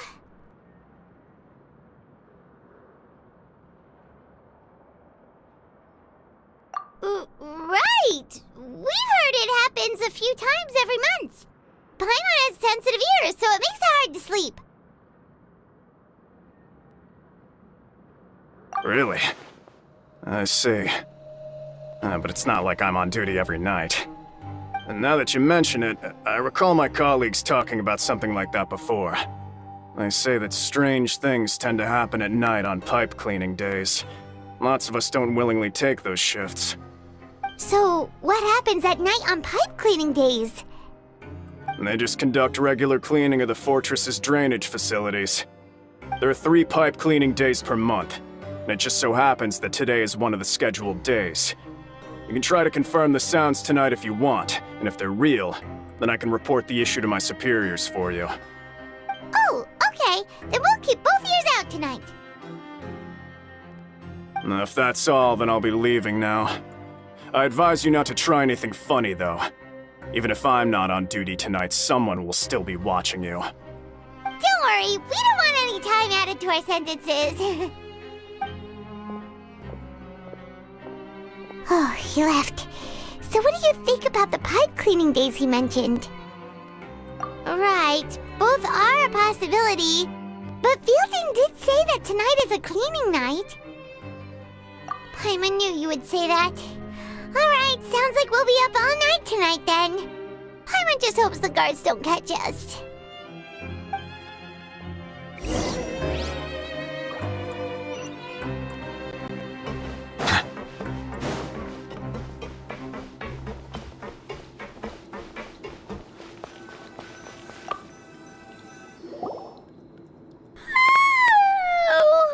I'm so tired. But we can't sleep yet. They'll be cleaning the pipes tonight, so it's the perfect chance for us to investigate.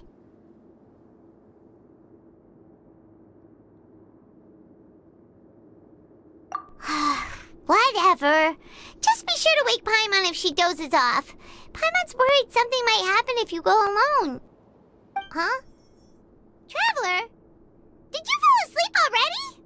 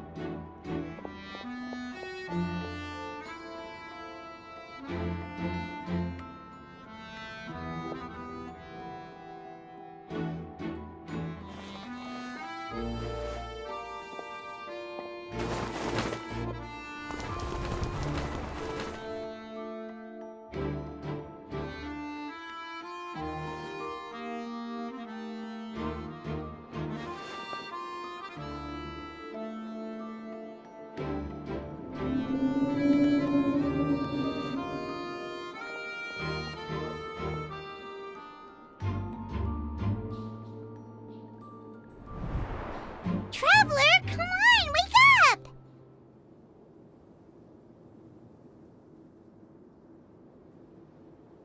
Oh, it looked like you were just peacefully sleeping to Paimon. Well, what did you see this time? Really? So we're finally starting to figure out what actually happened! But what about the cannibals? How do you explain them? Okay, well, it's about time for us to get moving. Just be careful to avoid the patrolling guards.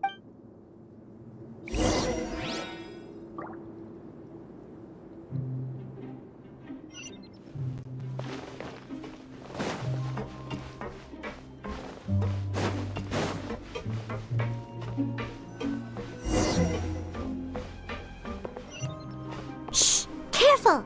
We'll get in trouble if the guards catch us.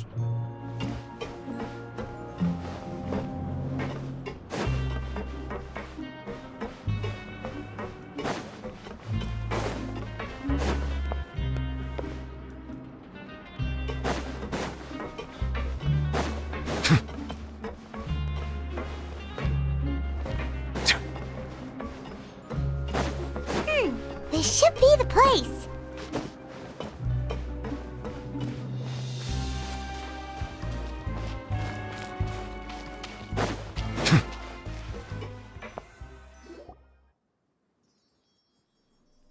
What? I know you. You were the ones we saw. Huh. You've got guts showing up here. You know who we are, right? You'd better leave now. Ain't nobody coming here to save you. What'd you say?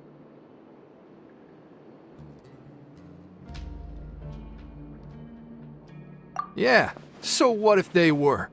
If you push us, we can make those rumors a reality at any time. Hey, what's the point of all those rumors anyway? What exactly are you trying to do? I don't have to tell you anything. If you turn around, go back to the dormitories, and act like you never saw anything, then I'll pretend that you never showed up here. Yeah, scram. Nothing worth seeing here.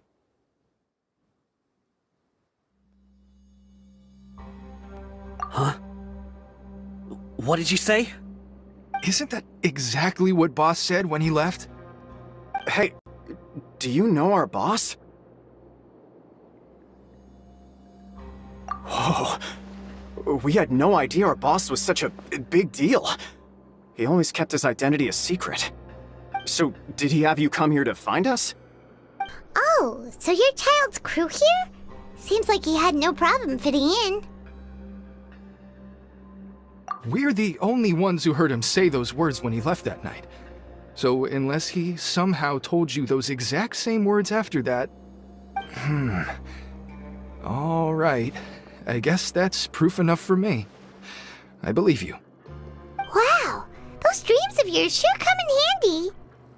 We gave him the business for a while, and would always give him a hard time when he first came to the Fortress of Meripede.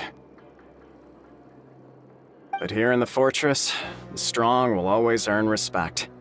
He was working the longest hours and racking up wins in the Pancration Ring. You could always see how amazing he was, even when he was teaching us a lesson. So eventually, we all decided to follow him. But one day, he suddenly told us that he had to find a way to escape this place, no matter the cost. He said it was because he heard that call again.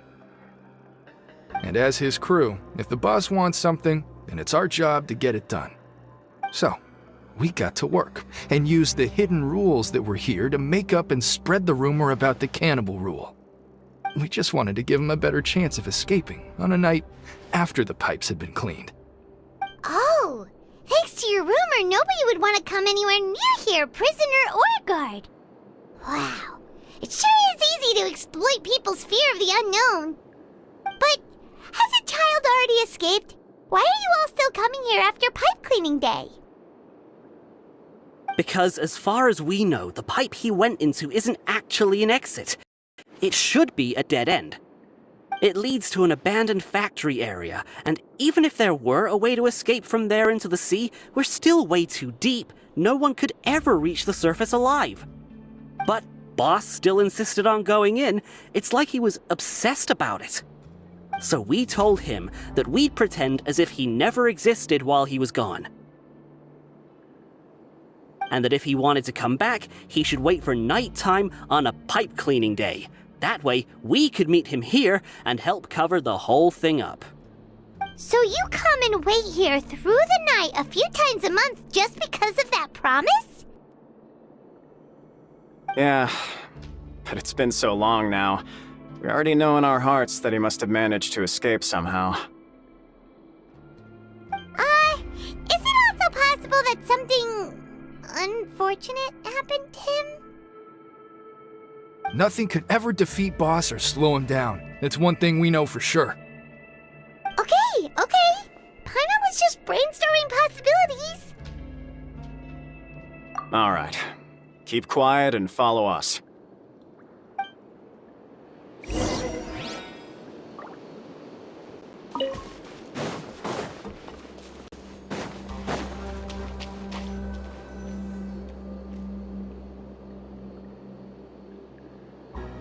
The way up from here has been sealed off. It's impossible to get through. Boss left by going down from here. It wasn't full of water at the time. Later, we came back hoping to have a look. That's when we found out it had been completely flooded. It's impossible to navigate unless you're an extremely skilled diver. Do you think Child got trapped by the water? Not likely. We all know that Boss was an incredible swimmer. Really? Then have him come investigate, pronto. Just be sure to tell us if you get any news about Boss. It's getting late. We should leave before the guards come this way. Yeah, we learned a lot about what happened to Child here. Let's get going!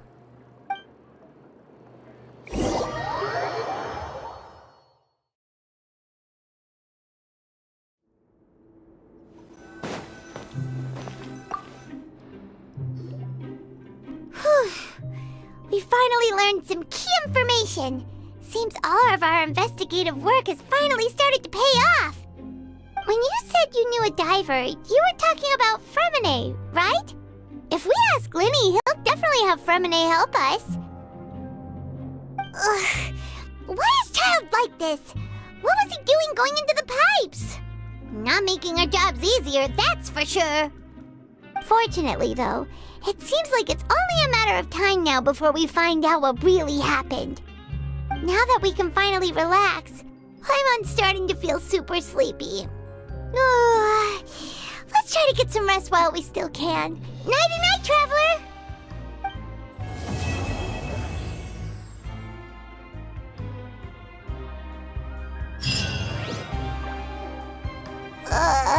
It's morning already? Oh, Paimon still needs more sleep. Huh? Wait, look over there! Isn't that... It's one of Linny's cards! Let Paimon see what's written on it. Maybe you haven't heard, but today is the monthly free day. Everyone has the day off today, which makes it the perfect time to do some investigating. It's been a while since we last talked. Have you been making any progress lately? Let's meet at our usual spot in the factory area before lunchtime. I have new information. Ooh, today's our lucky day. We have the day off. From the sound of it, Lenny's been making progress with his investigation. Wonder what he's discovered. We still have some time before we meet up.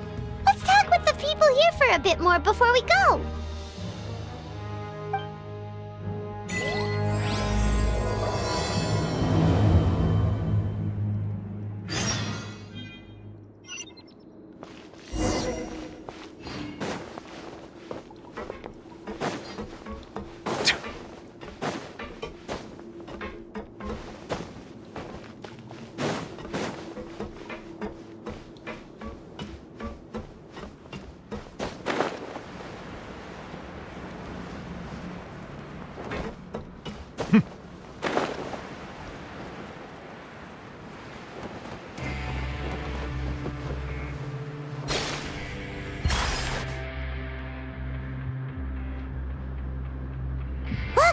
There are some people talking over there. Let's listen in on the conversation.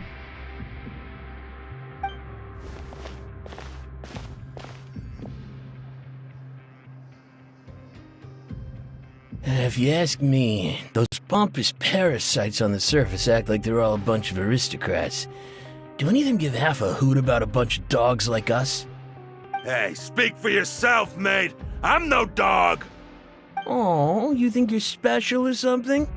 If you're here, then you're just a convict like the rest of us. I've heard that even if you're released after serving your sentence, going back to life on the surface ain't any better. Once a criminal, always a criminal. We're marked for life.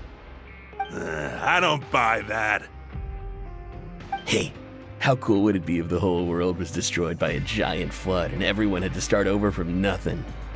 What kind of filthy bilgewater are you spewing? I have family up there. You best shut your sewer hole with talk like that. Listen, things ain't so great on the surface, but who says that you have to leave? I've heard that you can still stay here and work even after you've served your sentence. Not bad if you ask me. Who wants to live in the ruddy overworld anyway? And what makes you think they'd want to hire someone like you?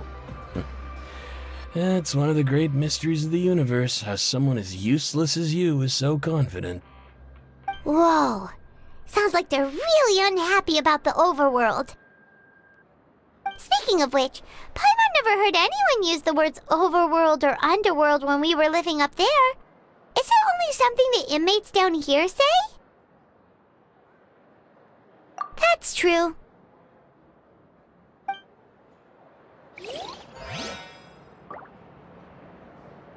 Grab yourself a welfare meal.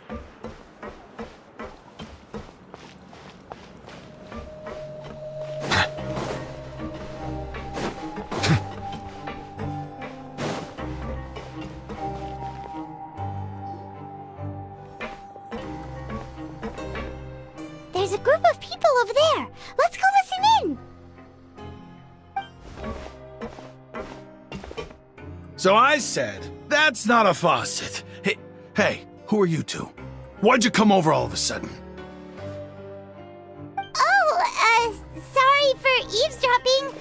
Sounds like you were talking about something private. What's the matter? They're just looking to join in on our fun, that's all. Hey, don't pretend like it's okay for them to just interrupt us like that. Fine. You're lucky we don't mind extroverts that much. You hear that, Quisto? What nice! Your expressions tell me you're looking to hear some juicy info, am I right? But before that, it just so happens that I know you two. Really? Are we that famous? You're kidding. How often does anyone get a personal tour led by His Grace himself? Practically everyone was talking about it. Word has it that you also caused quite the kerfuffle. A little mistake, huh? I like the way you put it. You see, people with a good attitude can join our group anytime, unlike some of the others here. Your group? I'm Quisto, and this is Lavaroon. People usually call us the Bombshell Bros, but don't worry. We're not playing with bombs or anything. It's just that our information is always so explosive, and we blow minds on the regular. So, you two really like to gossip? Whew, you sure know how to embellish. No. You don't get it. Knowing intelligence will make things better for you here. For example, knowing who's working with whom, who has the latest rumors, who's not getting along. Wouldn't you like to know all that? Whoa, all this info's worth something, you know? You should... I don't mind him. Quisto's always this way. Just play nice and say something to massage his ego. The welfare meals. Talk about the welfare meals. Right! That meal we had yesterday was super delicious. Paimon can still taste it whenever she closes her eyes. Is that so? To tell you the truth, I've been helping out with making those welfare meals. I've been working as a kitchen assistant for about a month and a half now. Oh, so you're the one who made those delicious steaks. Amazing. You could be a professional chef. You are correct. I am a true professional. In fact, I even went to culinary school. But enough about that. Since you like my cooking, I guess that means we share similar tastes. Listen carefully.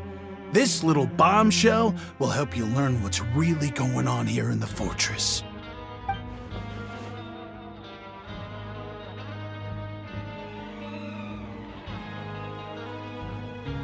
Listen, kids. The power structure within the fortress is quite complicated. The overworlders couldn't care less about us down here. We're basically dogs to them. You've already met the one person here you should never cross, the Duke, Risley. He knows more than you think. And if he doesn't care about something, then he often doesn't bother dealing with it. Those who have the Duke's attention get all kinds of special perks, even better treatment in the infirmary. I know who you mean. It's that Jurier character, right? I don't think there's anything useful about him at all. Why does he visit the infirmary practically every day? Is it normal for anyone to be going in and out of there so often? If you ask me, he's just faking it to get out of work. But did you know that Jurier was a talented researcher from the Fontaine Research Institute before he came here? There's no denying that. I don't care if he was a researcher that could turn dirt into Mora. Once you're in the fortress of Meripede, you're just another inmate like everybody else.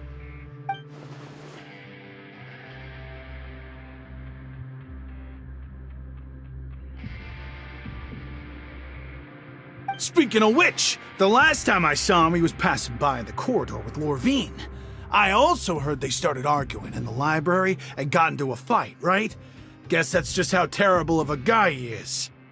You mean he hit a woman? Wow, I never imagined he was that bad. But that Lorvine's also quite the odd one, you know? She's always gabbing away, got into a fight with a man, and she also got sent to the infirmary.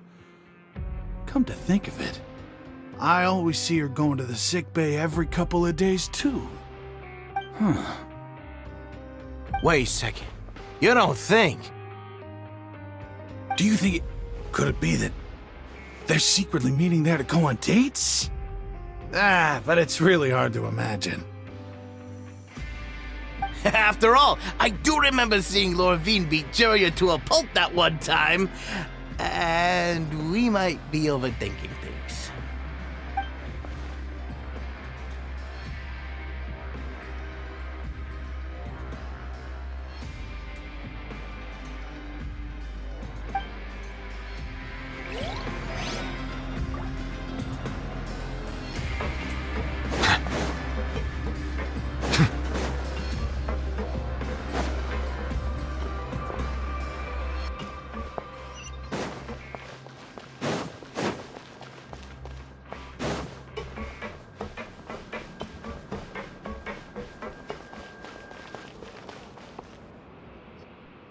Hey, you over there? Yeah, you. Say, do you like playing card games? You know, like Genius Invocation TCG? You TCG players are like mint in the wild, literally sprouting up everywhere. Hey, come on now. What's wrong with finding fellow Invocation aficionados? Anyway, care to join me for a game? All right. No pressure. But why would you be looking for people to play Genius Invocation in a place like this? Don't people usually come here to fight? Whether you're throwing down cards or throwing punches, it's all a competition, isn't it? It's all the same in my eyes. There are lots of card players here in the fortress. When I saw you, I immediately thought, hey, even outsiders from other nations play cards. So I came over to say hi. Sure.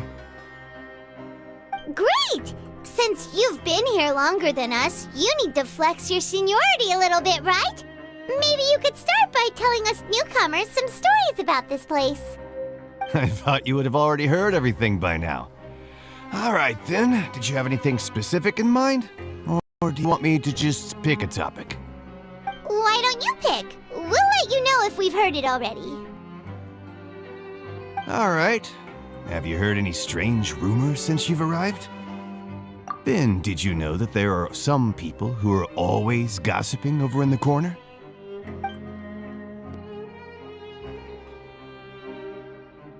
Yes, so you've already met those two. They're quite a pair. They always keep an eye out for the latest happenings and gossip about everything. I've never seen anyone with more time on their hands. I heard that they used to be a chef and a bartender before they were sent down here. You know how bartenders are, always chatting with customers. And chefs love to pass the time just hanging out when they're not cooking. Good to know. Do you have anything else to tell us? Let me think. Sounds like you want to hear something a little more tantalizing. Oh, did you know that the Duke was also a convict in the fortress of Meripede before? Huh? Wait, are you serious?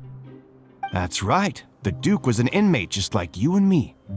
Seems he was exiled here for committing some crime. Who knows how he ended up rising up to become the warden, though. To go from an ordinary inmate to becoming the manager of the whole place? I'm not gonna lie, I kinda respect that. A forbidden zone? Sounds like something that someone just made up. I've never heard of that. Where did you hear about it? It's just a rumor we've been hearing, but no worries if you've never heard of it. Do you have anything else you can tell us? Anything else? Not that I can think of, but I'll be sure to tell you anything interesting I hear next time.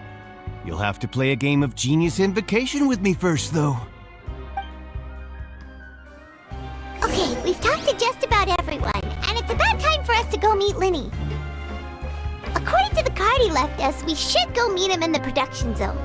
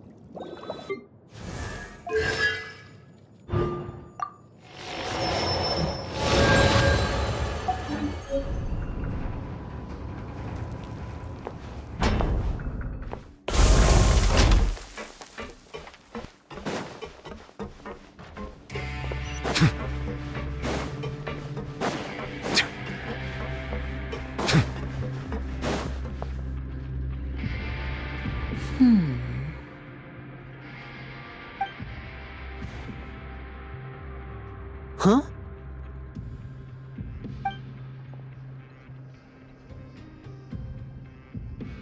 That look in your eyes. You found something? Hey, this is no time to be modest. Just tell him we found a boatload of information. Oh, as expected of the legendary duo, you have my full and undivided attention. Huh. I'd have never guessed that myself. The rumors swirling about this place are unreliable after all, and Master Child probably went missing because he found a way out. He is a harbinger after all. I suppose he's much more resourceful than I initially gave him credit for. Unfortunately, this isn't enough for our final report to Father. We need to find out Master Child's exact whereabouts. Father told me that even though Master Child said he was just coming to Fontaine for a vacation, he actually had some personal reasons. His agenda might be linked to his disappearance.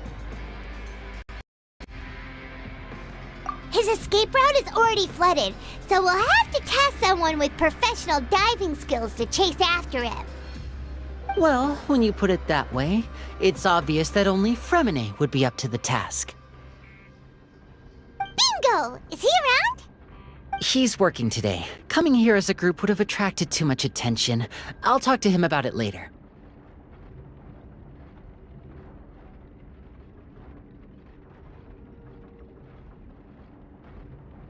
It's the least I can do. We're all in this together, so it's only fair for us to fulfill our end of the bargain. Honestly, I'm far more impressed by you guys managing to collect all this information right under Risley's watchful eyes. Collecting information has always been our strong point. Now, let me think. To find out more information, Fremine will have to retrace Master Child's original route. And if he's to do that, he'll have to set out on the next pipe cleaning day at the earliest. That's 6 days from now. And after that, he'll probably take another 2 or 3 days to return. You can even estimate how long it'll take for him to get back? We've been working together for a long time. We know each other's capabilities like the backs of our hands. Traveler, what say you to meeting here 9 days from now? We'll be able to pick up Fremine while we're at it, too.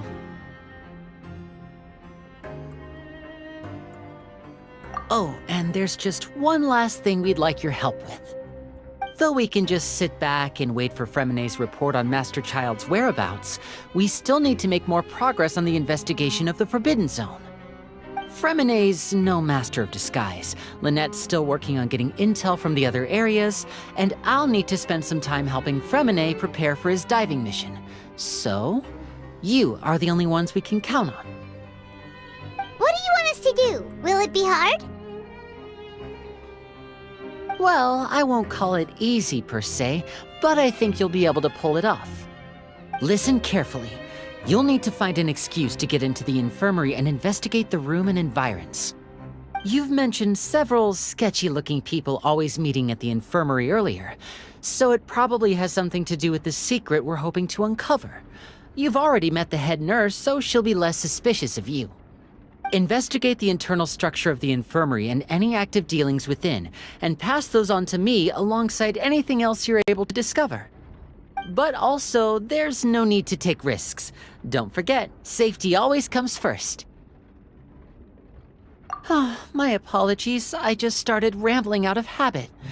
It was almost as if I was talking to my younger brother. But that's not a bad thing, right? All right, then we'll head out as soon as we finish our prep. Let's go our separate ways for now then. Don't forget, we meet here again in 9 days. Stay safe.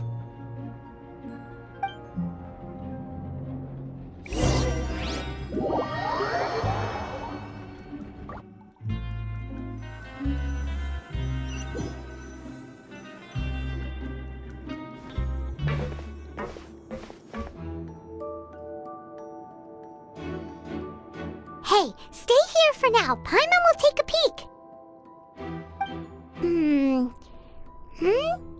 There seem to be several people inside.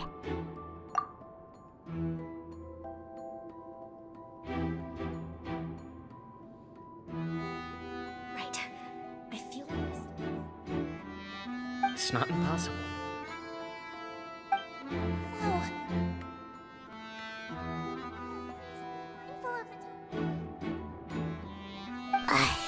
It's a bit hard to understand them from here, so why don't we just try to talk to them in person? Let's go as soon as you're ready.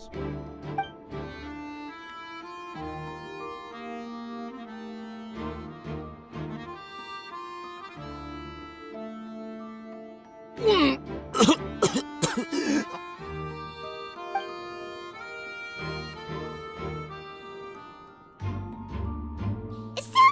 Please help! He's sick!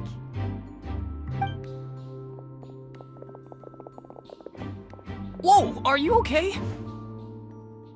Oh my! What's wrong, little one? There's no need to panic. Take a deep breath before you begin.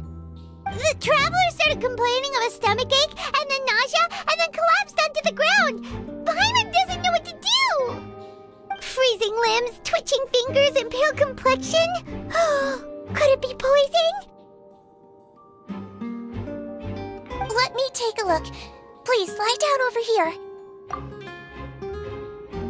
Don't worry, I'll get you to the bed safely. Here, hold on to my shoulder and walk slowly.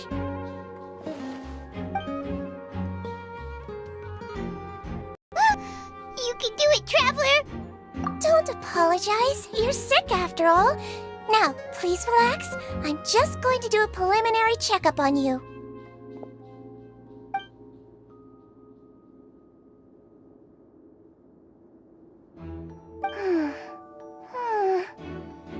I see now. My checkup has confirmed that he's not in any mortal danger. That's our worst fear out of the way. Eh? Oh, that's good. But... I'll continue my diagnosis of the patient now. Please, relax and take a deep breath.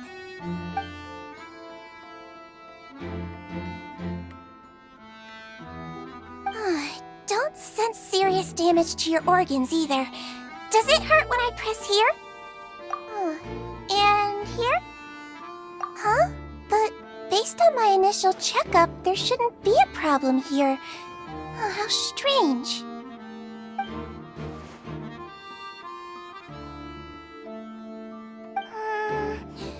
What about here? Does this hurt? Oh, I understand. So that's what it is. I think you just ate something that disagreed with you. That's all. Nothing too serious. Outside of a pretty bad stomachache when it decides to act up. So that's what it is. Thank goodness it's not anything more serious. And there have been other inmates complaining about the food recently. I'll inform our head chef, Mr. Woolsey, of this problem as soon as possible. Congratulations! The health risk is incredibly low, so you should recover within a couple days. Why don't you take a rest here while I go get some medicine for you? Miss Levine, I'll have to trouble you to help me look after this new patient while I'm gone. Very well. And she hopped away just like that.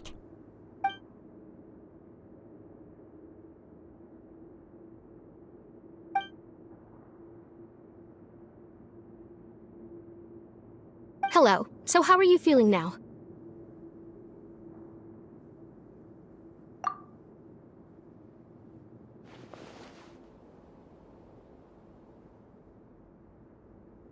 His stomachache's really bad. He was stumbling about the whole way here, so Paimon's really worried. If Miss Sijuin says it's not a serious problem, then there's no need to worry. She's the best medic we've got down here. But it also looks like she's the only medic you've got down here. Well, that's true. What do you mean, that's true? That's really misrepresenting the situation. Of course I can't speak for the whole fortress, but it's not like everyone imprisoned here is useless, you know? Though they may have committed crimes and gotten locked up here as a result, they still know a thing or two about medicine, and they help Miss Sijuin take care of the sick and injured. Yeah, you're right. But did you have to lecture me about it in front of another patient? Aren't you a patient too? Where did all your energy come from? That's correct. Sorry, I got a bit ahead of myself. Are you two also sick? We've been sick a while. I come back every once in a while for checkups, and to pick up the medicines Miss Sijuin prescribes for us. That's just the nature of chronic illnesses. As for her... You could say she fancies herself as Miss Sijween's capable helper because she learned a bit of medical knowledge ages ago. Please watch your mouth, Mr. Jurier. Don't forget that you are the primary reason I have frequent heart palpitations. Hey, don't start arguing now! Please, keep it civil at least!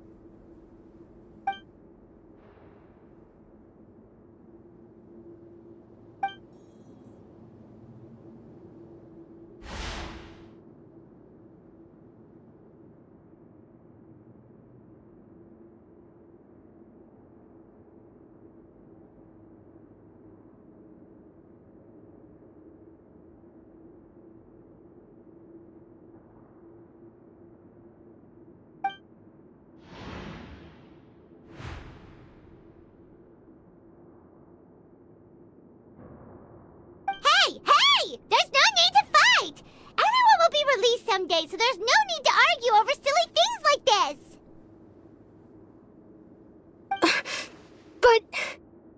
But... Release. It's way too early for us to even think about that. And who the heck knows if we'd even be able to continue our previous lives?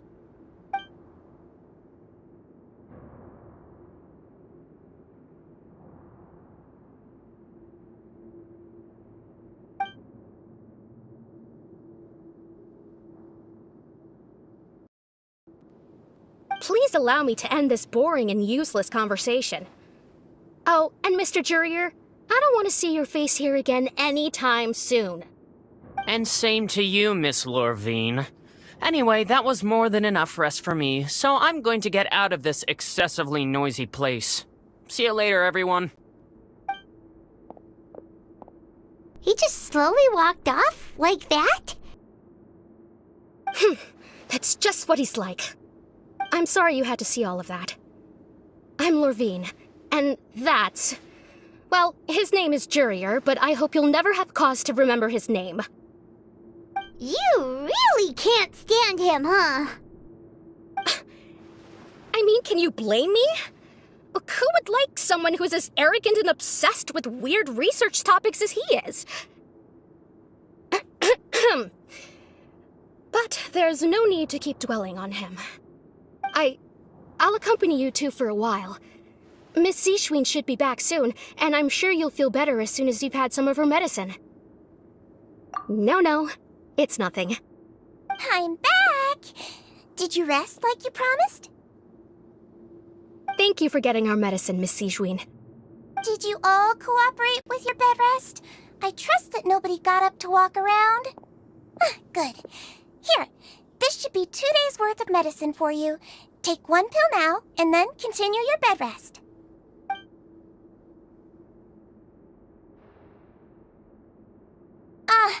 Miss Lorvine, I left in a bit of a hurry just now. Do you still remember if we discussed the color of the pill that you should be taking today? I remember.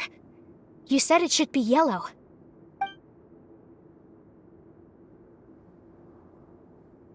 Yellow, huh? I understand. These are yours. Please, make sure to go to bed early after taking them tonight. You'll benefit from a good night's sleep. All right, then I'll also be on my way now. I hope you feel better soon, too. See ya! I'm going to fill out your medical record now. You're widely known as the Traveler, right? I just want to double-check a few details, if that's all right with you. Those two made quite the commotion just now, so why don't we let the Traveler rest? Paimon can answer the questions instead. So his primary symptoms are abdominal pain with secondary symptoms of nausea. Is there anything else? That's it. All right then. Is there anything we should know besides to take the meds? No, his base constitution is quite good, so I'm sure he'll recover quite quickly after taking the medicine. Please make sure to stick to bland or less stimulating foods, and don't stay up too late at night.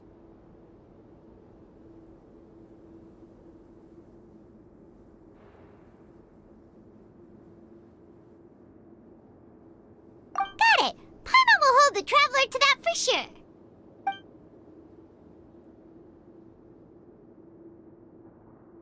Oh, you're going to take a nap already? Okay then, you get some rest.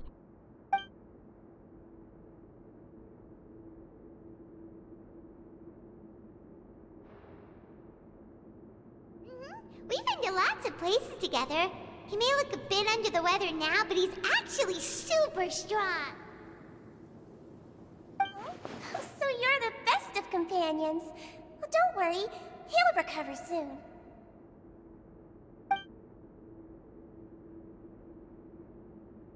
Ah, you're awake. How do you feel? You slept for a really long time, but we never left. Well, now you can go back without a worry in the world. Remember to take the meds regularly, and don't forget, bland foods. Thank you, Miss Sijween!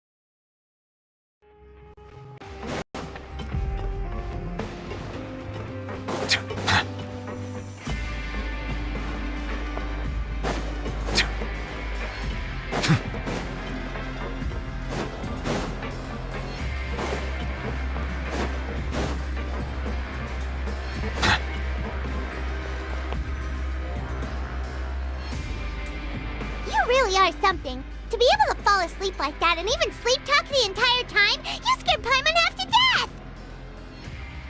No, but you kept mumbling things along the lines of, Pyron, don't take my grilled fish, and put down the Adeptus Temptation now! Paimon talked with Sijween the entire time you were asleep. She seems like she's just a sincere nurse, and Paimon didn't notice anything unusual in the room. Are you sure we're not going off track with the infirmary?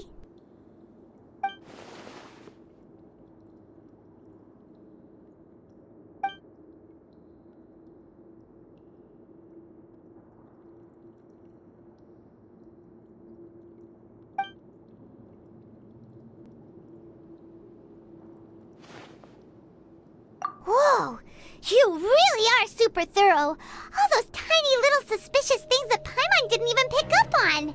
We've gotta give the info to Linny!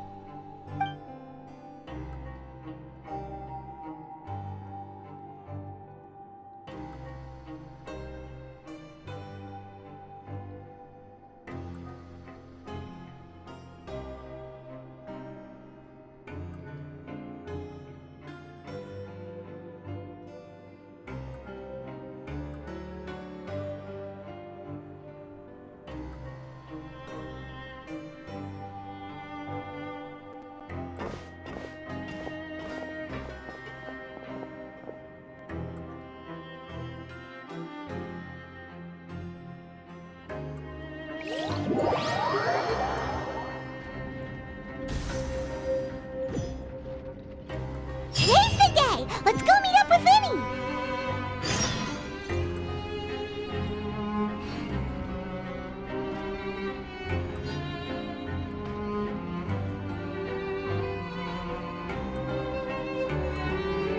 I see the value in my own work, but I also see the meaning in all the endeavors of the people of Fontaine.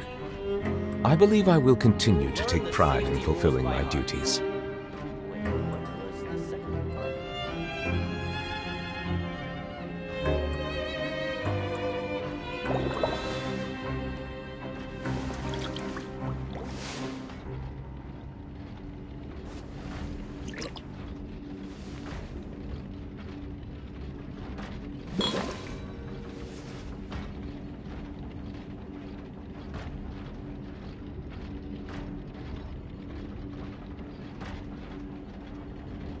Learn the safety rules by heart. Wait, what was the second part?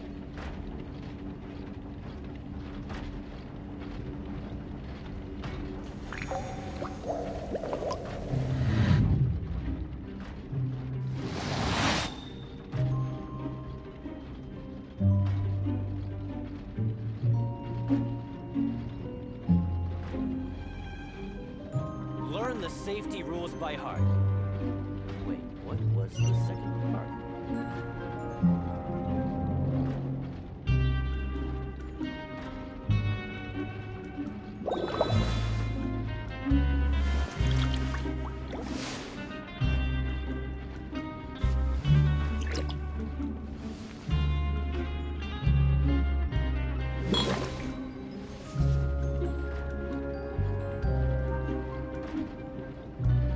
Learn the safety rules by heart. Wait, what was the second part?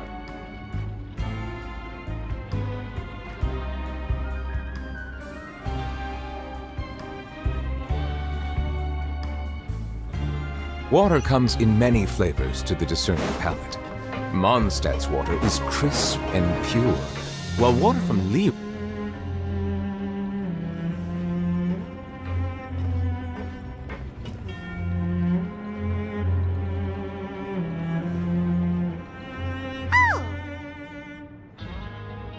Hmm?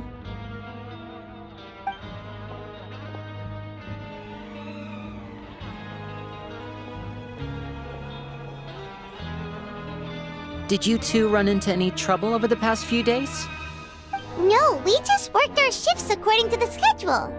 Nothing weird happened. That's good. That means you didn't raise any suspicions when you infiltrated the infirmary. We've taken a look at the slip you've sent.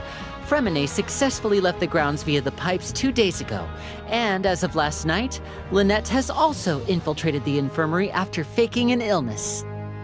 Wait, why is she getting involved as well?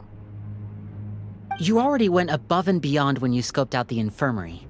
To put it more bluntly, even if we were to view that as something you did in exchange for Fremine's help, you've already done more than enough.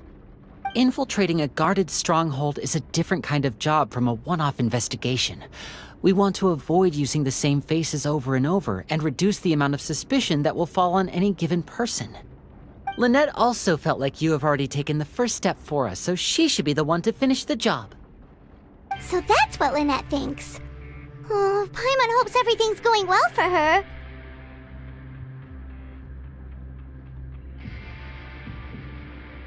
Then, let's go check on Lynette before Fremine returns.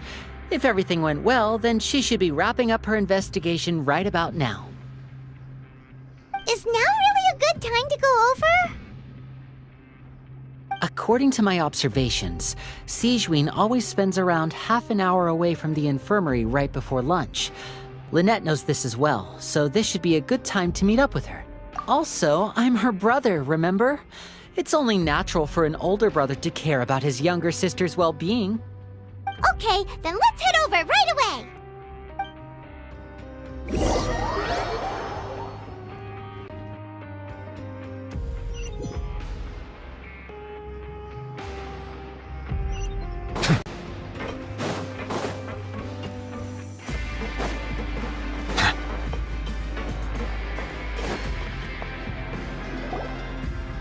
Lynette should be here right now. Huh. Strange. Lynette? As expected, Sigewinne isn't here, but why isn't Lynette here? No, Lynette rarely deviates from the plan. We agreed that if she were to make changes on the fly, she'd find a way to let me know. Unless... Let's see if there are any clues around here. We can look while we wait for her. Who knows? Maybe she'll be back soon. Okay.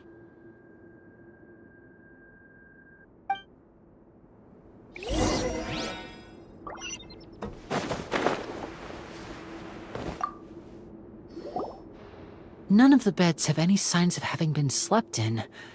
Except that one over there. That's the one Lynette must have used, right? You said she was pretending to be sick. She would have said her migraine was having a particularly bad flare-up. Generally speaking, the head nurse would then ask her to lie down and rest while she left to retrieve the medication. Which means either the head nurse didn't return the entire time from when Lynette laid down up until she left the bed, or the nurse intentionally left it this way.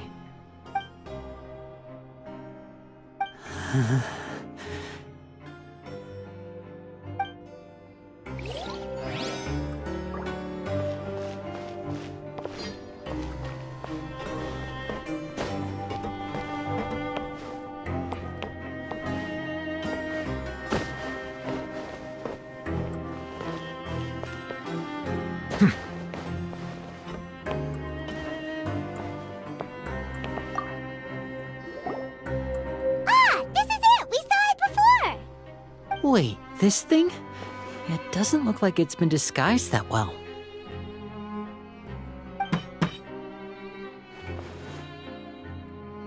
The space behind it is empty.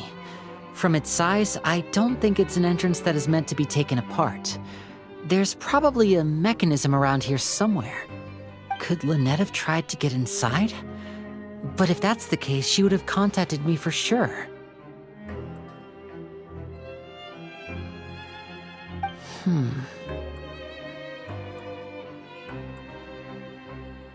Let's look around here for some more clues. Don't panic, just take another look.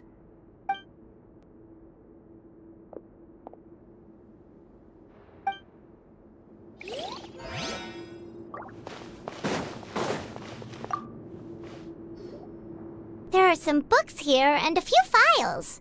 They all look like medical records. Advanced nursing, how to raise the spirit of your patients, a quick guide to the psychology of emotions, and the meaning of laughter. These sure are some interesting books.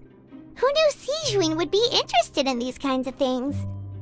She even has books on understanding people's motivations and feelings. Is it because she's a Melusine? Or does she have a need to understand her patient's emotional state? Seems quite normal to me. These are skills that would come in handy for a nurse from time to time.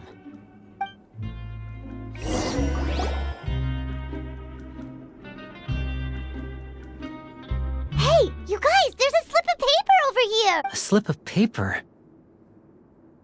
It's right over here, and there's a bunch written on it too.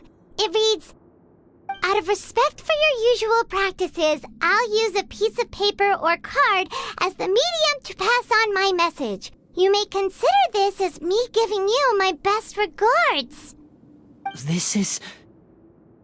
Is that all? The back. This is... Show me! Now!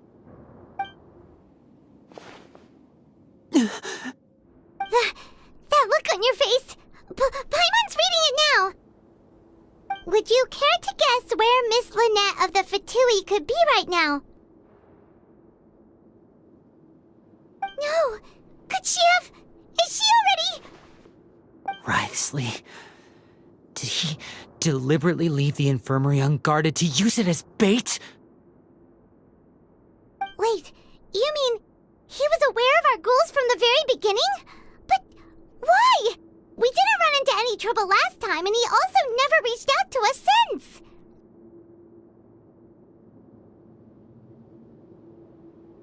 Yes, that is a crucial question. Wriothesley, he doesn't do anything without a clear goal or reason. So this means he had no concerns about your activities from the very beginning. You're not from the same camp as us. You were sent down here by Nervulet, so you have no conflict of interest with Wriothesley. We're a completely different story, though. I'd like to know that, too. Why did he only go after her? Don't panic. Just think everything over. I have to stay calm. This is not like what happened last time. The situation's different now.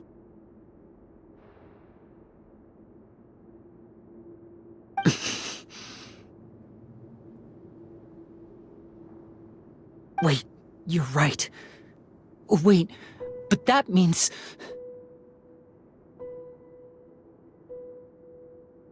The fact that Fremine was able to leave the grounds, could Wriothesley have let him go as well? But what does he gain by letting Fremine leave like that?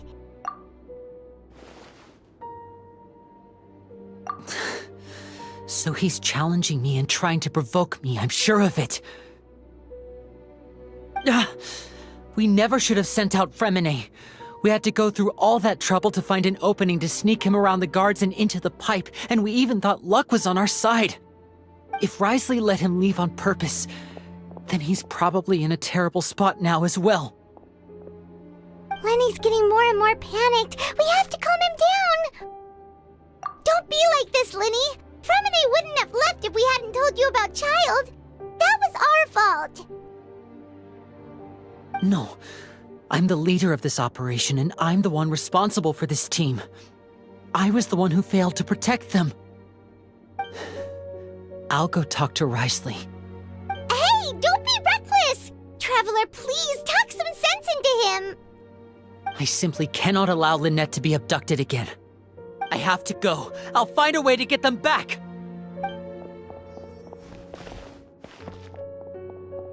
He's rushed out the door! After him!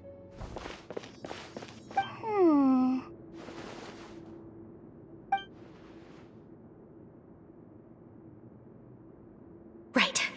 I feel like we still have some room to make changes on these details. It's not impossible, but it'll require extensive testing. Is that so? Very well. Then please be mindful of the time. Huh? Is someone? Pack everything up. Whoever's outside is eavesdropping. They'll probably come in once we stop talking. Someone! Please help! He's sick!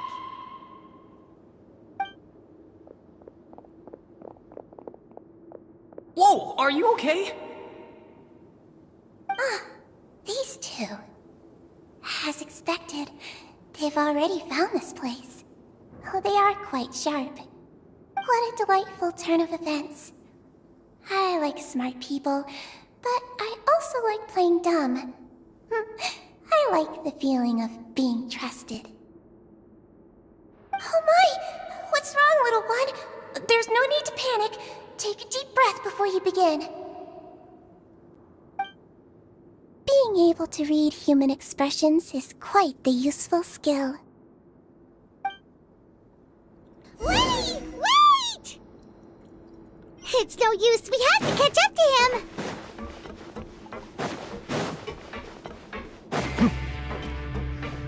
He's already out of sight! How is he so fast? Let's go head him off at Wriothesley's office!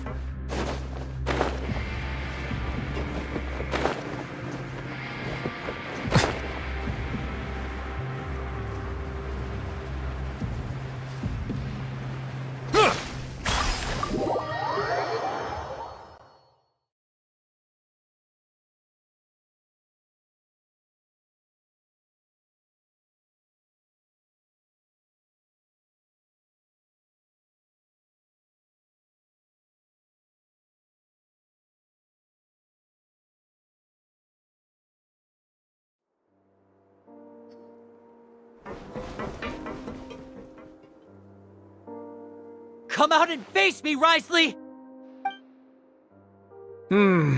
Aren't we at an administrative office space? Why don't you at least try to follow even a couple rules from the fortress's indoor management regulations?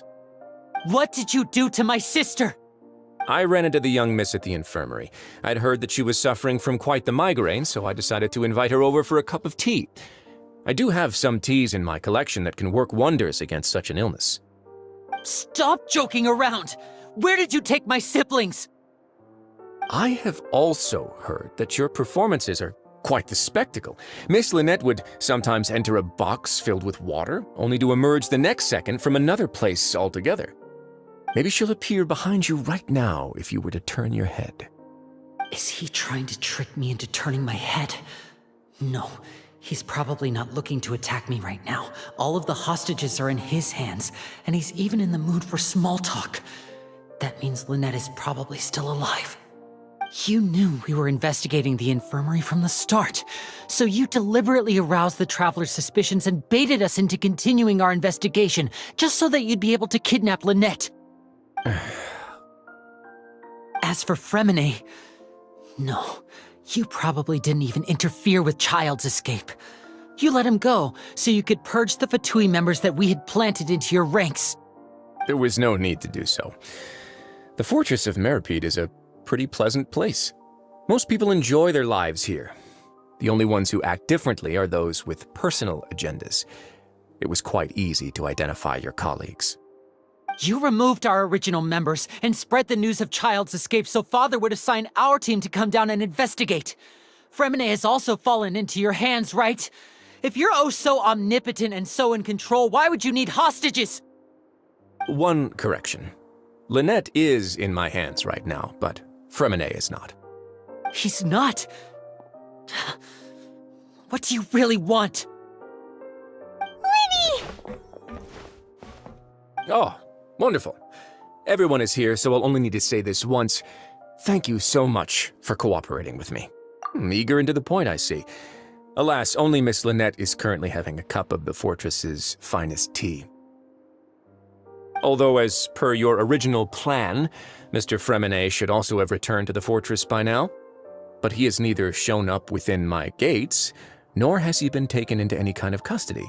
So where do you think he may be right now? Wait, you can't mean...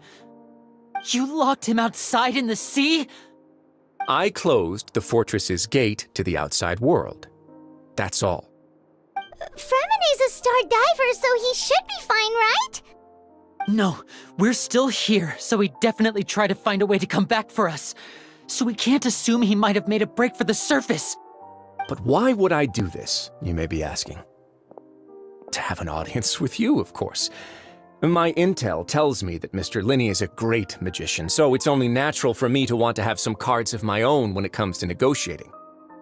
Besides, I do recall you mentioning to Miss Lynette that you've always wanted to have a face-to-face meeting with the Lord of the Fortress of Meripede, regardless of whether it was in a personal or a professional capacity. Well, you got your wish. So, you've been keeping tabs on us before we even set foot in the fortress. Some of my folks just happened to hear a thing or two, that's all. In any case, I will be straight with you. I was willing to play dumb and turn a blind eye, so we had a pleasant few days playing games together here. But once you started focusing on the Forbidden Zone, all of that changed. Mr. Linney, the cards are stacked against you right now. Miss Lynette is in my hands, and Mr. Fremine is still slowly being pickled out there in the brine.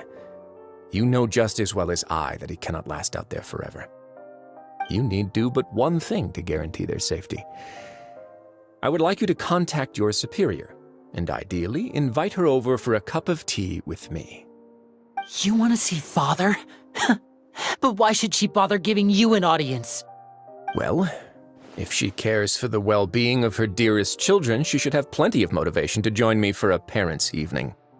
I've heard that the bonds between the members of the House of the Hearth are like the bonds of family. I don't see why she would refuse. Why did you think Father sent us to handle the Fortress of Meripede? This place is basically a no-man's land. It wouldn't be fitting for anyone as important as a harbinger like Father to come here in person.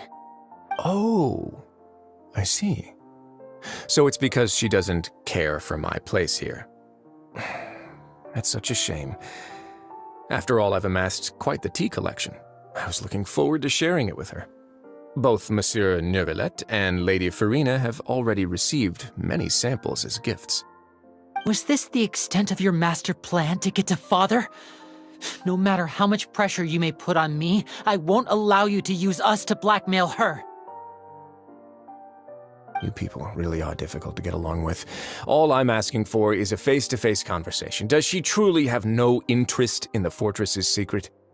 Mr. Linney, you have one last chance to invite your father here. If you refuse... Lenny!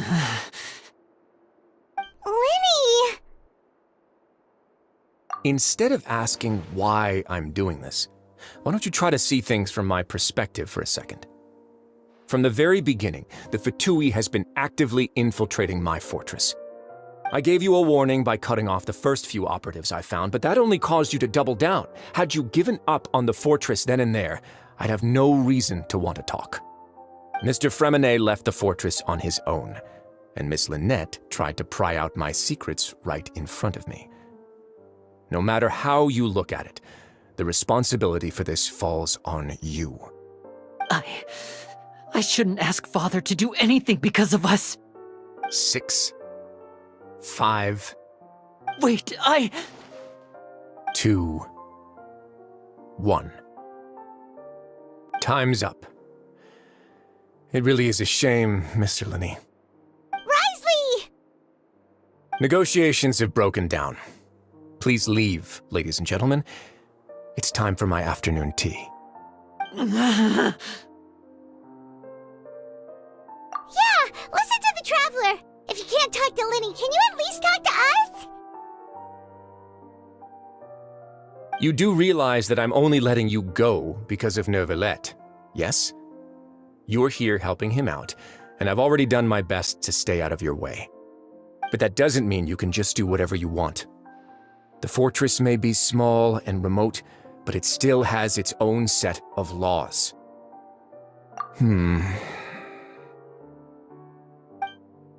Then how about this? Those who are capable deserve respect. You've spent quite some time investigating my home turf by now, so why don't you tell me a thing or two about what you found, I'll ask you 3 questions. Answer all of them correctly, and I'll agree to your request. Question 1. Regarding the hidden rules of the production zone, what is the truth behind the one about not being allowed to work for 3 days in a row?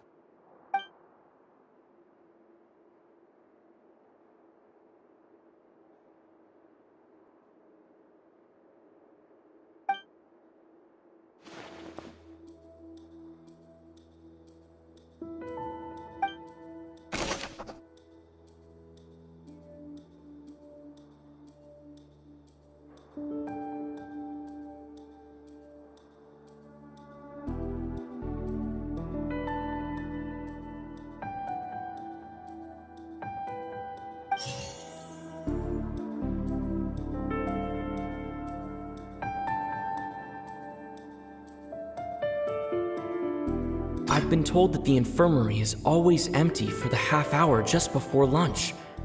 But what? The Fonta promoter has been struggling because he doesn't recognize the real value of coupons. Meanwhile, the Duke believes that only idiots who don't understand the value of coupons will spend them on Fonta. We often see Miss Sigewin observing the prisoners at work near the production zone.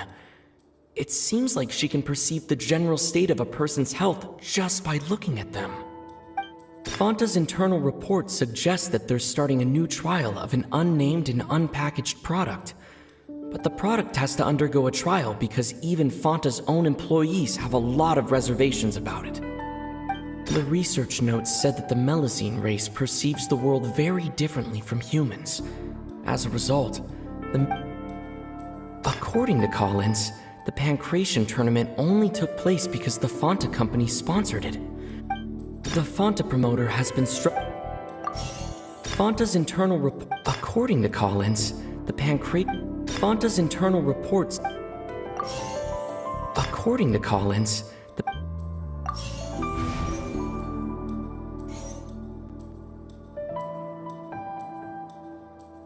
I've been told that the infirmary is always empty for the half hour. We often see Miss Sigewin. The research notes said that the Melazine race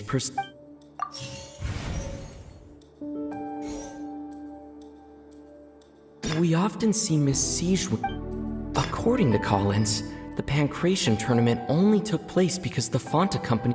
Fonta's internal report suggests that they're starting a new trial of an unnamed and unpackaged product. We often see Miss Sigewin. According to Collins, we often see Miss Sigewin observing the prisoners at work near the production zone. The Fonta promoter has...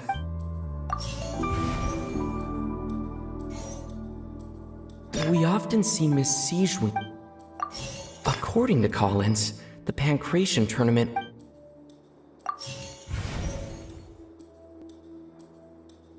I've been told that the infirmary is always empty for the half hour just before lunch.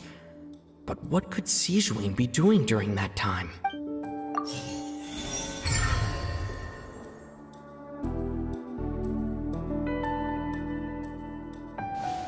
So that's what's going on. Paimon understands it now. Who would have guessed? The hidden rule of the production zone. People are not supposed to work 3 days in a row, and if they do, they'll get strange meat in their welfare meal. At first, we thought this strange meat must have something to do with the people who disappeared, but in reality, they were all prepared by Sijuin, the head nurse. She often visits the production zone to observe the workers' health and makes a note of anyone who has worn themselves out after 3 full days of work. Out of her sense of duty as the head nurse, as well as her genuine concern for the workers' health, Sijuin visits the cafeteria right before lunch and cooks an extra dish for those who can use the stamina boost. Sijuin has only the best intentions with her surprise gift and doesn't want anyone to find out about what she does. However, unfortunately, Melazines as a race perceive the world differently from humans, and their sense of aesthetics is even more alien to us. The recipients of her lovingly prepared special meals cannot taste the care within and usually just freak out. Are we on the right track? Not bad. You've uncovered Sijuin's secret and even guessed her intentions correctly as well. It's nice to know that her efforts have not gone unacknowledged. All right, now for my next question. There are also some hidden rules in the Pancration Ring, including the one that you're not allowed to support both sides of a fight. Why is that?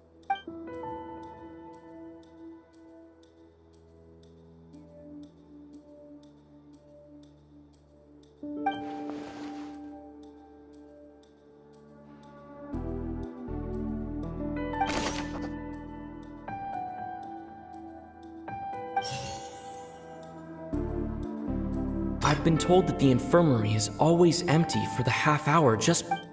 Fanta's internal report suggests that they're starting a new trial of an unnamed and unpackaged product. The Fanta promoter has been... According to Collins,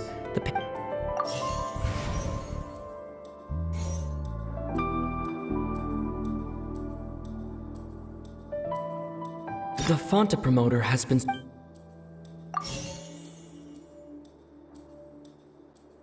According to Collins, the Pancration tournament only took...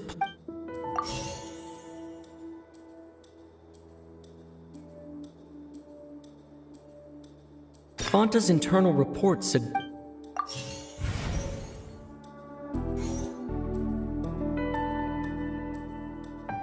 According to Collins, the Pancration tournament only took place because the Fanta company sponsored it.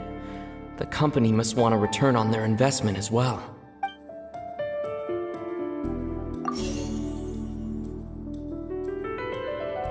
Fanta's internal report suggests that they're starting a new trial of an unnamed and unpackaged product.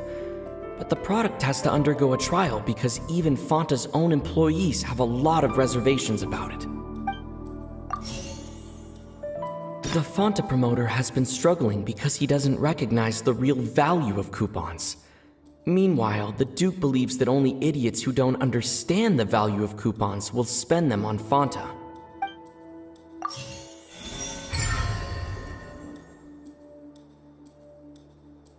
Paimon gets this rule too now, so there really was nothing to be afraid of.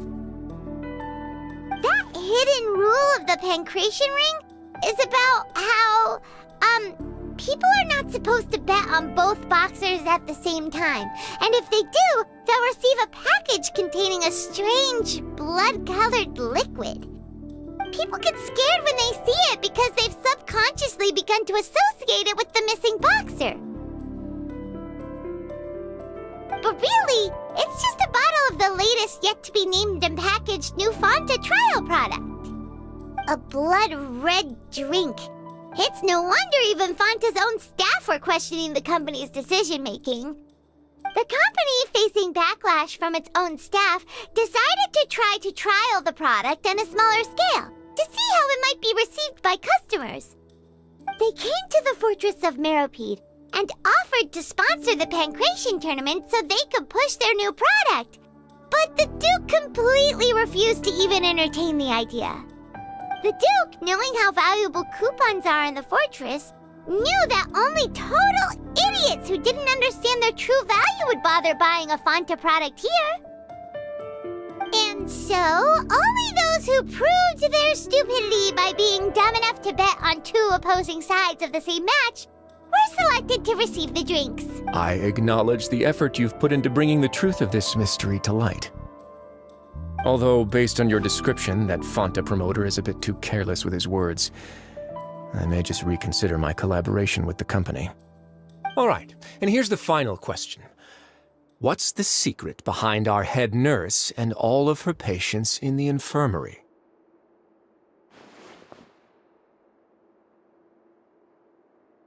Stop your cruel and pointless games, Risley! You know that we haven't finished our investigation, so there's no way we can answer the last question.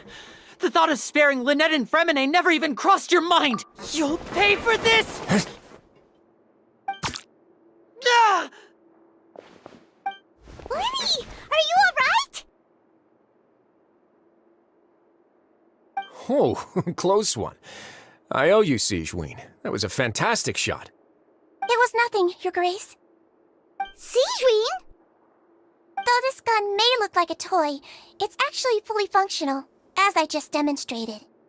Sigeween... You... Not at all. I am merely a resident of the fortress, and thus protecting it is my duty. When Monsieur Nervilette asked me to come here, he told me that my job would be to take care of the well-being of everyone here.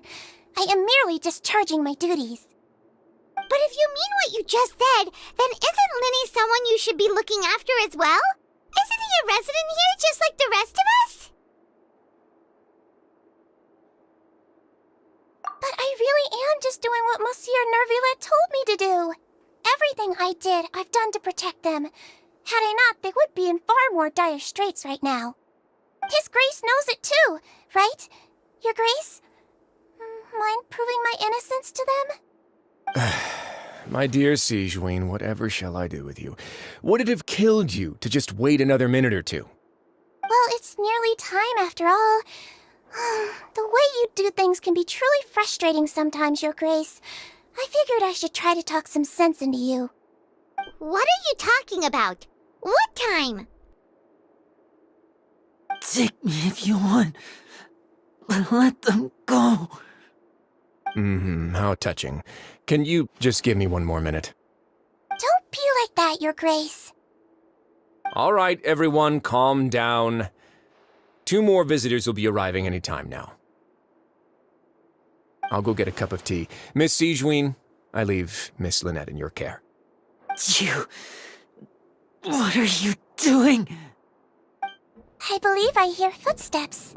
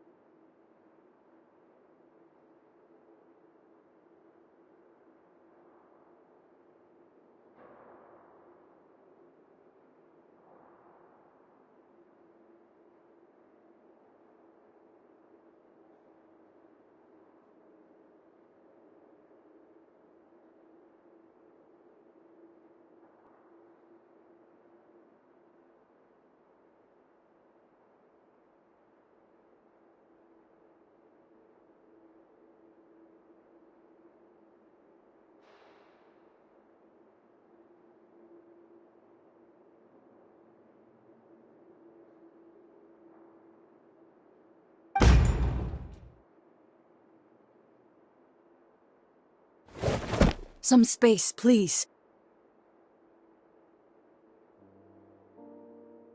Ah, Miss Clarande. My door. Fremine! Fremine! What's going on? What is Clarande doing here? Work. I'm sorry about shooting you, Mr. Linney. The tranquilizing effect will begin to wear off soon. Please take it easy in the meantime, though. What happened to Fremine? Wasn't he diving just outside of the fortress? Why is he looking like this?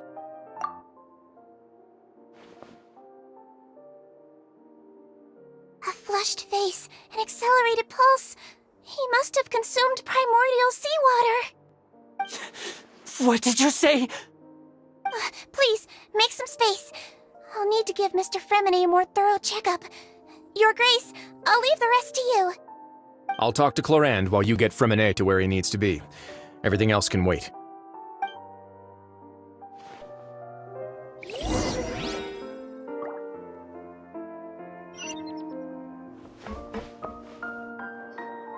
What's that look on your face? I thought I made good time on the way back. Oh, I'm just admiring your punctuality. Had you arrived just a few minutes later, Sigewinne may have been forced to shoot Mr. Linney again. How's the situation out there? The water has changed. It's pretty much as expected. The concentration of primordial seawater has increased significantly. I was only out there a short time, so it wasn't too bad. But if one were to stay for any significant amount of time, well, you can see how that boy's doing. Where was he when you found him? The abandoned zone at the end of the pipes. A good distance into the water. Closer than I thought. He must have recognized it early on and tried desperately to swim back. Locking the door was necessary. I don't think we could have saved two.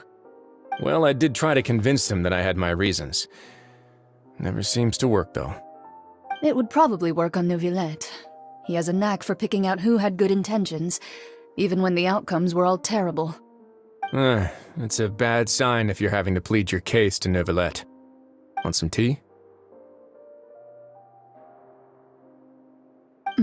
Not particularly. If you want to drink some that badly, just say so.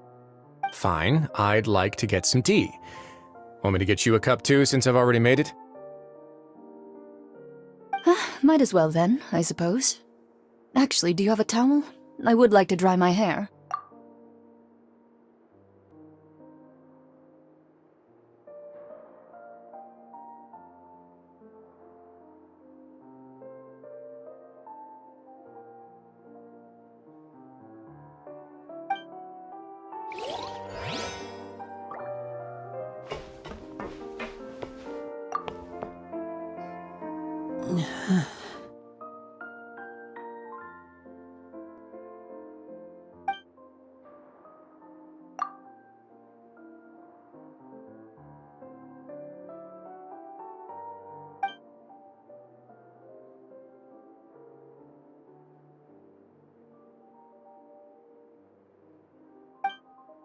How is he?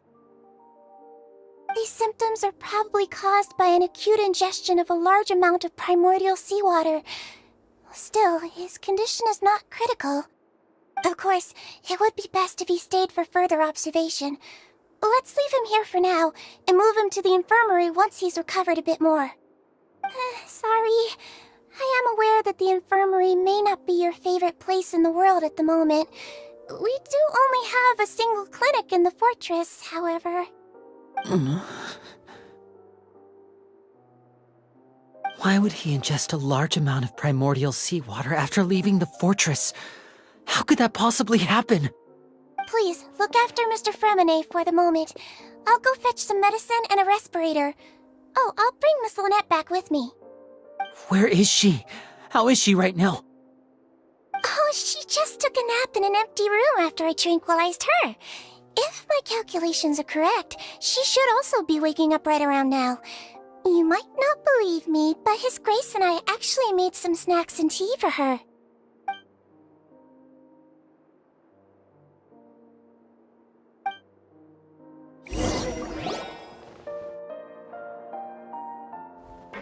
Lenny, are you okay?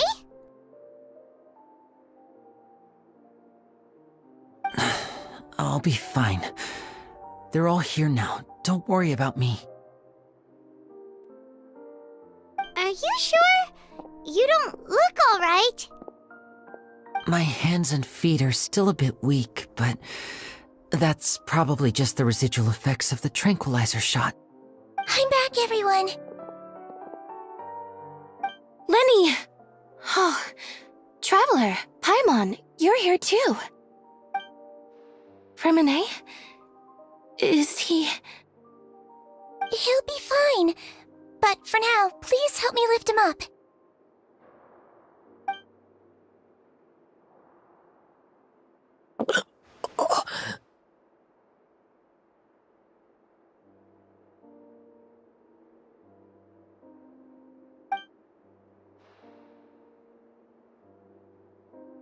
His breathing's beginning to slow down. Give me a hand and help me get him to the infirmary. Yeah, I'll take him from this side. Lynette, together? On it. Traveler, you seem pretty worried about him. Want to come with us? The Duke and Clarande are gone. They probably went to get some tea. The Duke will explain the truth in just a bit. Miss Clarande will need a break, since she only just returned from rescuing Fremine out of the sea.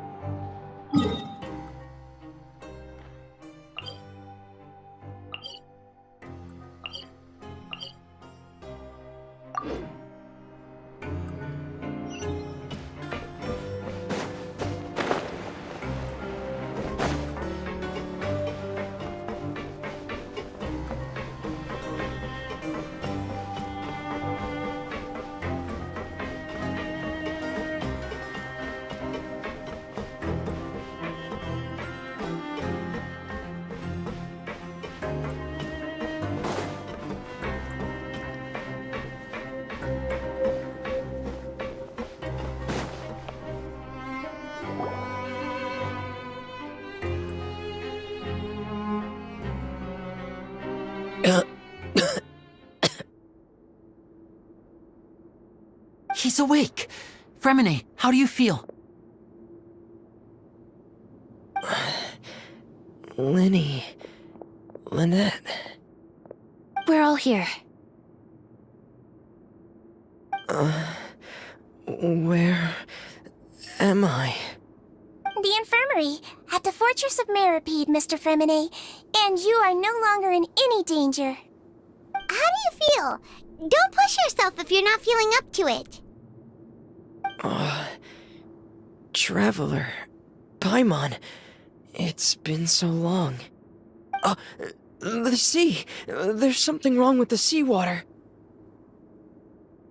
Shh, it's okay. We can talk about it after you've recovered. No, listen to me. This is really serious. There's primordial seawater mixed into the regular seawater. I don't know why it's there, but no one should touch it. Pipes... Right, the pipes. It's all coming back to me now.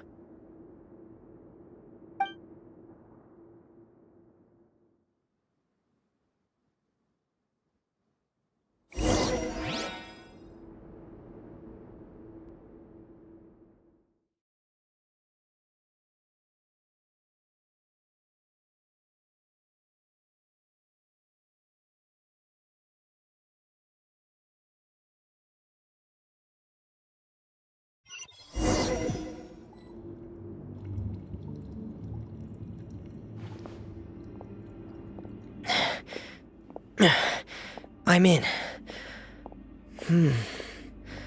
Seems like this pipe hasn't been used in a long time.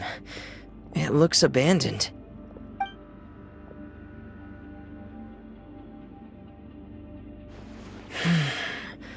Where could Master Child be?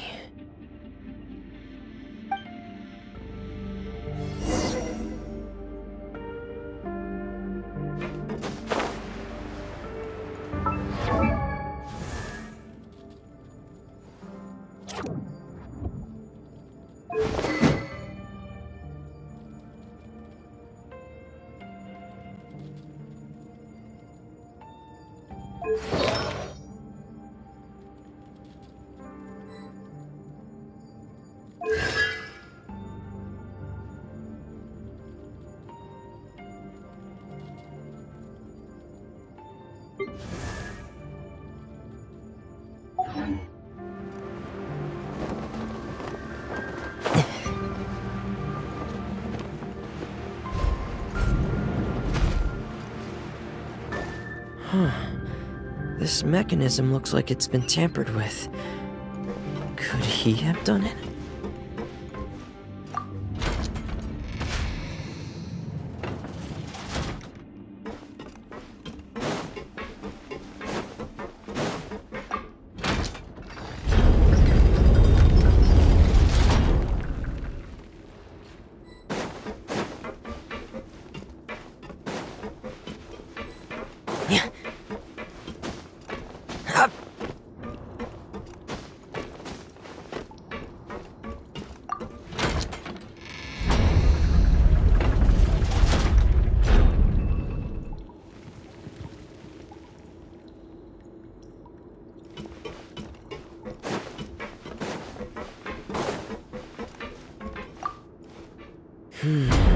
It's getting stuck on something.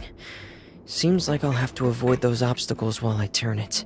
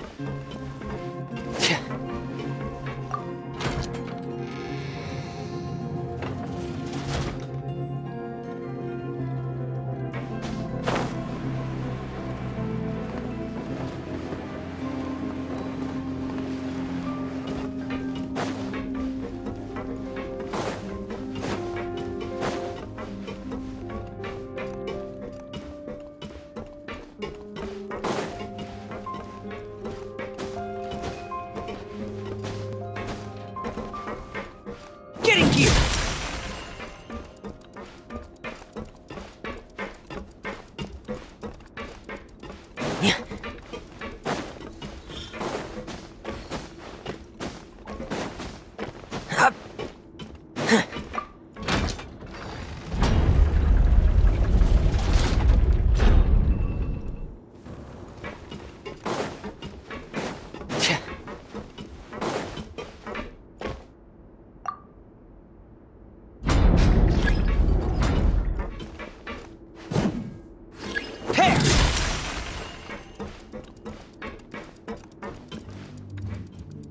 Getting gear!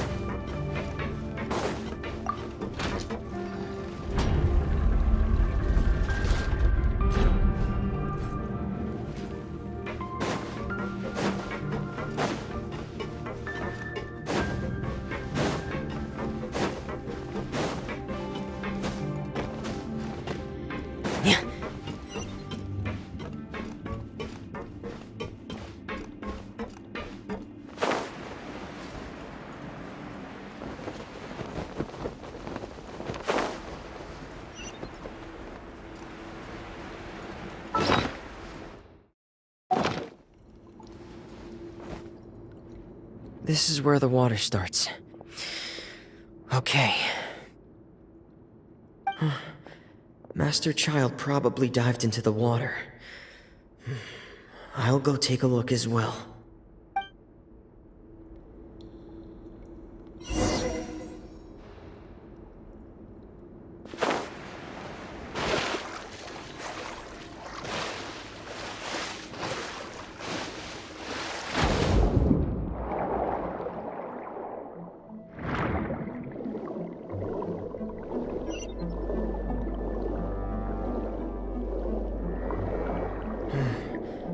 The vegetation here is a bit more sparse. These traces aren't natural. A person must have left them, and recently. I should be going in the right direction. Oh, there are traces here too. I need to keep going. Huh? The traces are gone. But I don't see where he could have gone from here. Wait, what the?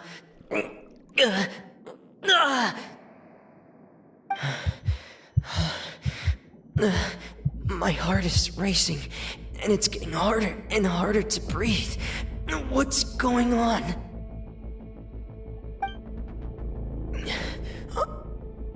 No good. I have to get back.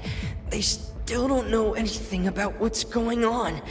If I turn back right now, I should still be able to make it.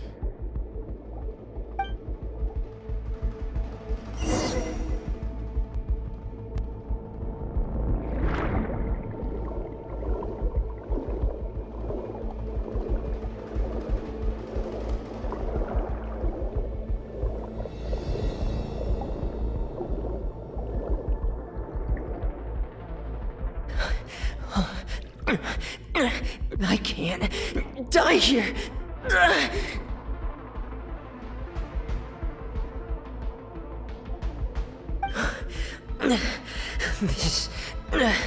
This is bad. I'm feeling worse and worse, and I'm still underwater.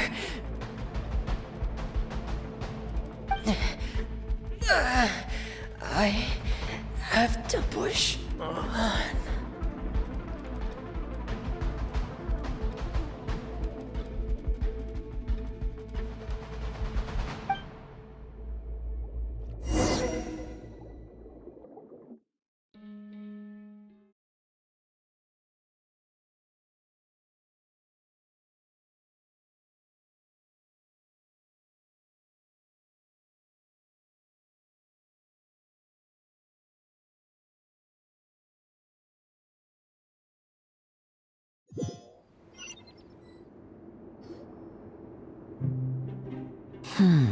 So, in other words, the trail you were following vanished, and you had no idea where Master Child could have gone, but there was also no obvious place for him to have disappeared to. That's right. I tried my best to swim back, but I had already put some distance between myself and the fortress, and I just couldn't find the strength to keep going. I probably passed out some time after that, and you know the rest. Miss Clarande brought you back, but we also don't know why she just suddenly appeared at the fortress, or why she went out to save you. Miss Clarande, you say? I must go thank her in person. You're still too weak for Monet. You can go after you've had some more rest. Miss Lynette is right. I believe Miss Clarande will stay here as a guest for another few days, so there's no need to hurry. A guest? Then I can assume Risley was the one who invited her to come down here? You should ask His Grace about that. He'll be able to explain better than me. Yeah, it's about time he actually told us what's going on. Wanna come with us, Lenny? No, please go on without me. I don't want to leave just yet. Lenny. The logical part of my brain is aware that we're safe right now, but I still can't bring myself to leave. Both of you are just in danger. Understood. Then let's just sit together for a while. In that case, I'll leave the infirmary to you. The Traveler and I are going to head out for now. As long as you stay in here, I don't think you'll be disturbed. Thank you.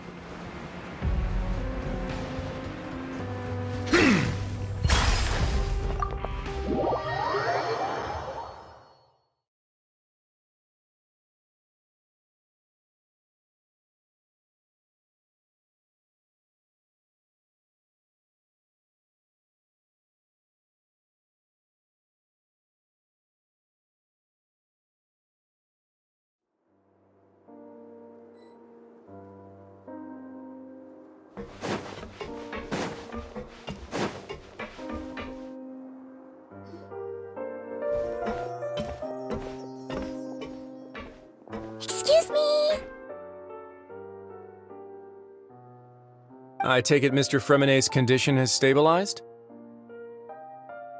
Of course! I wouldn't have left the infirmary otherwise. I've been expecting those two, but might I inquire as to the purpose of your visit, Miss Siegewin? I wanted to check up on Miss Cloran. How are you feeling? Mostly fine, I think. If you don't mind, I'd like to perform another quick physical exam. It'll just take a few minutes. All right. Thank you for looking out for me. I'll take my leave for now, then. Well, want to explain yourself, Risley? Of course, but I'm not partial to the word choice of explain. How about enlighten? Where should I begin? How about you start by asking me any questions you have? You can start with whichever one you'd like to get answered the most. Then Paimon will begin. Did you know about Lenny's goals from the very beginning? No. I just knew they were Fatui operatives sent to the fortress by the Knave.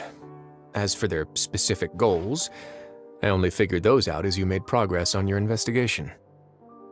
You managed to monitor and stay ahead of them even though you didn't know what they were trying to do? They came here with ulterior motives. I'm quite adept at discerning what that kind of behavior signals. Initially, I thought their goal was just to investigate Child's disappearance. Linny suggested that I had deliberately let him escape, but in truth, I didn't really do anything special to help or hinder him while he was here. Everything he did, from finding helpers to leaving this place, he did on his own. Of course, it's inevitable that the Knave would make a big deal out of her fellow Harbinger's unexplained disappearance. I'm also quite curious about where that Harbinger went, so I figured I might as well let the Fatui do their own investigative work. All I care about is the answer. So you were hoping Lenny's group would just do your work for you! You make it sound like that's a bad thing. Unfortunately, things didn't go as planned. I assume that Fremonet has told you already the ratio of primordial seawater around the fortress of Meripede is on the rise. The Forbidden Zone has always been Linny's target, and you got roped into that investigation after running into him. I began to intervene out of concern for your safety, and also to prevent the fortress from becoming entangled in more irksome matters. Are the rumors true? That you're also a former criminal? Now, why would you put it like that?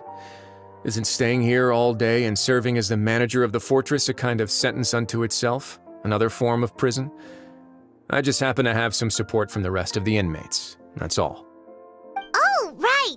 Paimon wanted to ask, who invited Cloran down here? Me, of course. I paid her good mora to come down to the fortress for some field work. As a champion duelist, Miss Cloran could be considered to be an independent party.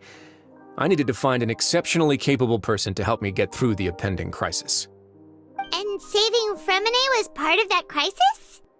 You can think of it like that, yes. Credit where credit is due, that boy is quite adept at diving. Had conditions not been as hostile as they were, he probably would have found the missing Harbinger already. That's not something you should be asking after. Neuvillette only asked you to investigate Child's whereabouts. All I need to prove to you is that the Forbidden Zone had nothing to do with the Harbinger's disappearance. That should be clear now that you've spoken to Fremonet. But we've already uncovered that there's something wrong with the infirmary, and we've answered a bunch of questions that you threw at us. Isn't it about time that you answer our last question in return? You make a compelling case. Do you really want to know the answer that badly? Yeah, Paimon really wants to know! Even if the truth may not be pleasant? Follow me.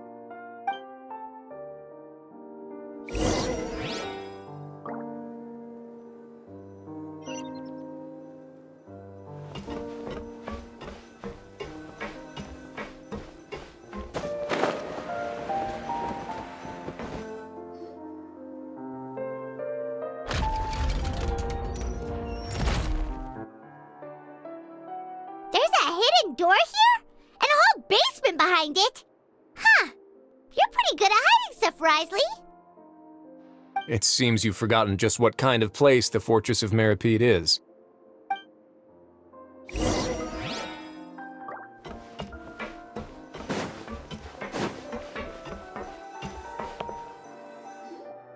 Stand on the central plate.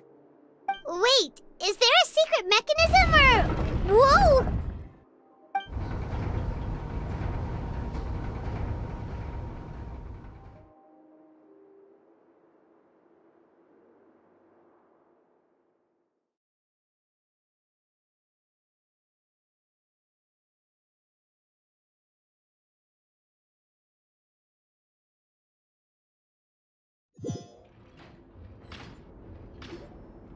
So, this is the Forbidden Zone?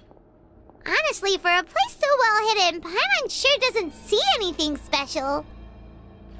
What a huge door! There are 3 such isolation gates in total. Generally speaking, I'm the only one who's allowed to go inside. Hence the name Forbidden Zone. Am I correct to assume you're going to run on back and tell your little Fatui friends everything? Well, Paimon wasn't thinking of keeping anything from them. Well, I'd advise you wait until you've seen the whole truth of this place for yourself before deciding whether or not to tell them.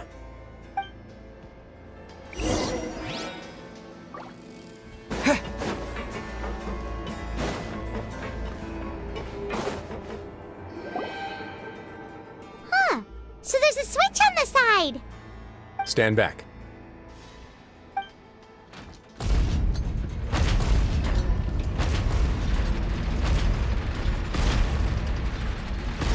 Whoa, they all just went up one by one. Go on, have a look.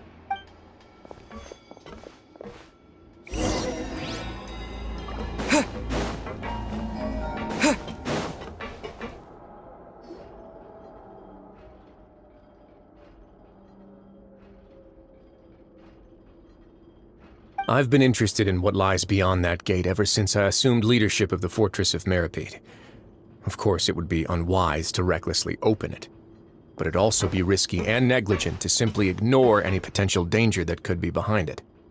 The readings on that dashboard have not budged since the day when I first laid eyes on this place. But over the past year, the needle has crept upwards from its original position, likely because some parameter it's been tracking has changed, if only infinitesimally. Normally, I would have ignored it, but I happened to have some free time when I noticed it, so I investigated.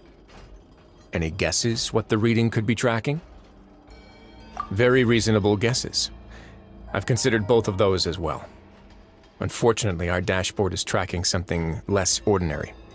The temperature should vary with weather and climate changes, so for something that rarely shifts, the water pressure is more likely.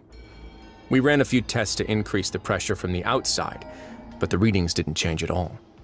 Later on, a few more possibilities occurred to me, such as a potential connection with the primordial sea. I began to make a few preparations based on that hypothesis. Over the past few days, the needle has moved again. With that, and the symptoms that Fremine displayed after leaving the fortress, I can now confidently conclude that the readings represent the concentration of primordial seawater in the seawater nearby. The concentration of primordial seawater? But we're already under the sea! And that is precisely the problem. We're at the bottom of the sea, and now we're surrounded by toxic seawater. Somehow, primordial seawater got mixed in, and the concentration is steadily rising. Yes, that's very likely. But forget about the two of us! Not even Novelette knows where the primordial sea could be, much less where we could find and plug a leak. Oh. Oh! Seems like you've figured it out. I believe the primordial sea lies directly beneath this sluice gate. For some reason, the primordial seawater levels have risen significantly, and it's now very close to us. The indicators are now red. Although the gate still stands, some primordial seawater has already leaked out and mixed into the sea around us. If this continues, soon it will no longer be able to hold back the primordial sea at all. Yeah, you know what the legends say. If this place falls, then everyone in Fontaine will be turned into puddles in the span of a night. But that's just too weird!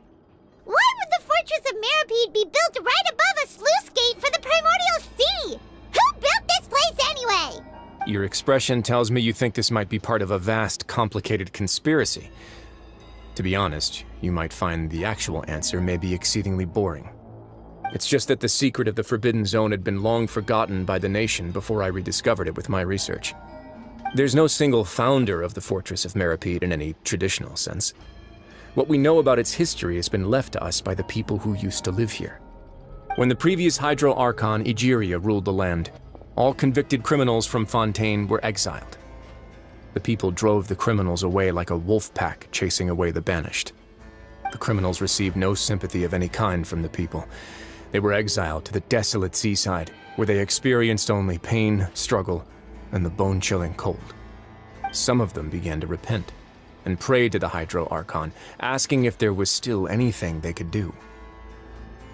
The Hydro Archon took pity on them and said, "You may go guard my secret, deep underneath the waves." And so, leaning on the power of the Hydro Archon, they gathered underneath the sea and began to build a fortress. They became a community down there in the deeps, and over the years helped it to grow. As the number of exiles increased, more and more people joined the community. When the first group of exiles died, they left the yet unfinished fortress to their successors.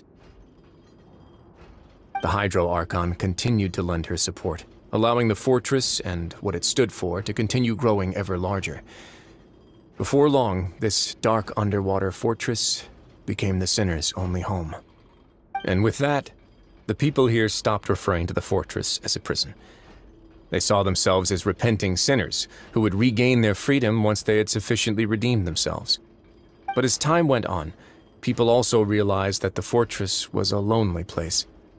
Once they had gotten used to life here, they could no longer feel comfortable living in the overworld. Once they had finished serving their sentences, some people left and some others chose to stay. They'd find some idle position and let their withered souls fade away with the ancient secrets of the past. After many, many centuries, few people still remember the reason for the fortress's founding. Now they just see it as an integral pillar of Fontainian society, as the place where criminals deserve to be sent. Now and again, researchers manage to break one law or another and live out their days in the fortress.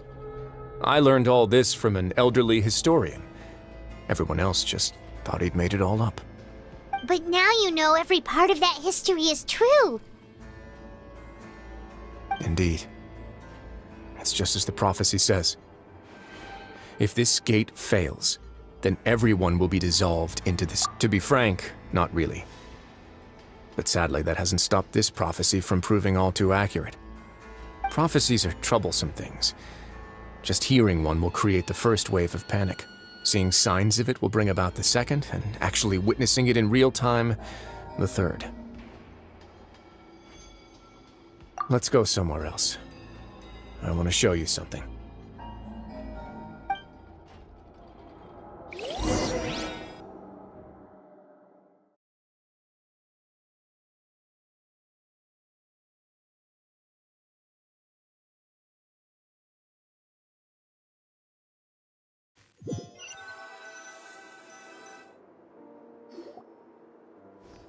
This is it. Your Grace, perfect timing. The results from our last round of experiments have... Wait, Jurier, he's not alone! Huh? Lorvine and Jurier? No need to panic, you two. I've already told them about our plan. What? After you warned us not to tell a single soul about any of this? I'm skeptical as well. Are you sure they are trustworthy? The results speak for themselves, don't they? These two may already know more than you could ever imagine. All right then, if Your Grace insists. They seem harmless enough, so I'll trust them for now. Well, how about some reintroductions? This is Jurier, one of the highest-ranked researchers from the Fontaine Research Institute. He used to work under Edwin. I trust that you've heard of Edwin? Good. Saves me a bit of time explaining. Edwin's main areas of research were archaeum and gravimeters. As his assistant, Jurier is quite familiar with them as well. I hired him to be my technical consultant. You want to blow up the fortress of Meripede? Ah, what a lovely idea. I'm already imagining it in my head. Gotta admit, I'm tempted as well. Guys, focus! Focus! That taskmaster over there is Miss Lorvine, and is also one of my technical consultants. While Jurier used to be Edwin's assistant, she used to be Jurier's assistant. Ooh, are they together? See, everyone keeps asking this question. Are you too sure you're not a couple and just using your work as a convenient cover?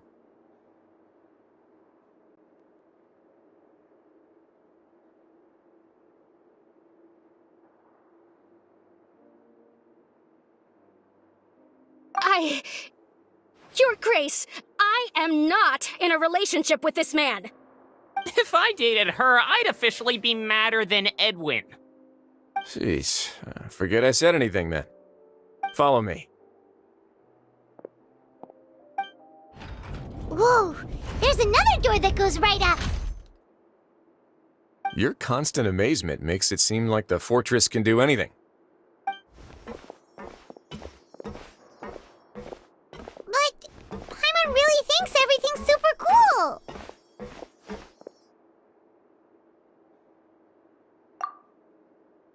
Well, let's spice it up a bit. And here you go.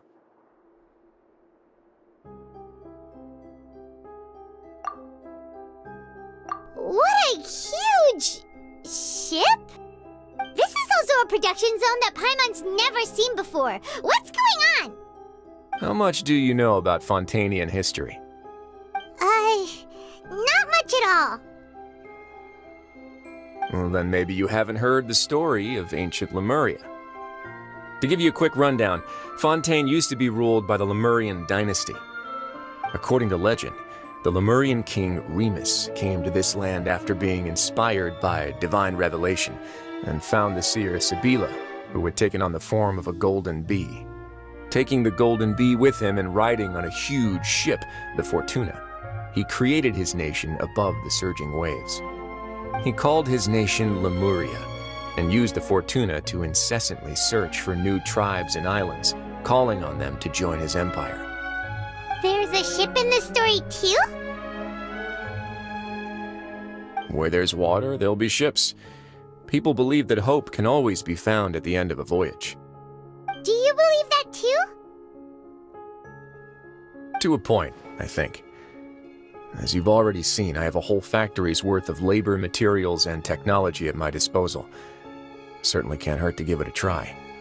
So the moment I began to speculate that the primordial sea might lie underneath the gate, I also began this project. Were you inspired by the legendary Fortuna? Maybe. Fontanians need something to hold on to cope with the impending disaster. Were the workers to find out the truth behind this ship, riots would destroy the fortress faster than any catastrophe.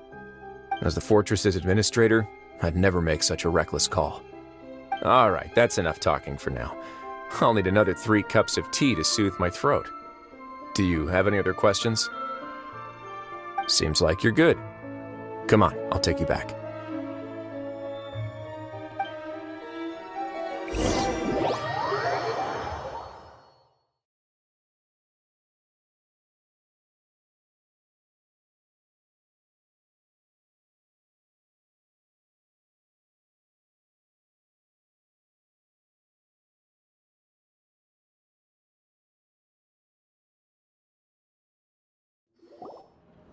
I'll leave you here for now.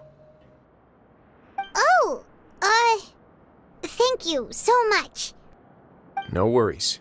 But don't forget, it's up to you whether or not you want to share what you just saw.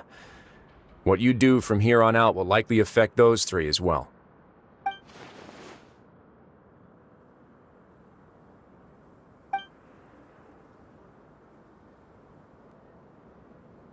Yeah, we'll put a lot of thought into it for sure.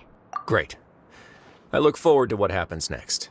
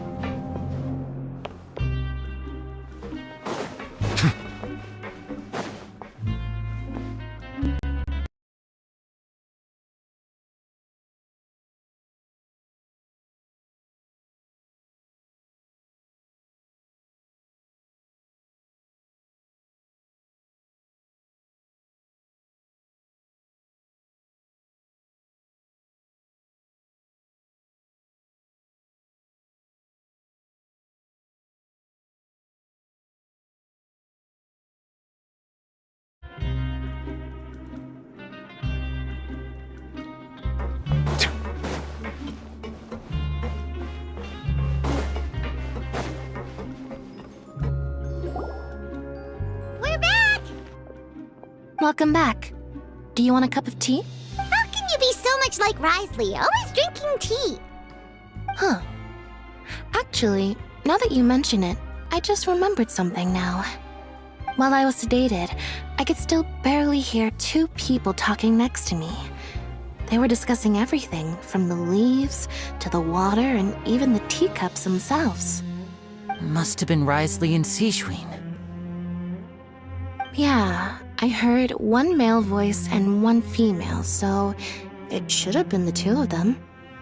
They really were just talking about brewing tea. I really can't make sense of this place. So, Traveler, Paimon, were you able to learn anything from Risley? Yeah, he explained everything. Very well. Then, would you mind checking your answers against my speculations? Yeah, I took the time to rest, so I'm feeling a lot more relaxed now. Nobody else is around, and Miss Sejuin is also busy with something or other, so let's just talk here. All right, then I'll posit my theories. I asked myself 3 questions. Firstly, why was Fremine affected by the primordial seawater? It was because he dove into the sea. My theory is, the long-lost primordial sea is probably very close to the fortress of Mirapede. Ooh, he's good. He got that right on the first try. That's our Linny. Secondly, Risley's attitude changed dramatically during the course of our stay here. He ignored us completely at first, then suddenly roadblocked us. Why? I spent quite a long time thinking about this. If he has been monitoring the Fatui since the very beginning, he probably ignored us at first because he was hoping we could find Master Child for him. What's more, the Fortress of Mirapede is not part of Fontaine's court system, nor does it report to Udex Nervulet. Risley is basically the king of a no-man's land. As long as the fortress doesn't do anything about Master Child's disappearance, Father can use it to pressure the Fontaine authorities. And while the two factions are pitted against each other, Risley will be free to move between the parties of interest. If I had to guess, he probably has something that he's working on himself. It's likely related to the secret of the infirmary, but I just can't think of what it could be. You're super smart! Thanks so much. Then finally, there's the last question. If Risley does have a plan, what could it be? All I know for now is that his plan probably has something to do with the changing nature of the seawater. He's even gotten Cloran to help him out. That can't be the full extent of what he's doing. There's probably a secret passageway behind the block in the infirmary, and there's something big in the fortress that most people here never get to see. He has a bargaining chip, and it could be important enough for Father to deal with him directly. I don't have enough information, so I have no idea what his chip might be. But let me guess. You have the last piece of the puzzle.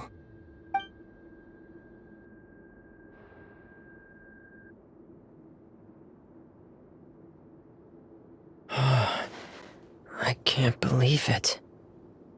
The sea will engulf everyone. just like the prophecy said. Could Risley have wanted to meet Father to figure out a way to deal with this crisis? If you remember, I once mentioned that Father sees the House of the Hearth as her base of operations, and she truly wants to resolve the crisis. But how could Risley have known that? Or perhaps he didn't know and just wanted to bring Father over to his side, which could be why he said he just wanted to negotiate. Yeah, that makes sense to me. I understand your concerns as well, Traveler. I'll figure out a way to pass this on to our father. No matter what, we're on your side. The two of you have already aided us far too much. We probably wouldn't be standing here right now if not for you. If you ever need anything else going forward, please come to the House of the Hearth at any time. Though you may not share the sentiment, after all that we've gone through together, the three of us basically see you as family now. You have my gratitude. Thank you for protecting Linny when it really mattered. And thank you for sharing the secrets of the fortress with us. We didn't think you were going to do it. Why are you being so formal all of a sudden?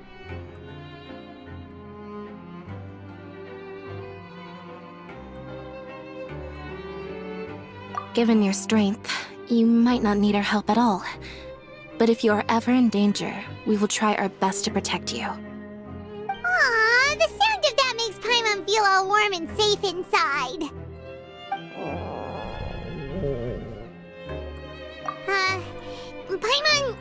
Paimon's hungry.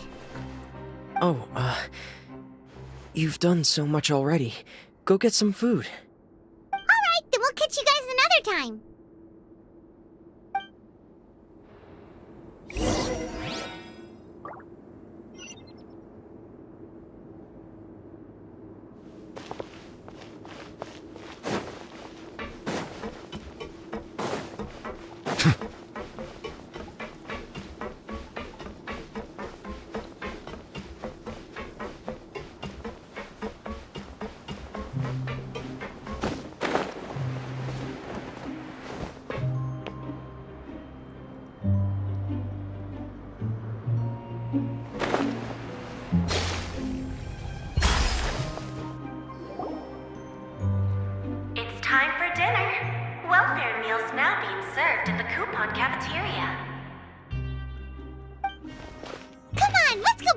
As well.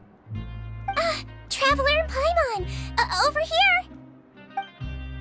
Are you here for dinner too, Miss Sijween? And I'm taking the opportunity to prepare Miss Cloran's dinner as well. Huh. You're right. She's actually sitting in the fortress cafeteria.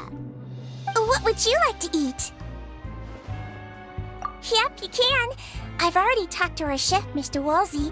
It's all on me today, so you can get whatever you'd like.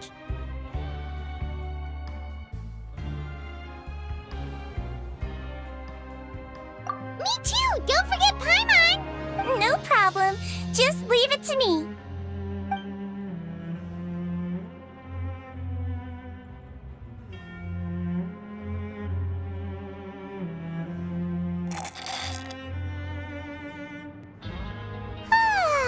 So delicious.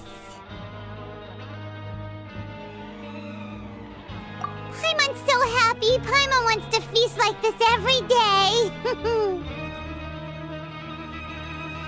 Feeling full yet? How's the food? Delicious.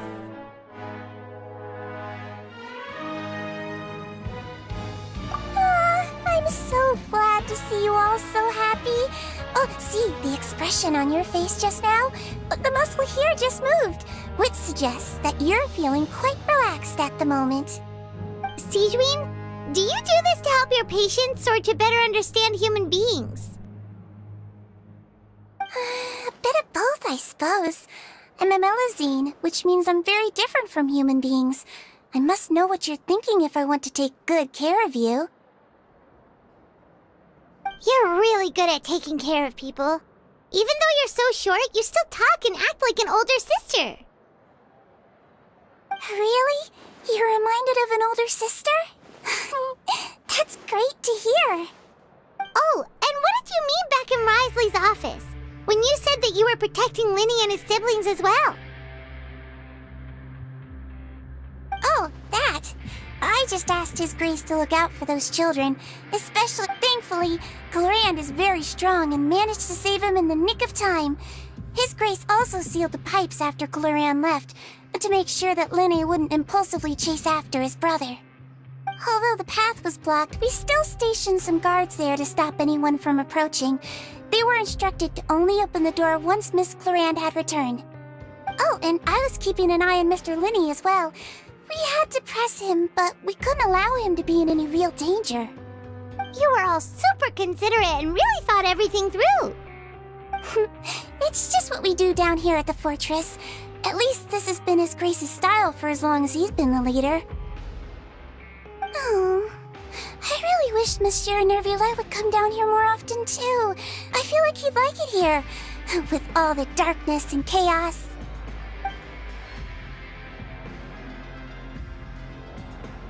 Get a good night's rest, you two. You both worked very hard.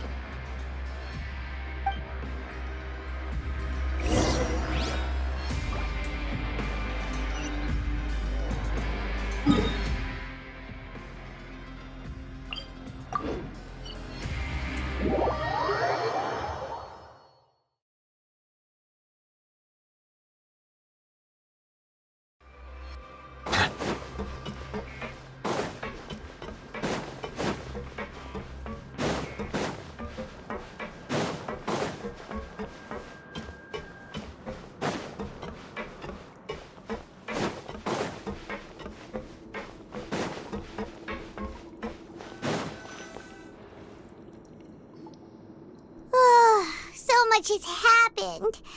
Paimon just feels absolutely exhausted now that she's finally relaxed. Paimon's super sleepy. Are you sleepy too?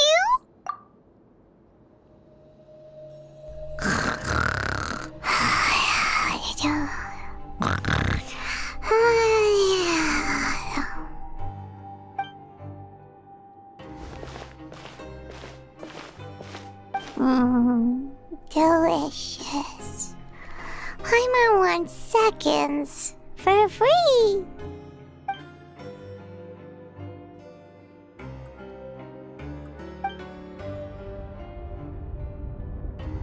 Out of my way! Get out of my way! What happened? Why is everyone running? No idea, but something must have happened. Stop asking! Who's yelling? Paimon still wants to sleep.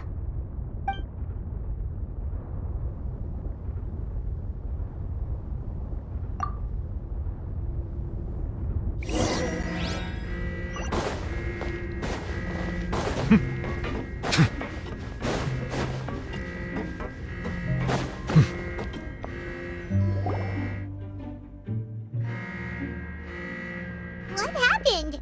Why is everyone running around? Hey! What are you doing?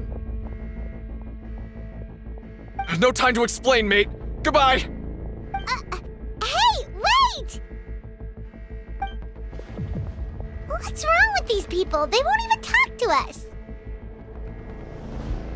They're here! There you are! Oh, thank goodness! Quisto and Lavaroon, do you know what happened here? We came here especially to inform you. Something seems to have gone terribly wrong just now. His Grace is telling everyone to evacuate and get out of here. Lavaroon was saying you two are new here and you don't have many friends, so you might slip through the cracks. Haven't you heard all the stories like that? An evacuation is successfully completed, yet you only find out once you do a head count that 1 or 2 people are missing. Wait, weren't you the one who brought that up? Why is it suddenly my idea? Hey, shut up! Okay, whatever. The point is, you should come with us. Yeah, he said to get as far away as possible, upwards and outwards.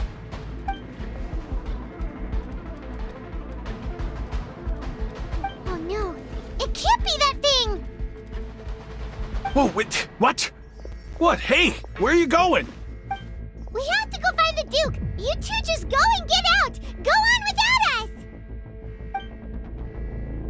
Hey, hey! Be careful! Attention! Please evacuate upwards and outwards, upwards and outwards. If you're already at the topmost layer, then try to move as far outwards as possible.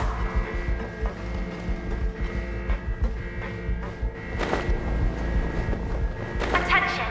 Please evacuate upwards and outwards, upwards and outwards. If you're already at the topmost layer, then try to move as far outwards as possible.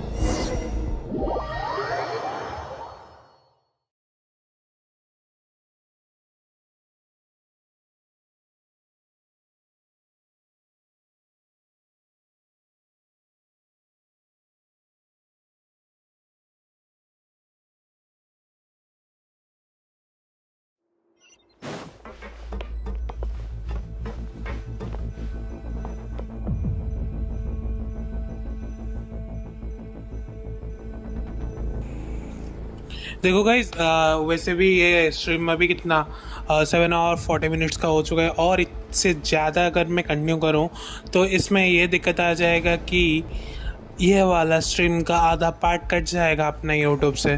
तो मैं और एक stream शुरू कर रहा हूँ, ये stream को हम कंटिन्यू रखेंगे। और एक स्ट्रीम शुरू कर रहा हूँ और ये वाला स्ट्रीम बंद कर रहा हूँ, ठीक है। अभी आ रहा हूँ मैं कुछ 5-10 मिनट में, अभी और एक बार स्ट्रीम में आ रहा हूँ, ठीक है। चलो तो बाय इस स्ट्रीम के लिए, सायोनारा, चमक चिल्लो। आ रहा हूँ 5 मिनट में आ रहा हूँ, ठीक है।